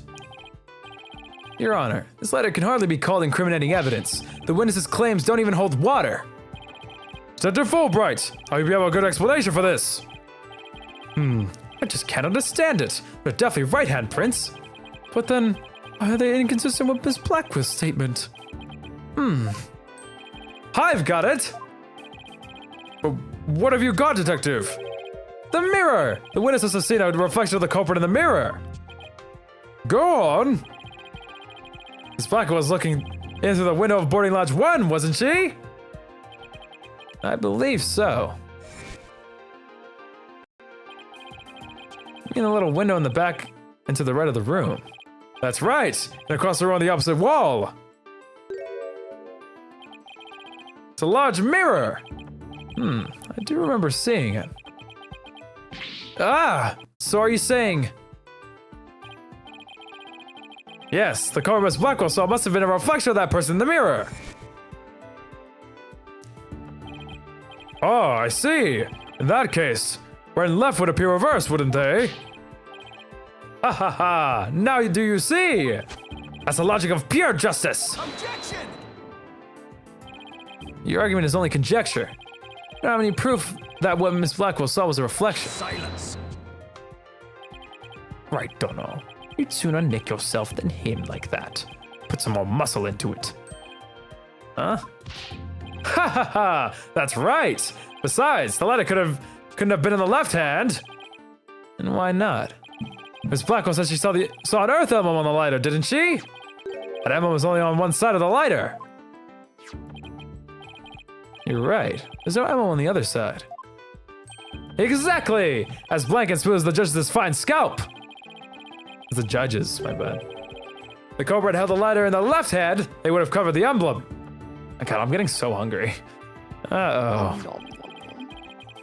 What's more, this is the kind of lighter you flick open with your thumb before lighting. So the culprit had held it in their left hand with the emblem out invisible. They wouldn't have been able to open it, let alone light it. If they had held it in their right hand, they could have easily opened it and lighted it. Light. As always, that the culprit was definitely holding the lighter in the right hand. No! I'm back, my beautiful contradiction. It appears you've planted a flower that bears no fruit. Ha ha ha ha ha! See how it withers before my flower of justice? He's tough. I should discredit almost everything I've proven up to this point. In justice we trust! Now do you see? I'm not this phantom you've been talking about. I mean, are you sure there really is a spy? I bet there are just a figment of your imagination. Oh, it's so sad. So very sad. I'm afraid Miss Sykes is the culprit. Did we mention anything about the Phantom to him in the last few seconds, or? Detective Fulbright, I believe you said Okay, I'm not crazy. that the emblem is only on one side of the lighter. Are you sure about that? Oh shit, Apollo lock-in. Apollo! Of course I'm sure. Why don't you take a look for yourself and see? Do you see an emblem on both sides of the lighter? Oh ho ho. I knew it. You're lying, Detective. Pardon me? You mean... Yes, my bracer reacted to his statement about the emblem. He's definitely hiding something big. And I think if we use my talent, we might be able to figure it out. Justice, Dono. Are you trying to use that cheat of yours again? Yeah, he's always stopped them from using it with Taka, that's right. It's not cheating, Prosecutor Blackquill. Very well. Whether I like it or not, I suppose we should use whatever works right now. Go on, then. Prosecutor Blackwell's reluctant blessing, apparently.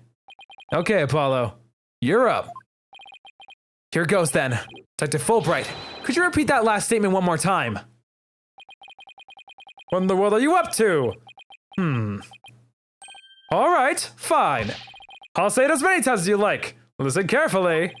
The earth emblem is only on the side that you can see when it's held in the right hand. Perceive. I already know. You know it has to be here, right? Is it? Ooh, is it? That's where he got stabbed. Oh, wait, no. I mean- No, it should be the next part of the statement.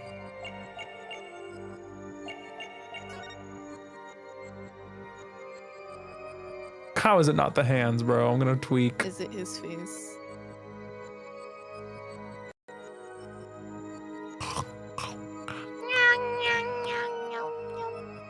Oh god, his tail must be so tiny. Or not. Maybe you didn't even let it play yet. Well, where wouldn't it be the right side? Like what His other right statement? hand would be on our left, if you're wondering. Hmm? His right would be on our left. No, I understand that. I don't know. I mean, like, what other? Like, I'm assuming it's this part of the statement that he's bluffing on. You know what I mean? Probably. Where is this tail? Do you have any ideas on where it could be?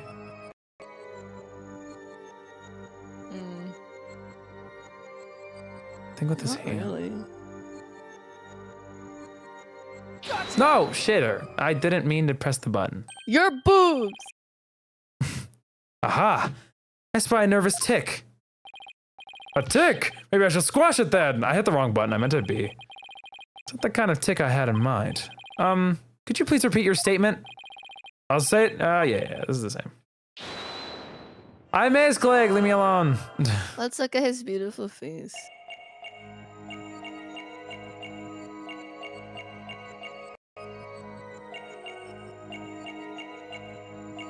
I don't know why it feels like I'm being sucked into into his face.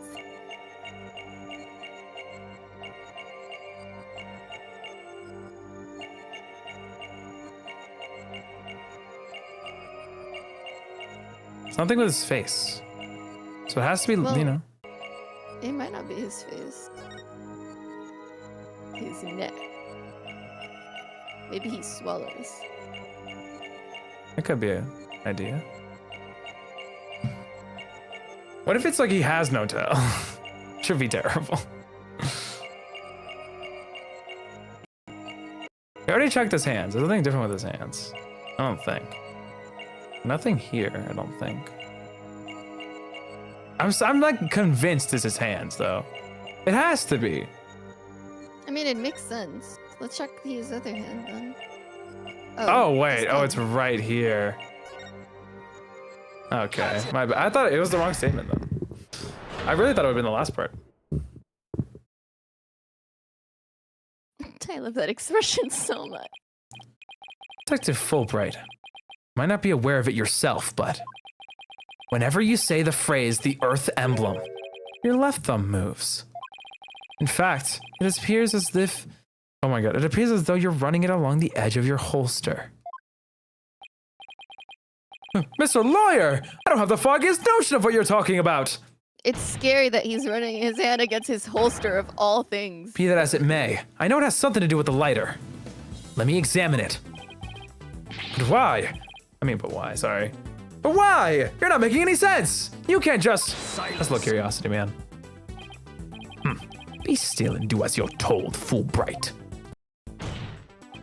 If you have nothing to hide, you shouldn't mind them having a look-see, should you? What? How do you do, Prosecutor Blackquill? I'm not sure what this is all about, but if Prosecutor Blackquill insists, it must be something important. I will allow the defense to examine the lighter. Good. Now maybe we'll learn something new. I hope so. Let's check every inch of this thing. Oh, we gotta do one of these. Fun. It's hard to tell if these prints are from a right hand or a left hand just by looking. I don't think looking at each print with the naked eye will tell us anything new. This lighter definitely hides a secret. I agree. Let's check it out carefully. See, since he was like rubbing his holster, is it a gun? The lighter's a gun? Yeah, he's rubbing his holster. Isn't a holster for a gun? No, like, I think they're talking about like his bag. Yeah, but he's like rubbing it like it was the word holster. I thought holsters were the things that held guns. No? It might, it might be, but I'm not certain. I don't think it has to do with the lighter itself being a gun. I mean, only because, you know, he needs a gun, but okay. This is the Earth emblem Detective Fulbright was talking about. See anything noteworthy? Huh? Hey, look at this. It was actually some kind of button. What? Oh, okay. Oh, it is a gun. Sick. Let's use it on him. Ah. Wow, it transformed into something. A handle. A trigger. Is this what I think it is?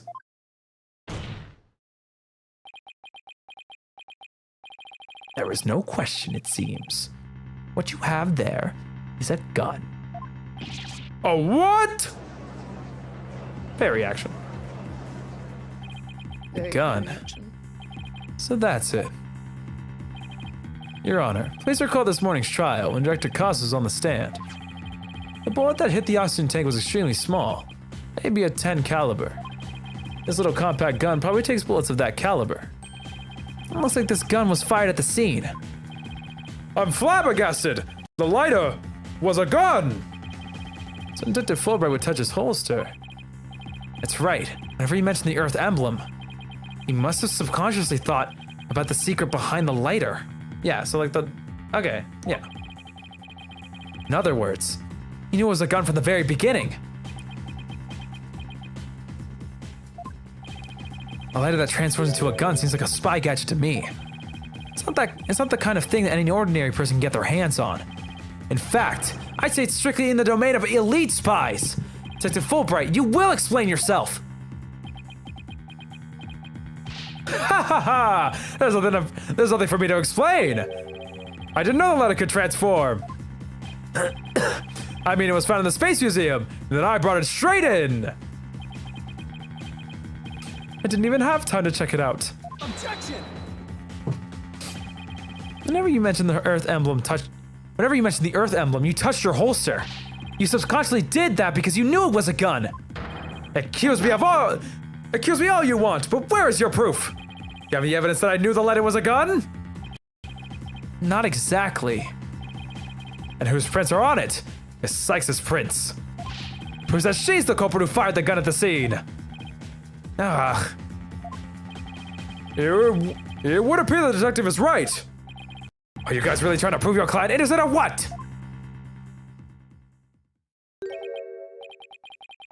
Oh, it pains me to do this. Now that we are where we are, I have to make the following assertions coming from the prosecution's side. The person who fired the gun at Director Koss was in the lounge after the incident. And the person Miss Blackquill saw holding the lighter. And the person who murdered Mr. Terran. And the person who bombed the Space Center. Or rather, Defendant Athena Sykes! The prints on the lighter are decisive proof.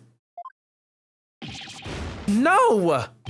Ha ha ha! Now do you see? A lot of gunshot noises. A man on the side of justice couldn't possibly be the culprit. And I think this about sums up Miss Sykes' part in the whole affair. The evidence certainly does seem to point to the defendant's guilt. You have anything to say, Prosecutor Blackquill? Evidence is everything in court. Therefore, Fulbright's claims stand firm. But calm down, Apollo. He's just saying that because he has to as the prosecutor. Mr. Lawyer, our job is to pursue criminals in the name of justice. You shouldn't cast suspicion on people based on something as dubious as a habit. In fact, you have a bad habit of showing up in court with an awful case of bedhead. Objection! Says the man who wears sunglasses at night. If it's proof you want, it's proof you'll get. I'll prove that this lighter is not Miss Sykes, but yours. Sounds like you've hit on something, Apollo. It's just, if the prints on the lighter are the base for accusing Athena, I think we should reconsider the credibility of the evidence itself. You mean, you think this lighter might be forged evidence? That's right. It could all be a part of Fulbright's bigger plot. Did he do anything out of the ordinary while I was off on my own? I can definitely think of a few things. It is indeed! Have a look at this! What's this? A lighter?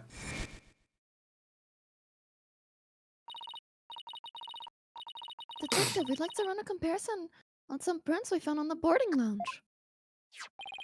Ah, yes. I just happen to have compiled print data of everyone related to this case. I can always make another copy for myself, so it's all yours. Consider it a gift. I'm telling you, I always thought it was weird that he examined Clay's fingerprints personally.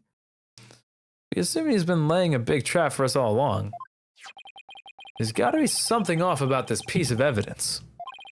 What's wrong with the lighter as a piece of evidence? We already established that's not where the prints are. It's either how the prints were left on it, or Probably the owner of the prints. Are they really Athena's fingerprints? Definitely matched her print data. But what about the data itself? Detective Fulbright, you were the one who provided us with the lighter and print data. Isn't that correct? Yes. What about it? You say Miss Sykes' prints match match the print data. But I have to wonder, was the data you used official? But Mr. Wright, I insisted that the evidence might have been fabricated. Guess there's only one way to find out. Let's re-examine the prints. Using the official sanctioned print data of the people involved in this case. What? You dare insult the epitome of justice and integrity! There's no need for such antics! Silence. Your Honor, I lend my voice to the defense's request. You must allow the test to be rerun. Very well then, bailiff!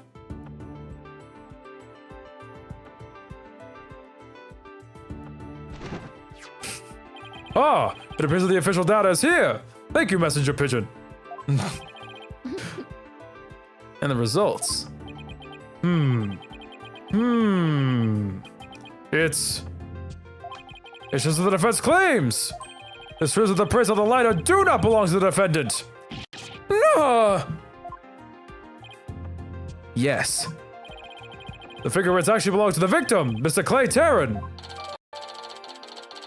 Lighter. A lighter that can transform into a handgun. It has Clay Taryn's fingerprints and blood on it. Updated in the court record.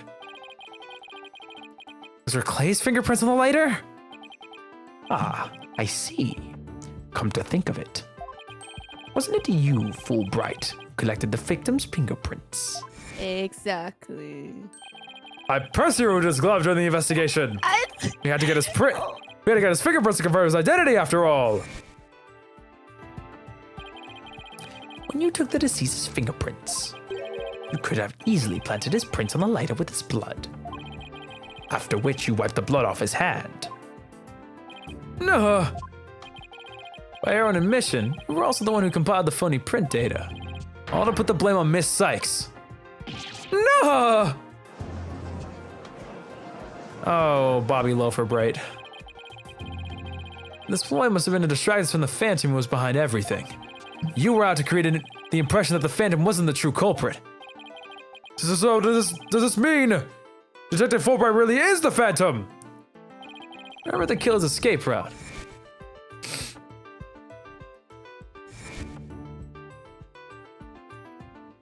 No ordinary person would have been fearless enough to attempt it.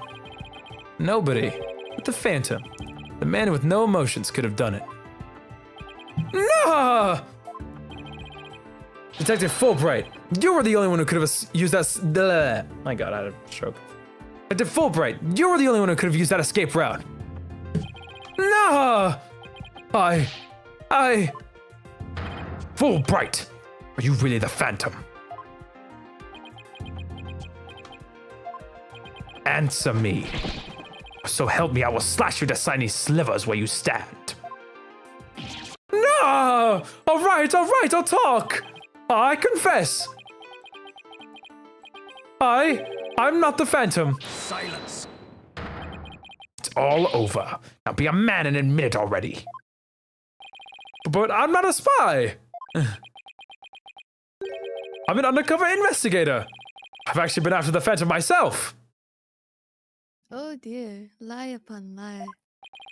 An undercover investigator?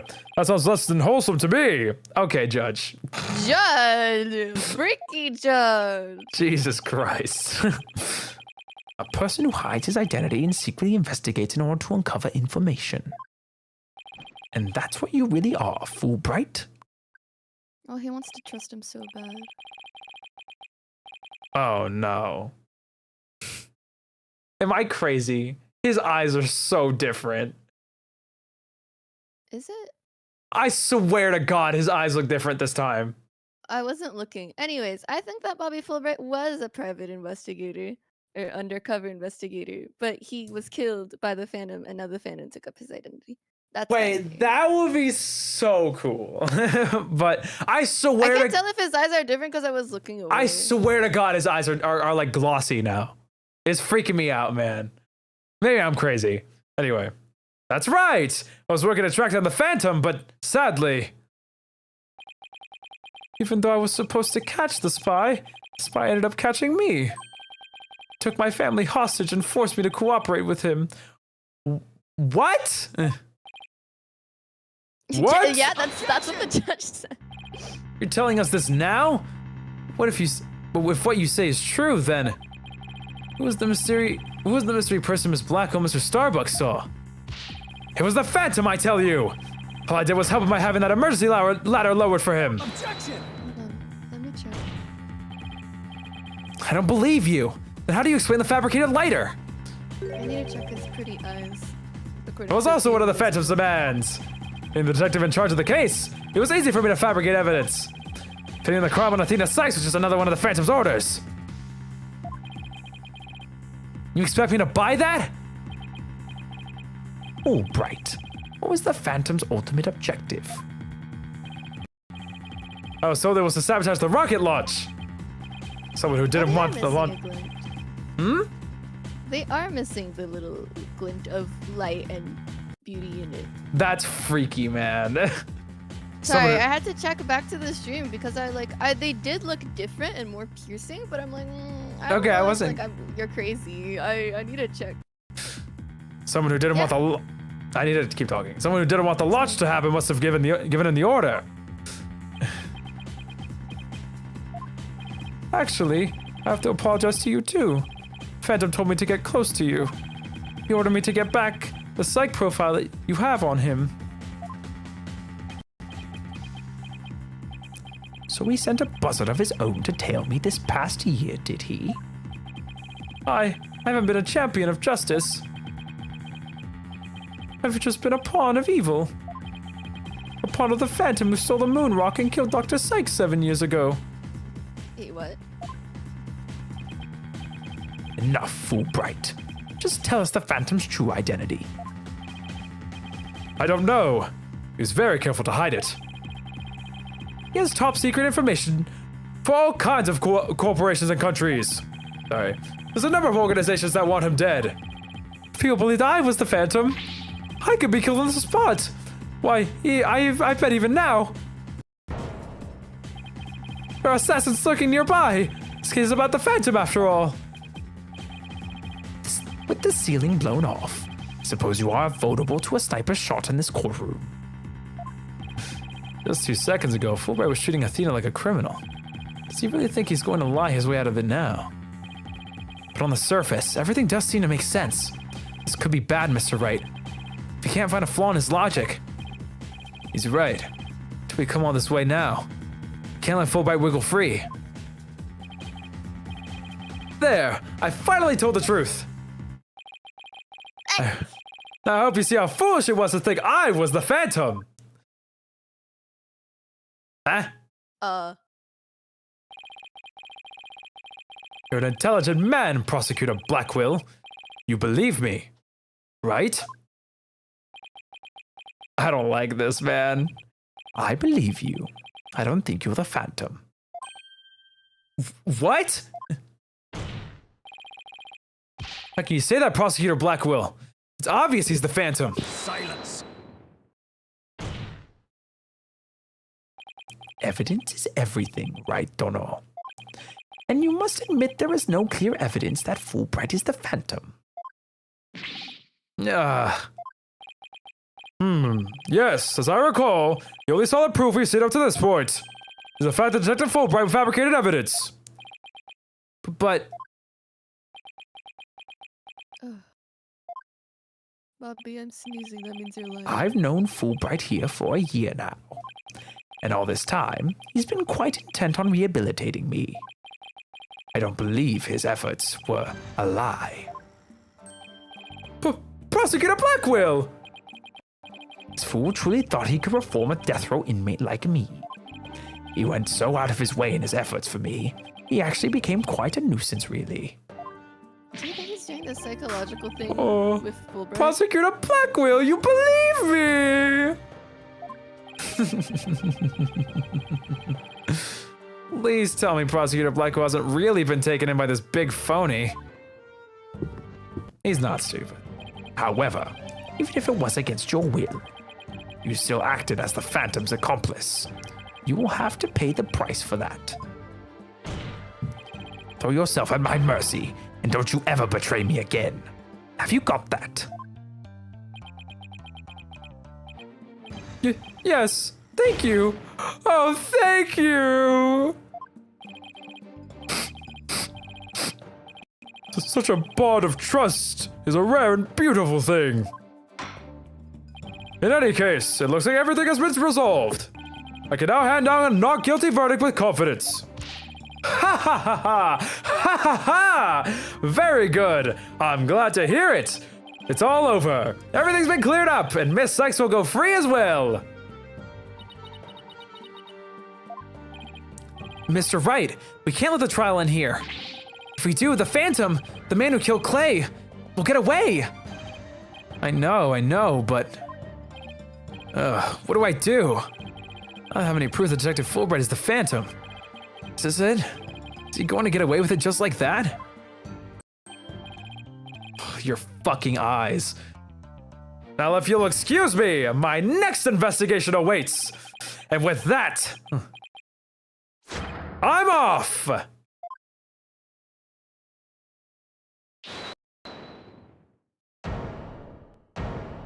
Athena? Oh, Yep. good snipe. Hold it! The defense. No, wait. No, not the defense. The defendant feels it's not time for a verdict yet, and would like to see the trial continue. What? But I was about to declare you innocent of all charges. That just doesn't feel right to be standing here. Hey, Apollo! Think you could scooch over? Oh, I was hoping we get all three of them on the defense bench. Never seen anything of it. Ah, that's so cute. Yay! Athena, what are you doing? Hope we don't get held in contempt of court.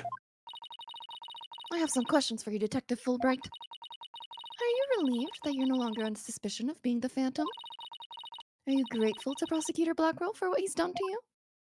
Of course I am, and I'm truly grateful from the bottom of my heart. Athena, where are you going with these questions? Apollo looks so fucking done. I have yet to hear a single emotion behind of Detective Fulbright's words, boss. The suspicion against him has been cleared up, but he's not feeling happy at all. What? Does that mean... We may not have any evidence, but the heart doesn't lie. Damn right! That's it. With your ability, we might just be able to stop him. Your Honor, the detective has been deeply traumatized by our accusations. Yes, well, even before all this, I thought he was a rather odd fellow. If he doesn't get counseling right away, who knows what might happen to him? I love this.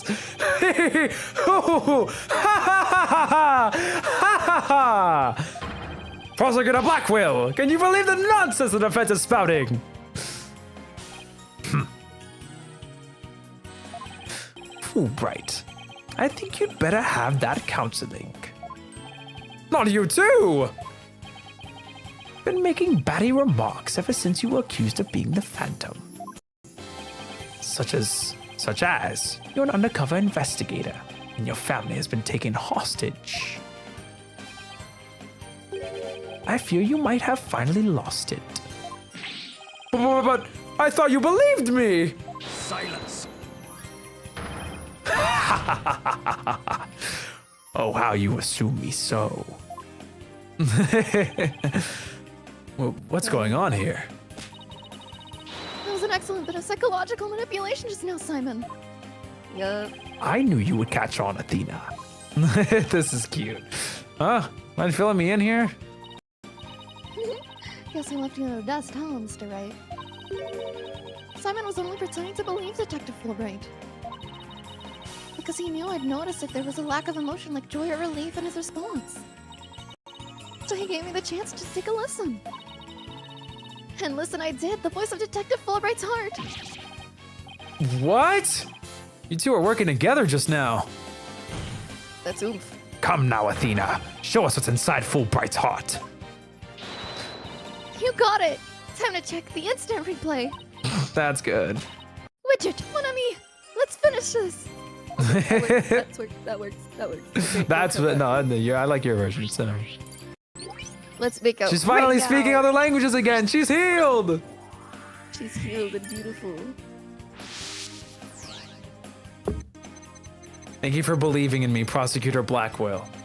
I'm an undercover investigator, but the Phantom was coercing me. He stole the moon rock and killed Dr. Sykes 7 years ago. I'm a bad person for cooperating with such a man.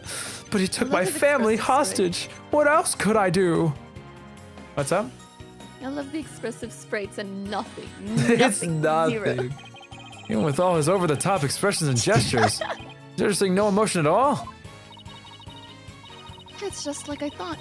And right in line with the Phantom Psych profile. Oh. What? Detective Fulbright! This lack of emotion proves you're the Phantom! What? Hey, what's going on? Wait, hold it. What do you think you're doing, Detective? Noise level, indeterminate. Me? I'm not doing anything. He's trying to hack into the Moon Matrix program. I can't do anything with it like this. Yeah, that's the goat! Ah, Fancy device you have there, but I'll tolerate no cheating, thank you. oh, that's good, man. Ha ha ha! Sorry about that. As an undercover agent, I had to use my secret arsenal without even thinking. More like as a spy. Just like Titone, he did that thing with his arm. Shut up. Thanks, Prosecutor Blackquill. There! Now you can't hack me anymore. I dare you to try to hide your lack of emotion from us. I don't think he's hiding, guys. Ha ha ha! Lack of emotion? What are you talking about? Of course I have feelings. Oh, as a matter of fact, you wounded me very deeply with that accusation. What's going on? All of a sudden, I'm getting an overwhelming happy reading. Ah, he's literally crying as a river over there. Oops, my mistake. How about this? Ah! Yikes, now he's angry all of a sudden. What's he trying to pull? Like as not, it would appear our friend is not completely without emotion. It's just as it says in Dr. Sykes' profile of the Phantom. The subject has a unique psychological makeup with almost no emotional fluctuation. Oh, I get it. So he has some emotions, right? Precisely, which leads me to wonder why you can't sense any emotions from him at all. I believe it's most likely because he is controlling his emotions. Very good, Prosecutor Blackquill. You are correct. It's the result of my daily training.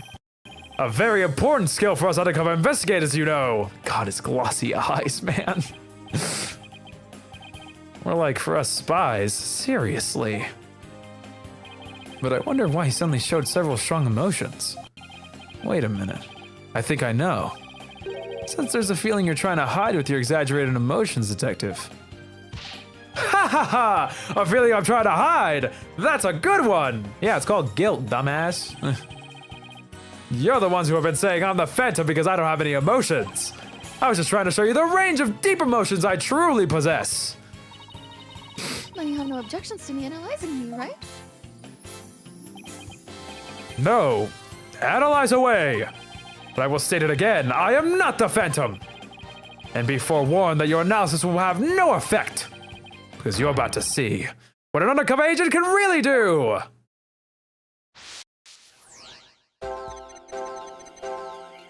What the fuck? What is happening?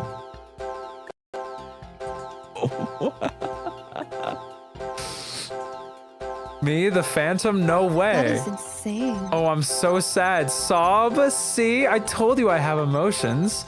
How dare you accuse me of being someone who would kill over a moon rock? I do regret cooperating with the Phantom, of course. But I'm so glad this whole misunderstanding is cleared up now. He's trying so hard. What the? How are we supposed to pick out what's unnatural from this mess? I don't know what we can do with this either. This must be his defense against your ability.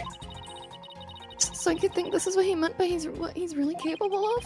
I need to know what's going on inside that guy's head. Well, we know he's hiding something, and that he feels threatened by Athena. Being only human, his true feelings, an emotion he can't completely conceal, must be hidden somewhere in his testimony. What do they mean by that is my question. Oh, my hand hurts so much. I don't know why. Anyway, what are you thinking? I need your help here. We can't dally too much here. Okay. That one. This one? Yeah, only the sadness isn't fading away from his testimony. Oh shit, you're right.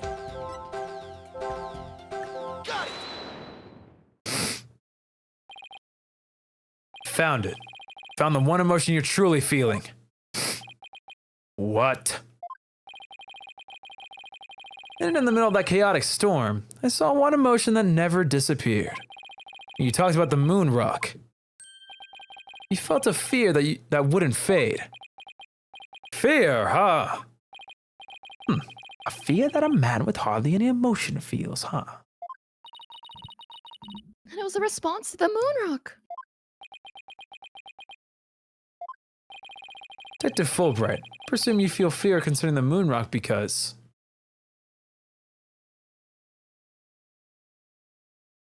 What do you think? All these seem really good answers, honestly. It's really hard.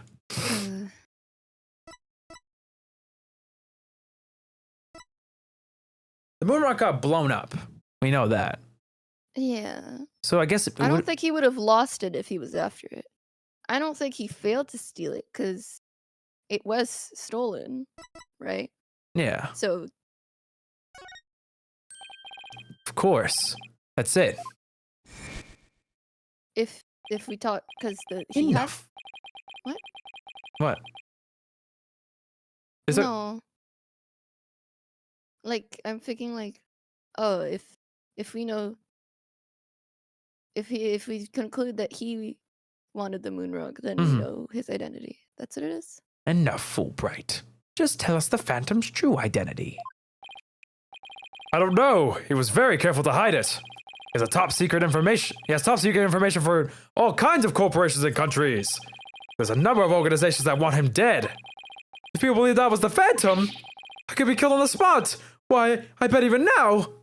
There are assassins lurking nearby. This case is about the Phantom after all.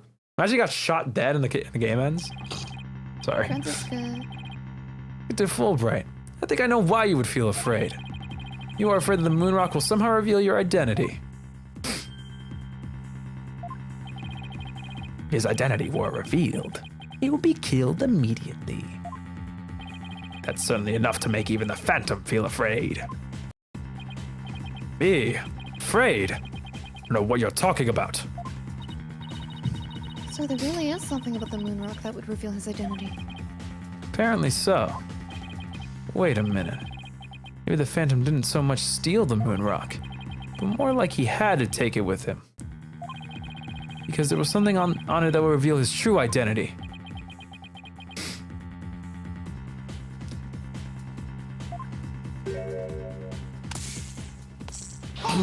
What? Hey, dude. Where do you think you're going? Me? I'm not going anywhere. Just me, or was he going to use that weird watch thing to try and get away? How many more of those toys does he have? Where can I get myself some? That watch is sick. Detective Fulbright, you will answer honestly to this court right now. Why do you feel fear in connection with the moon rock? In justice we trust, not emotions, Mr. Lawyer. Oh my god, the glint, man. Evidence is everything. I'm the Phantom because I'm afraid. Don't make me laugh. Ah! What was that just now? But all human beings have hearts and experience emotions. Sometimes analyzing a case from psychological perspective is the best way to find the truth. Eek! That animation's good, man. It's all just a waste of time. All your efforts at analysis serve no purpose. Now, in this dark age of the law, but you would believe your claim that it's effective. In an era where, when evidence is fabricated, you truly expect feelings to be accepted as proof. Where exactly is your proof that I fear the moon rock anyway? Athena, throw your earring at him. Well, I don't have any conventional proof. But I still say that examining a person's heart has its merits. Oh, really? Why don't you listen carefully with those special ears of yours? Listen to the voices of the hearts of the people in the gallery.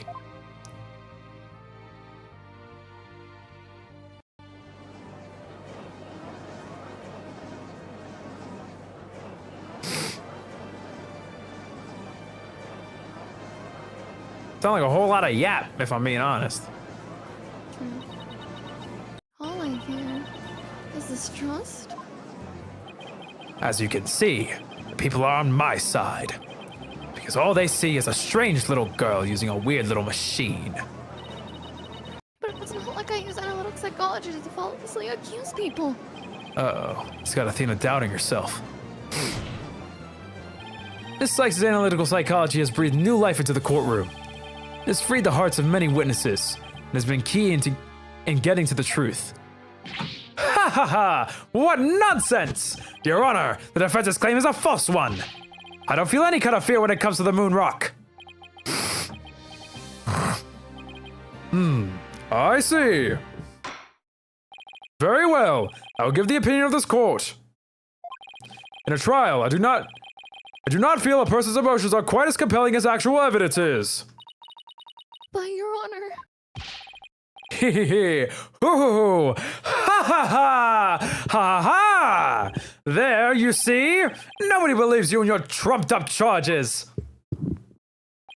However, I do believe Miss Sykes' analyses can contribute to making the truth clear. I have seen her do this firsthand several times already. Surely you jest. He did not take that well.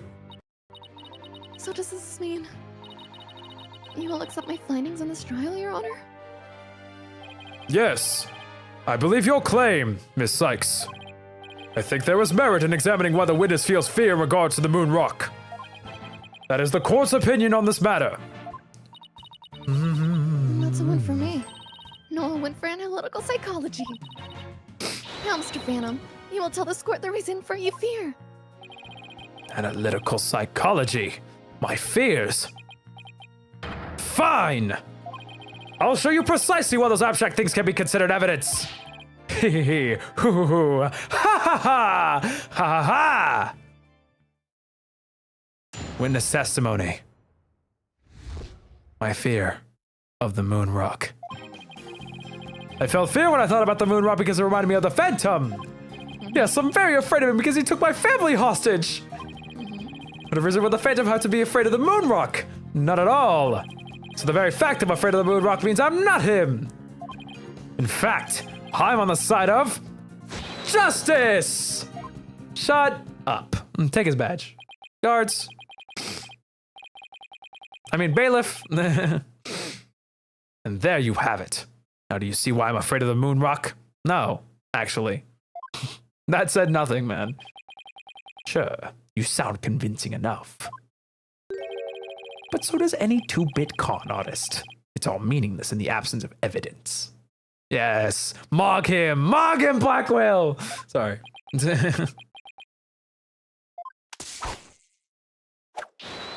Oh, he buried it. He's crazy. Oh my god. In the fan cam, put it in. The phantom is like the mist. No flesh, no bones. My sword alone cannot cut it. Right, Dono? Oh, he's calling for help. Aw.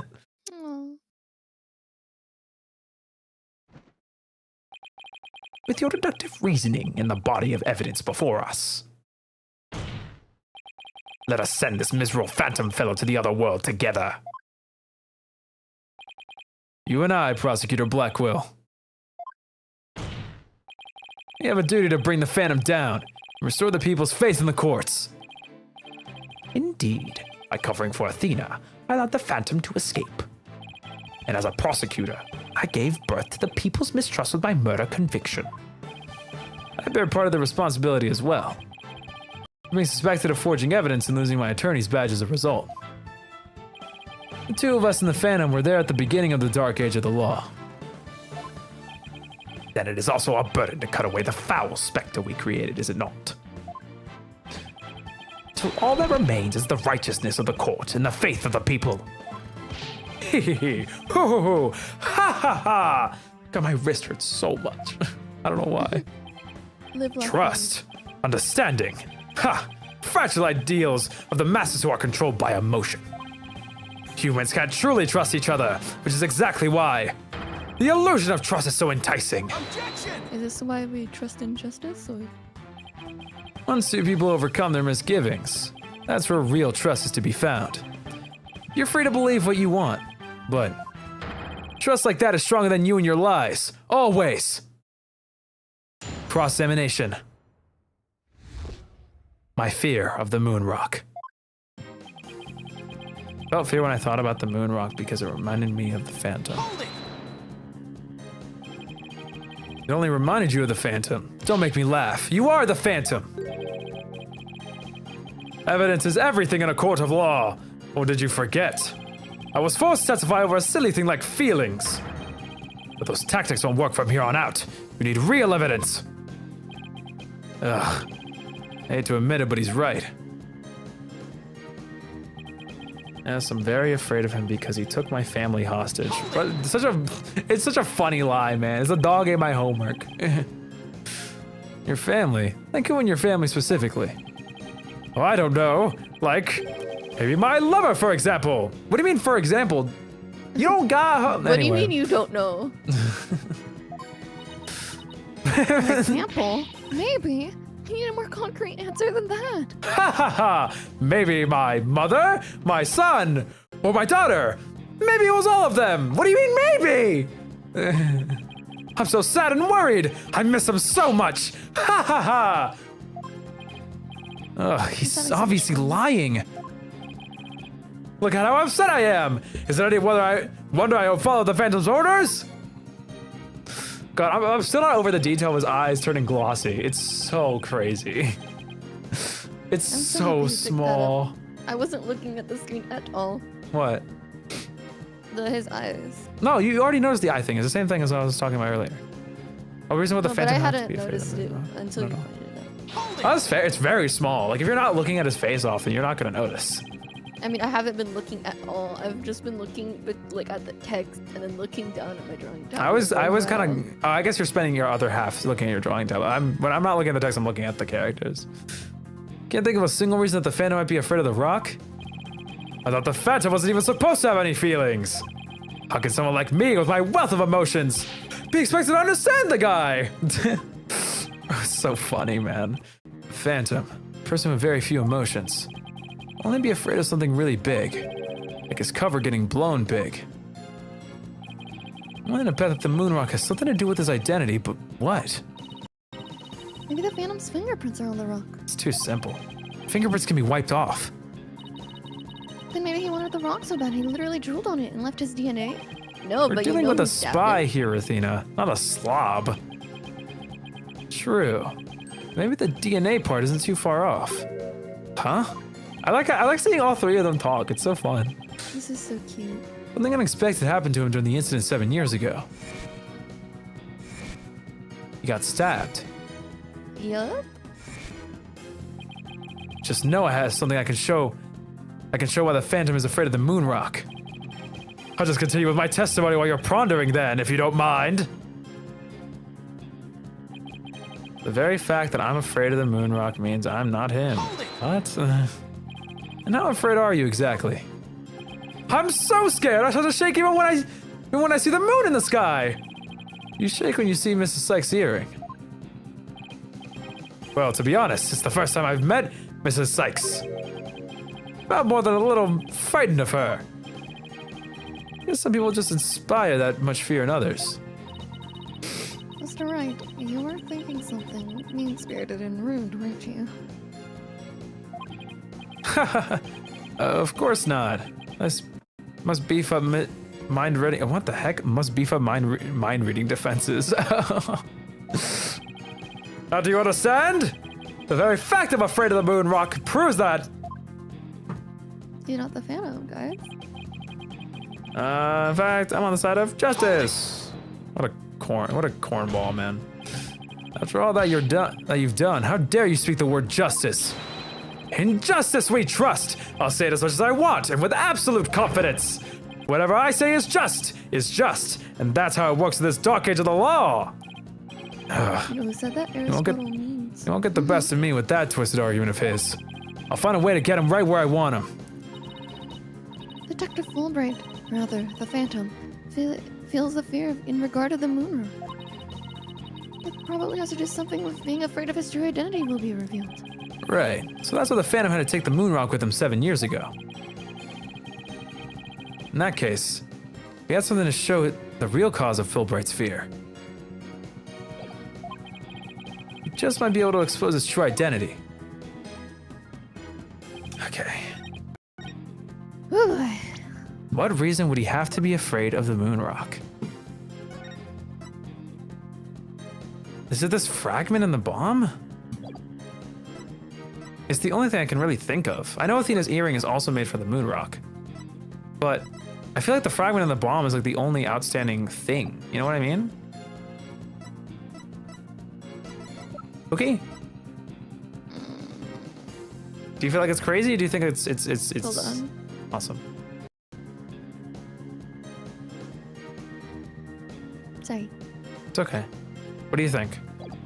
Well, I think we should probably like go for what Athena was talking about, the DNA thing, before we even tackle the moon DNA rock. thing. What DNA could be on there? The Some- blood from the stabbing? They already went over that the blood can be utility easily knife? wiped off. So it's some other type of DNA. What other I DNA really could he think be? it's the utility knife, though. Hmm? I feel like we would present the utility knife. No? No, because that has nothing to do with the rock. But like maybe it has blood on it. Yes, but like... But we already went over the fact that blood is very easily, like, you can get rid of it. You know what I mean? But like, what if it wasn't able to remove it in time? Didn't show his real cost. If you really want to present it, we can, but I don't 'Cause- think it's right. Cause in the footage, he wasn't carrying the moon rock with him. Was he? So he had to leave it in the crime scene. Or he had to hide it somewhere. Or I don't know. But I still think the blood is relevant. I don't think so. I think it's the bomb. I think it's the knife. Huh? I think it's the knife. What do you want to do first, bomb or knife? That's a silly question because you believe it's the knife, but Yeah, you go with what you want first. I'll do the knife first. Objection! All right, you got it. Okay. Good job. See, I was even starting to be like, well, maybe it is the bomb. Detective Fulbright, I assume you know what this is. Of course, that's the knife the Phantom used to kill Clay Terran. That's right, an exact same type of knife. Dare I say, the same knife. Miss Sykes used 7 years ago when she stabbed the Phantom's hand. Yes, that was discussed earlier, as I recall. He dodged at first, so I only got his clothes. But I tried again. And this time you got him, didn't you? I did. I remember it clearly now. The knife went into the back of his hand. Miss Sykes then stated that she remembers the culprit bleeding. It's my theory that the culprit's blood got on the moon rock, and he was afraid that if the blood was analyzed, his true identity would be revealed. That explains why the Phantom had to remove the moon rock from the crime scene. You mean if we ran the analysis now, we know who the Phantom is? Ha ha ha! Yes, I suppose so. But unfortunately, the moon rock in question is missing. Ah, that may be so, but I'm certain I can explain what happened to it in great detail. You can? Of course. Not. You don't actually expect us to believe that, do you? Because you don't fool me. Ah! This court is a bully-free zone. Ah, the infamous sword of beguiling bluff. Its edge is without compare. Come now, ready it with me, and show us just how finely it cuts. Your Honor, this is an outrage! Oh, I mean, this is an outrage? Ah! Go on, Wright, don't know. Let's start with something that's been bothering me for a while. Now, the culprit supposedly removed the moon rock from the lab. But in this video of him, it's nowhere to be seen. Oh, you're right! But here's something to consider. What if the Phantom hid the moon rock somewhere at the scene of the crime?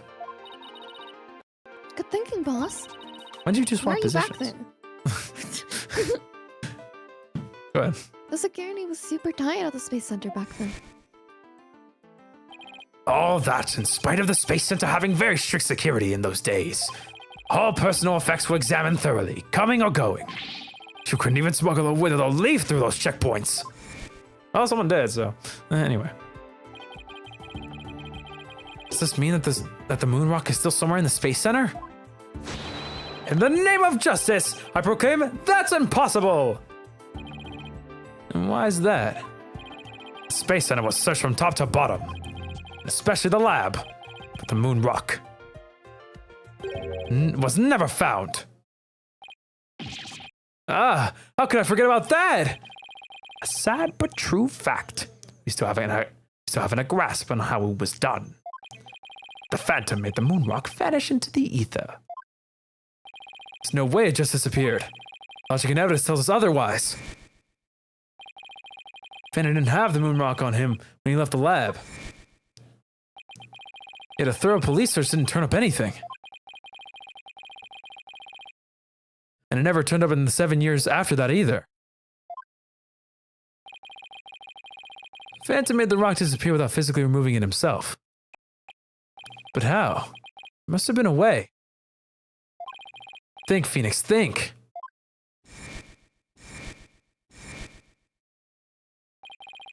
How did the moon rock vanish from the robotics lab? I have an idea. So can you or can you not show what happened to the moon rock, Mr. Wright?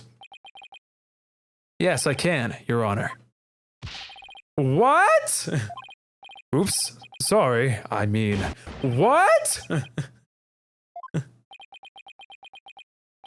In that case, let's have your answer, Mr. Wright. You holding up okay, Pookie? Mm-hmm. What are you thinking? How did the Phantom make the moon rock disappear from the crime scene? I have two ideas. Idea one is the bomb, but idea two is the capsule. It's probably the capsule. Take that! Yeah. It was in space for 7 years, right? Since Hat 1. Yeah. And well, the only no. time they got it back Yeah? was when Clay went to go get it. Remember? Yeah, you're right. That's what they need. That's why he needed to kill him to get the capsule back. Yes. There That's you the go. Hope capsule, correct? The one that went up with the Hat 1 rocket. He couldn't carry the rock out, but he couldn't leave it in the center to be found either. So there was only one safe place to stash it. The Hope capsule that was there in the lab that day. Yes! The team must have loaded onto the Hope space probe eventually. But if that's what happened, then the moon rock would have been launched up into space along with the rocket. Preposterous! It would mean that for these past 7 years, the moon rock was, Well, on the moon. Well, in space. Exactly. The Phantom got rid of the moon rock in the most cosmic way he knew how.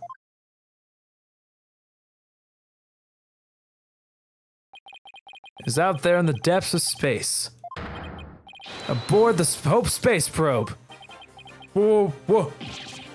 What? Good job.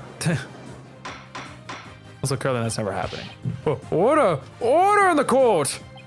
I understand now. The Phantom's original scheme was to sabotage the Half-One anyway. The villain used his primary objective to conveniently kill 2 birds with 1 stone. That's right. He planned for the moon rock to be turned into cosmic dust out in space, thereby destroying the one piece of evidence that could reveal his true identity. Mr. Starbrick and the others followed the Phantom's plot. Ugh. The Hope space probe sailed off safely on its mission and returned 7 years later, with the capsule in tow. Ah! If we analyze the blood on the moon rock, it should make one thing crystal clear. That you were the Phantom all along, Detective Fulbright. So he killed Clay just so he could get the moon rock back. I believe so. His original assignment may have just been to sabotage the Hap too, but at the same time, he also had to retrieve the evidence of his crimes 7 years ago. That's why he went to the boarding lounge. Attacked Clay as he made his escape out of the rocket with the capsule. But in the end, it was all he could do just to escape himself, so he didn't get the capsule. Clay must have done everything he could to stop Fulbright. He probably hung on to that capsule for all he was worth until the very last breath. Oh, this is so funny. You make me laugh. You really do? Boy, he's totally out of whack now. It's game over for you, Detective Fulbright. Why don't you just admit it to it all now? Admit to it all now. There's nothing to admit. I'm Bobby Fulbright, undercover investigator, I tell you. I am not the Phantom. The blood on the rock is just another one of his schemes. A trap. I'm not sure what to think. I suppose the Phantom is a spy with his salt. A trap is not out of the question. Objection! And in that case, you could say anything is a trap. Hee ho ha! That's what makes a trap a trap. I've been framed into taking the blame for the Phantom. Your Honor, I believe further investigation is in order. Silence. Further investigation? More like plotting your escape. But no more. I will bring you to justice myself if I must. Here and now. It's time to show you. It's what I'm really capable of. Die, Simon Blackquill! Oh, okay. What? Hey, you guys aren't really... He said die. Oh, yes. Looks like I made it just in time. God damn it. He might be farming a little bit. Edgeworth. I have good news for you, Mr. Wright. I've uncovered some very crucial facts. You find something out about the Phantom's true identity. You might say that. You might say that. I started looking into the first people on the scene 7 years ago. All 3, an employee and 2 officers, were registered in the robot's recognition systems. But none of them look like the least bit like Detective Fulbright. That's not good. But there's more. Get to share my most important finding. Mr. Wright, Prosecutor Blackquill, you'd best brace yourselves. Oh shit. Uh-oh.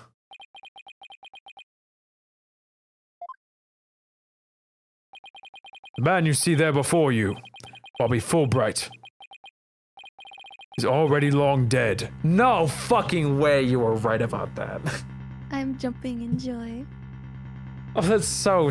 Oh god, that's so freaky. That explains why the guy in the footage looks nothing like him. Huh? What's that supposed to mean? An identified body that was found a year ago. Oh, even worse. Okay. Wait, no. It was No, that makes sense. unidentified? Oh, that's so. No, awful. This is like the crazy. This is like the darkest case I think we've gotten in a while. For sure. I just threw dark topics because I've played dark mystery visual novels, but you know. An unidentified body that was found a year ago has now been proven to possess Bobby Fulbright's fingerprints. Then does this mean? Yes, that man there is an imposter, pretending to be Bobby Fulbright. Oh, dude, my skin is crawling. An imposter? Then this man, who in the world is he? Enough of your trickery. If you will not reveal yourself to us, then I shall do it for you.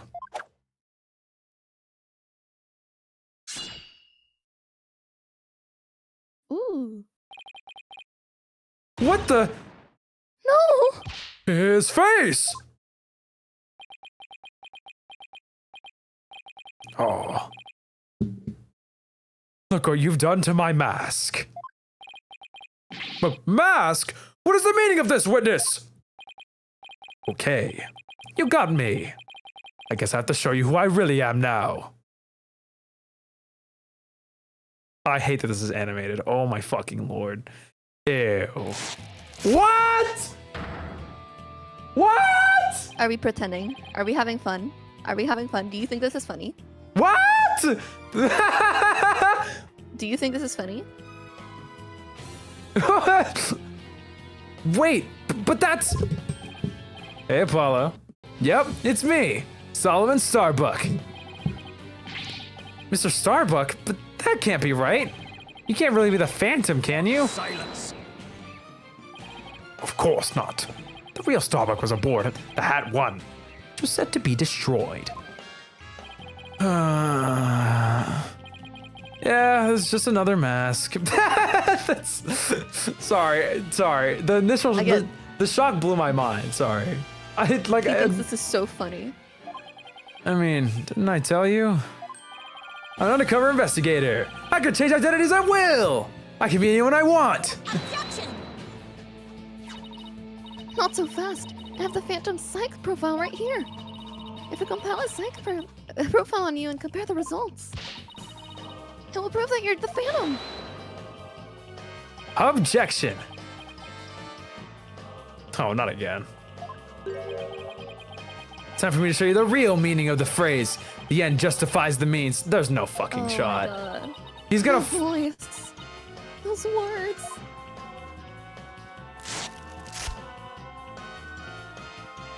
So hideous.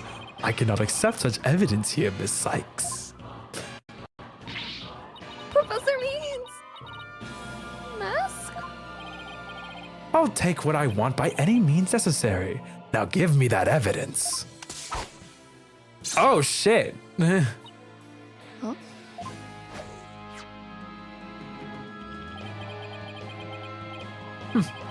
Time to take out the trash.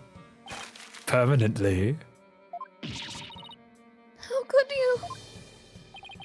Now, do you see how powerful the ends justifies the means can be? Silence. How pathetic. You can't even speak without wearing another man's face. Ah, but that's the life of an undercover agent for you. My real face has no meaning or value to me at all. Or perhaps it is really the case that you don't even know who you are anymore. Oh, he's What fucking must you see when you look in the mirror, Mr. Phantom? Not an awful lot, I'd wager. Aren't you just a master of psychology, Blackquill? That's right. I don't know who I am. I am always living as someone else for my assignments. I don't remember what my face looks like. or even what my personality was like. My face, memories, personality, beliefs, emotions, and soul. I left them all behind. I have no self. I am no one. I am nothing but an endless abyss. What's with this guy? Is he even still human? Guys, kill him. Kill him, guys. And now, we resume with your lesson, Professor Wright. I believe you made this argument earlier. If you were to analyze the blood on the moon rock, you could prove that I am the Phantom. I believe there was blood on the moon rock in that capsule. Now that we know you aren't even Bobby Fulbright. Your claims of a phantom trap won't work anymore. Then why don't you bring this moon rock in? This decisive evidence from the Hope capsule. I think I will do just that. Get ready, because the Hope capsule is about to seal your fudge! Oh, he wanted to say so bad. It was the courtroom bombing from the other day. The capsule was there in the courtroom as evidence and was blown to smithereens. It looks like you are finally caught on. Full marks for the defense for effort. But what a shame your hope was lost in the courtroom explosion. Which he planned. Please, please. No, it's obvious he did the explosion. No, I'm just hoping he also disguised himself as Ted Tony. That would be cool too. So that's the real reason this courtroom was blown up. It was all for the Phantom to destroy that one piece of evidence. Because Ted said he didn't blow up the courtroom, so... Can't believe it. We really reached a dead end after coming all this way? Is the only evidence we have on this guy really been destroyed? How dare you continue to call me the Phantom? As I've said all along, I'm just a nameless undercover agent. Objection! And the defense will continue to assert that you are the Phantom. Furthermore, we have proof. Or at least, a prayer. I'm afraid that won't do, Mr. Wright. At least put some weight behind your swing, right, Dono? I know, I'm trying. There's only one thing I can unmask this menace. The moon rock. Oh, sorry, give me a second.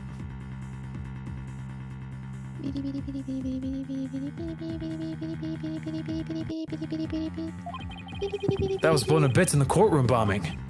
And yet, is it really gone without a trace? What if some tiny part, some little fragment still exists? Yes, and you can see that the stolen moon rock there too. That strange black and yellow thing on the left side of the picture? Very well, Mr. Wright. Let's see your proof. What evidence will finally prove the Phantom's identity? Take that! Isn't that the bomb that blew up the courtroom? And the moon rock along with it? Are you saying that this will reveal the Phantom's identity? Yes, Your Honor. Focus your attention on this photo taken after the bombing. Specifically, right here. Take that! Please take a look at this newspaper article. This article about the Hat won! I'm pleased at the strange black and yellow rock there on the left. That's the moon rock. And when we look at this photo of the bomb fragments, see how there's a rock-like object with the same coloration? Oh my! Yes, I see it! We'd see that the moon rock was much more durable than the Phantom thought. We take a look at all the fragments that the police found, we'll likely find one with blood. And DNA testing on that blood will prove the witness is indeed the Phantom. Unbelievable! But that's impossible. Surprised to be sure. That's one bloody tough rock. Let us have the fragments tested straight away. Oh, and you'll be having a DNA test too, Fulbright. Bailiff, contact the police department immediately and order the testing!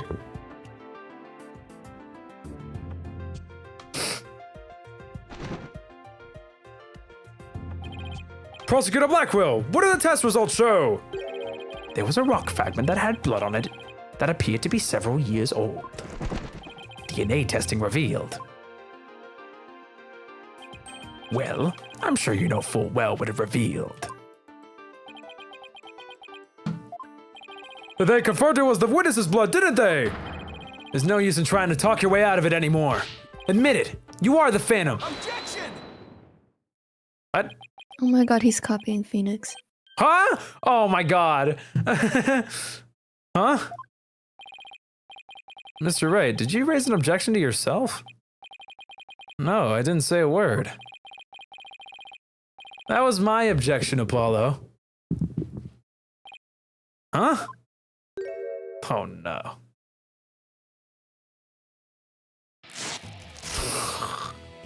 This is insane. This is so sick. Why?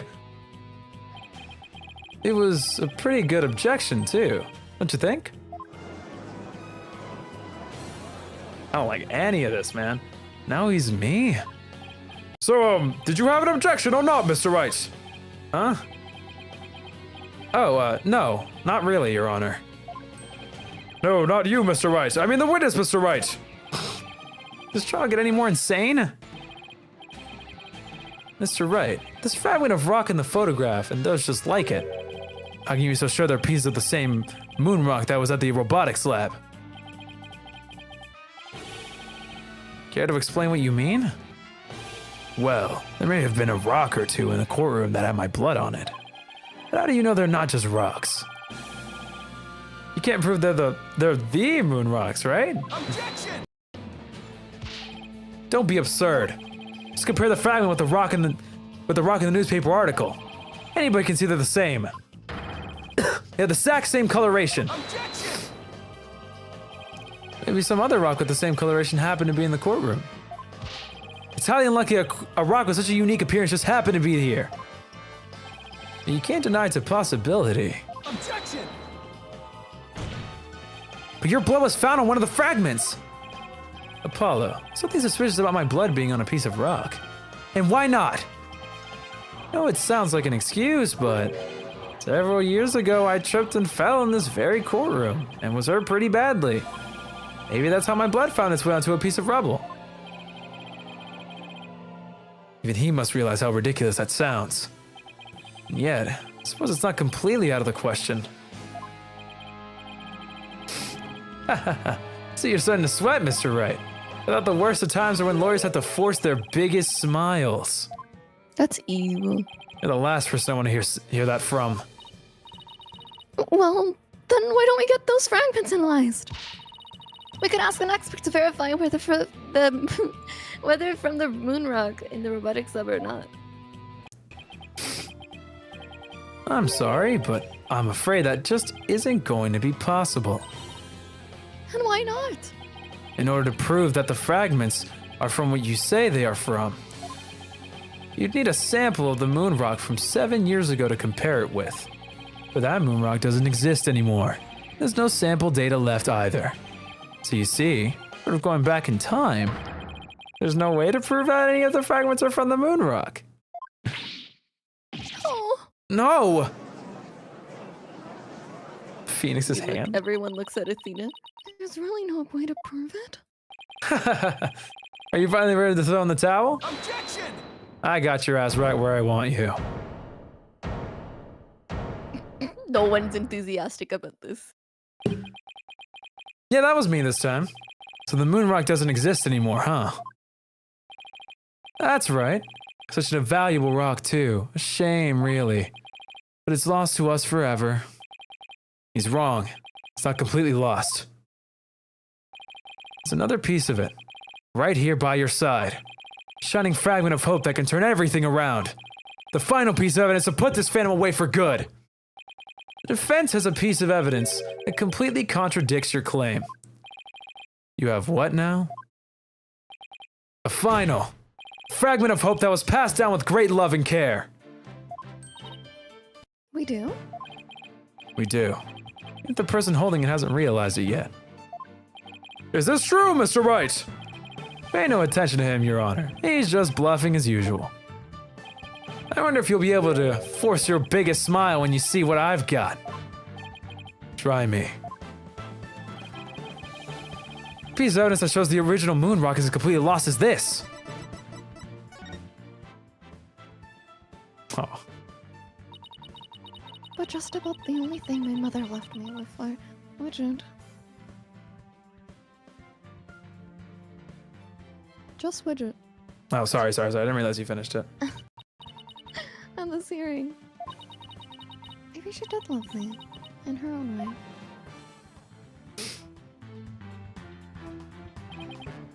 Athena, you may not know it, but your mother left you with a very important piece of evidence. She did? You're bluffing. You don't have anything of the kind. Oh, but we do. Evidence that will finally corner you. Sorry, not put you down. Because we have a moon Thank rock. God. Because we have a moon rock of our own. Yeah. Oh! You mean? Exactly. A gift Dr. Sykes left her daughter. An item Athena has cherished and worn all these years. As distant as Dr. Sykes may have seemed to her daughter, that fragment of her love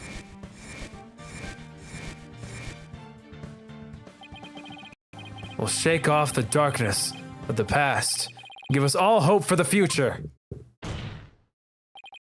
This is a defensive sample of the moon rock. That's your sample. This earring that Miss Sykes always wears was made from that original moon rock. What? All this time? It was right here all along!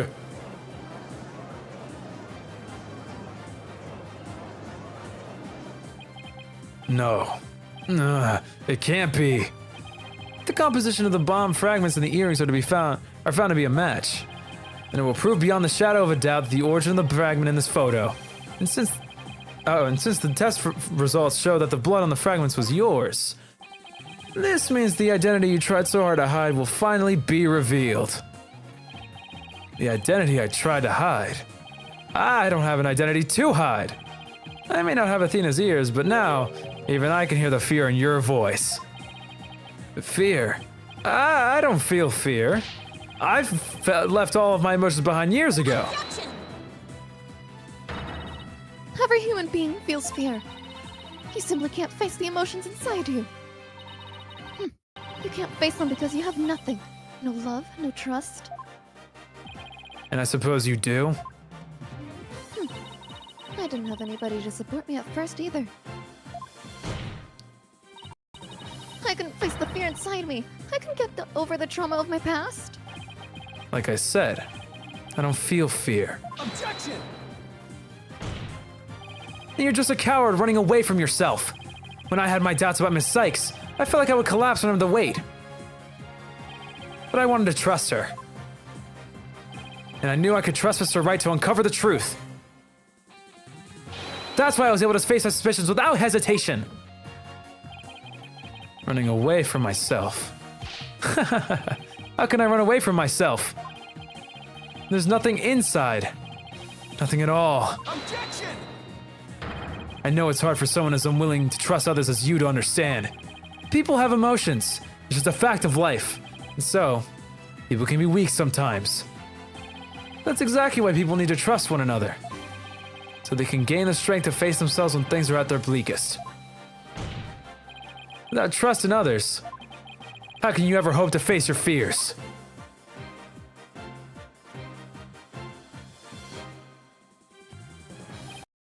The fear inside of me. Is this? No. No.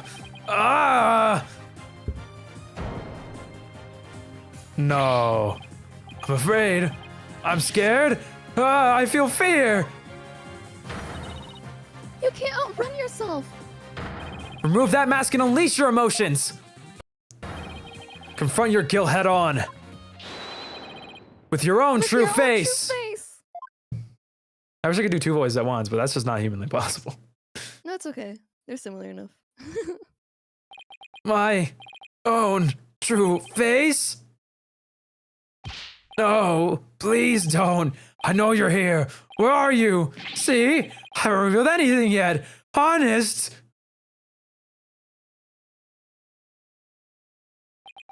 My own true face. I don't have one. My face. My face.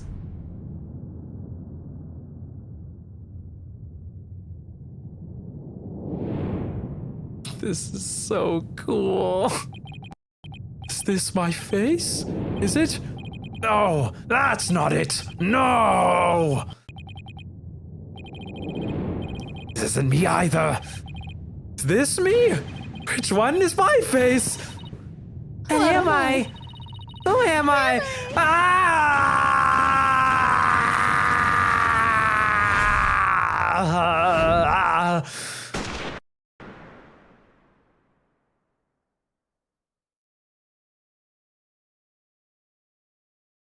Did he actually die?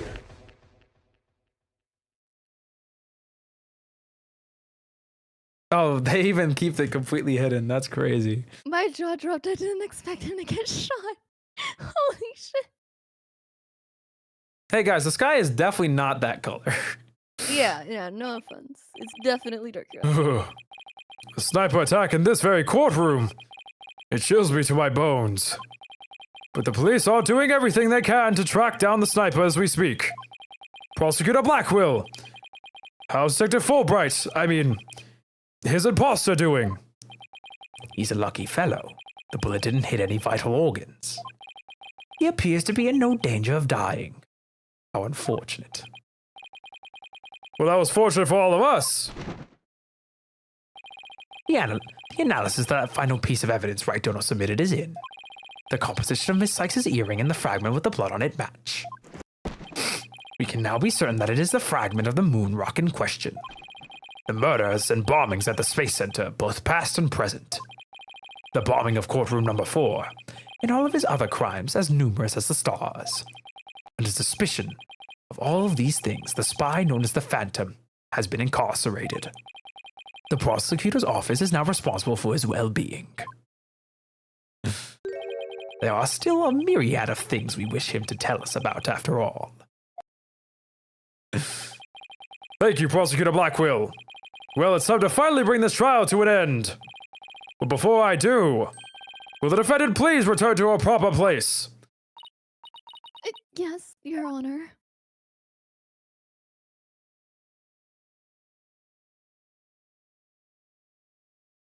Bring in the music.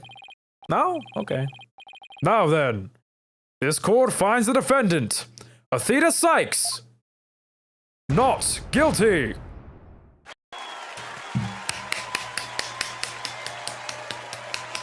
Cinema! That was awesome. Cinema!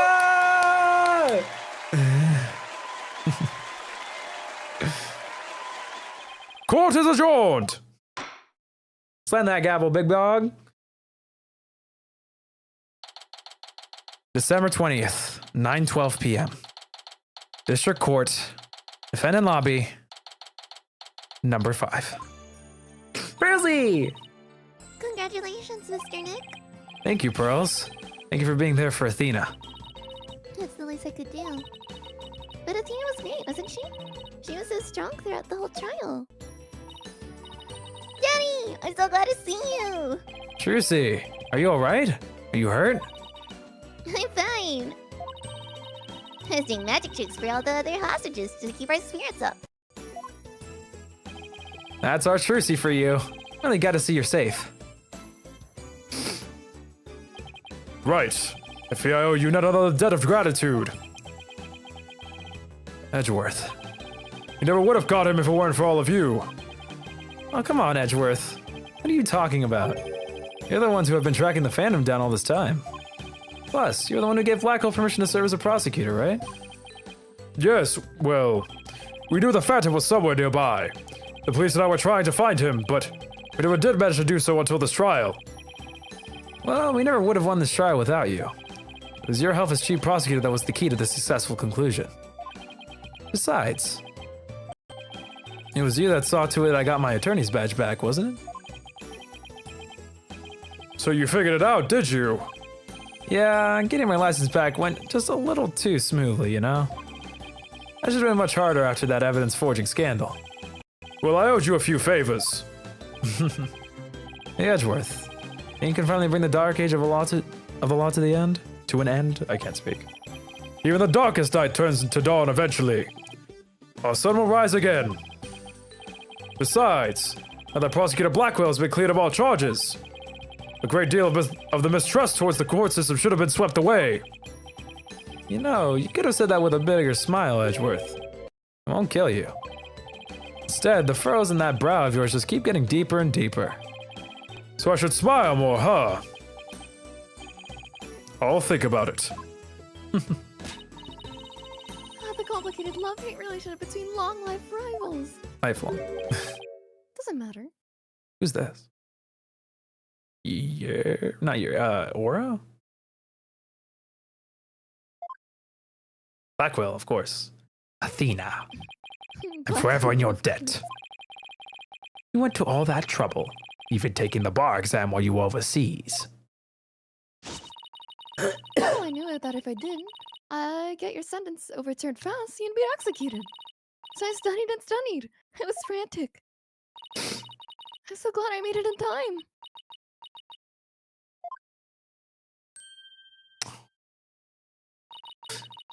Just barely. But I still made it. Atta girl, Athena. Good to see you finally let your tears out.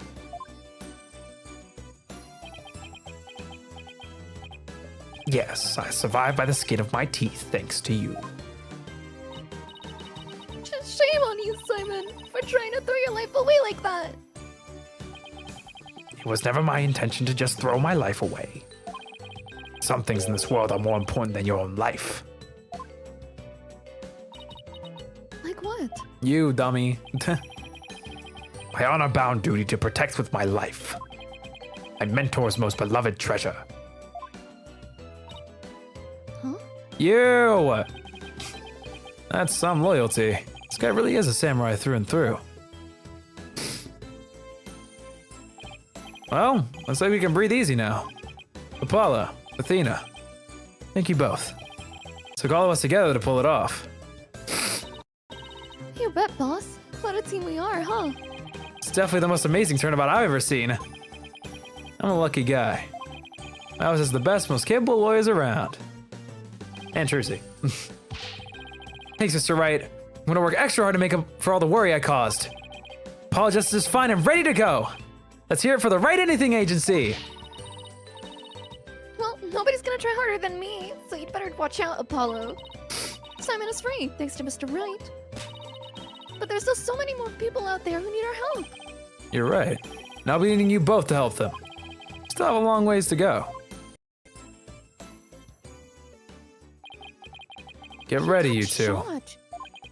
We won a major victory, but the war is far from over. There's still people out there suffering under the false charges who need defending. Got a lot of work ahead of us. If we ever hope to fully bring the Dark Age of Law to a close. Hey, I know one thing we have to do. We have to celebrate! A bowl of piping hot noodles! Huh? Nothing like a bowl of Eldoon's noodles after a trial. All on Mr. Wright's tab. That's how it works at the Wright Anything Agency. Right, Mr. Wright? Huh? Huh? That, I swear, every single end of the game, he always says Han twice. As a boss, it's your duty to express gratitude to your people for their great work. In that case, allow me to join the festivities. I would greatly welcome a bowl of noodles. Huh? I have an idea, Daddy. Why don't you just invite everybody involved with the case? The more the merrier, right? And it's coming right out of your pocket. Oh, Mr. Nick, look how far you've come. I knew you'd grow up to be such a generous gentleman.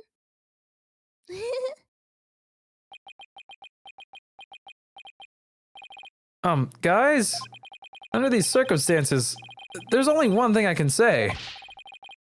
Only if I get to join in. Hey, no fair! I want to say it too! Okay, here we go. Oh, Aww. You gotta press the button. That's so fun. Objection! That's fake. That is such a good game. Oh, I was trying to think of something nice I could do for Polly now that he's back. So I decided to go around and get a bunch of jobs for him to do. Find a lost cat, install a air conditioner, give a computer lesson, find a lost item. Huh? You think I should have found him a few legal cases? Nah, it's okay. This is the right anything agency after all. I hope you guys did enjoy today's stream, by the way. I hope it was very fun. This episode was awesome. the saxophone. Xena and Apollo were so wonderful in court.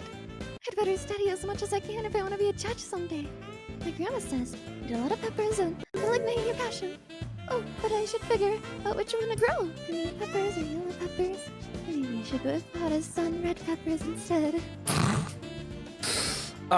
We will play the special episode next year. Not today. Or next week or anything. Next year being like, you know, January to February.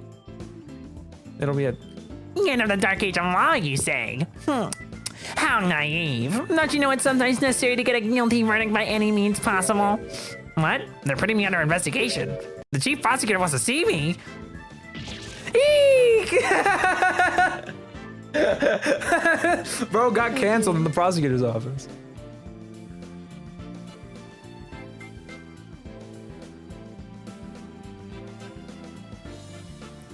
I have been asked to debut the great mask wrestler Tenmataro. He's scheduled to go up against the Amazing Ninetales next Oh, month. what to do, a fight to the finish with myself. Why don't you just ask Mr. Demon Lawyer to be the Amazing Ninetales? That's not a bad idea. I bet he'd be all for it. Ka ka ka! So we had to meet the foes, are we, my little friend? But this is a great game. It was peak. This game is gas. I love the 3D. Ah!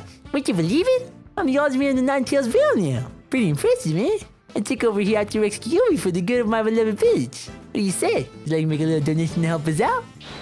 Hey, you! What do you think you're doing sneaking around the manor? Yeah, the trick is up. Better make a run for it. I miss Phineas. He's so awesome. But yeah, that's it for Ace Attorney this year. I hope you guys enjoyed the game. It was really awesome. I thought I wanted to be an artist, but after seeing the amazing job Athena did, I started to become genuinely interested in law. So now I'm studying for the bar exam. I'm gonna prosecute Athena someday. You'll see. I'm studying my buns off too, but not for the bar exam. I'm going to pass the Themis entrance exam on my own merit this time. With a score of 100 points, of course. Phew! Juniper! Her dream will live on forever! If you guys did enjoy today's stream, of course, drop a like down below, because that's what the like button's for. Or a tip. I found really sweet boxes of all 3 of them, but they won't wear them. Is it because I want to be a legal journalist instead of a lawyer or a judge? But anyway, thanks to the trial, the school newspaper's future as bright as can be. Now let's see what fresh blood they have to say in the new school paper. Editor crits swore at graduation, rehearsal her karma got soggy. Oh my If you guys God, that was missed- a lot of work. I know. If you guys missed any of the other streams, they're all chaptered in a playlist. The One Night Only reunion concert. I saw over that evening of passion. Get him out! The president of the student council sang like no other high school student I've ever heard. When she's a judge in her own court someday, I'd love to have a jam session with her. It'd be the coolest try ever, Ja. I could already hear it now. No, get him on the screen. Get him. If you guys want more Ace Attorney stuff, we're gonna keep playing the games. The sub bun's right I forgot there. he was alive. I guess it's okay cleaning on the... It's already miss again. I guess the only thing I can do now is clean up the attitudes of the people in this office. What must take Maya do to come here once her training is over? It is simply must be done. Bell icon does bell icon stuff. You'll know when I stream. Yada yada. Yep.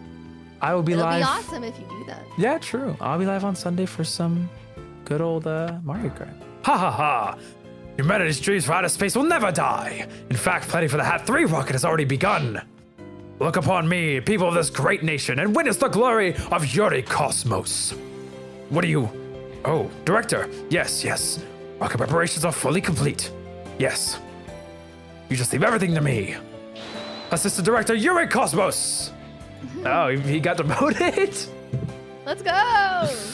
Well, we're doing some Mario Kart with a bunch of friends on Sundays. If you guys want to catch that, feel free. Otherwise, if you want more Ace Attorney, 2026, baby. That's when it'll happen.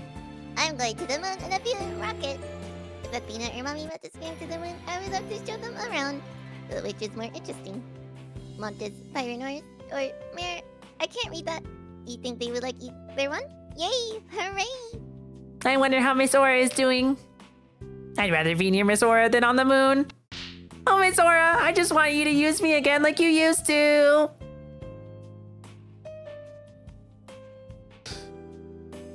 God, I can't believe this went on so long, but I'm also surprised. Ready for launch. 5, 4, 3, 2, 1. Lift off! I'm going to the moon for real this time, for me and for Clay. Thanks to my lawyers, I know now I should never give up. But I'm worried. You can't breathe in space. In fact, it's cold as heck. Oh man, now I'm getting really nervous. God, but I did not mean for this to go so long. I have places to go. I have to like shower and like eat and leave. Now, I'm not employed here. I simply came here to request the services for my sister. But no one's around and I've been kept waiting for a long time. What sort of case brings you here? Oh, your father was accused and you wish for Athena to defend him. And perhaps he and I shall meet in a courtroom in the near future. I don't know who he's talking to, but that's pretty neat. And of course, as you guys can imagine, Pookie's theories are always right. Look forward to your next month's salary assessment. Please forgive me. Blackwill's acquittal has brought all manner of ills in the prosecutor's office to light. It seems solving that case has thawed the chill of winter into the warmth of spring. Now I owe Wright yet another debt of gratitude. But I will repay him one day. You can trust in that.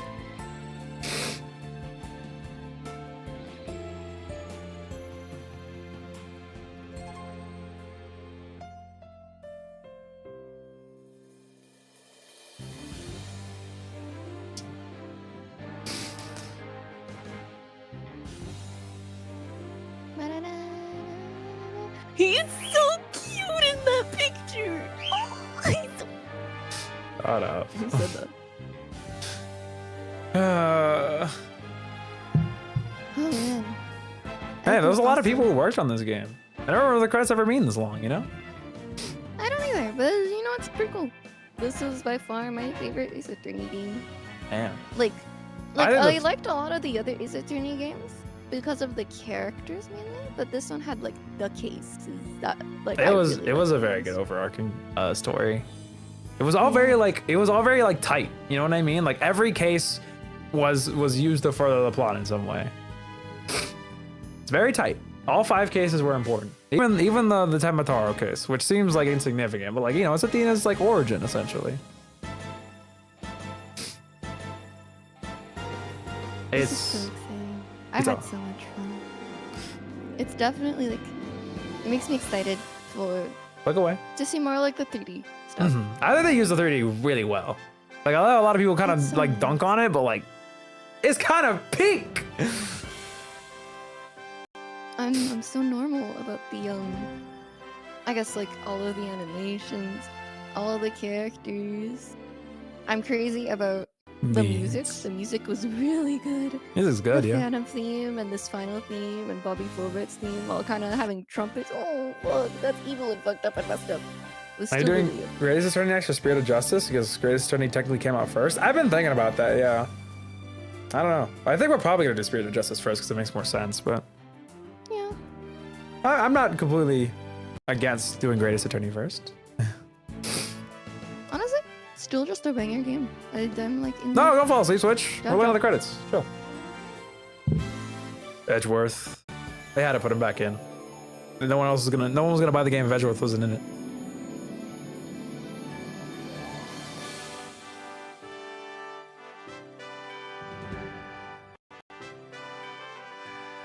The 3D of Dual Destinies is peak. It is. It's so good. There's so many things that I just like, I don't think would have worked in 3D. At least not in a feasible manner. like they don't. this, like them all doing the little pointy. It this was is awesome. So cute.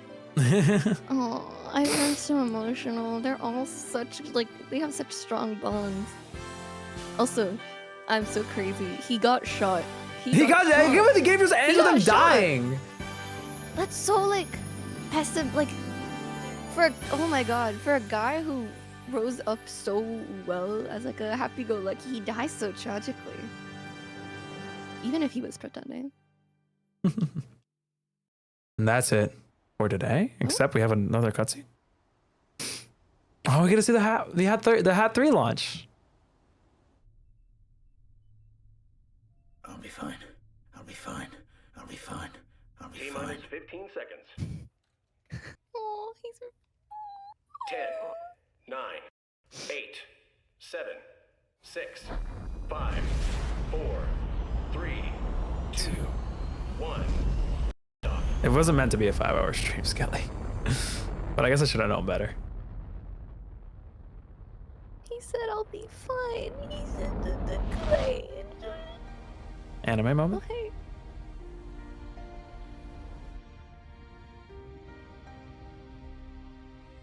Okay, we can just all see that. Okay. Not the behind bars, bro.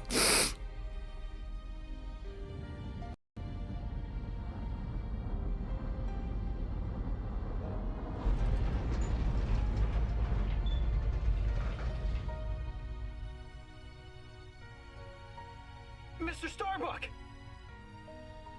You'll be fine. Just believe in yourself. The moon's closer than you think!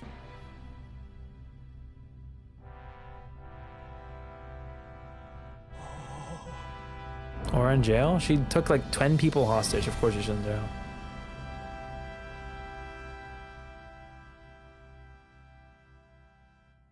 Thanks, guys. I wouldn't have made it back into space if it wasn't for you.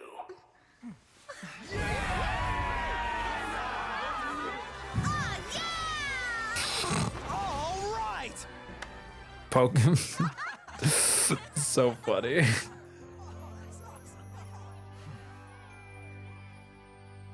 Oh. I'm so emotional. This is awful. I'm so emotional. He said he's fine. Through the years, I've seen as much joy as heartache, honesty as deceit. But just as Mr. Starbuck was able to escape the harsh pull of his fears and despair, I believe that hope and friendship can lift us all up towards a brighter tomorrow.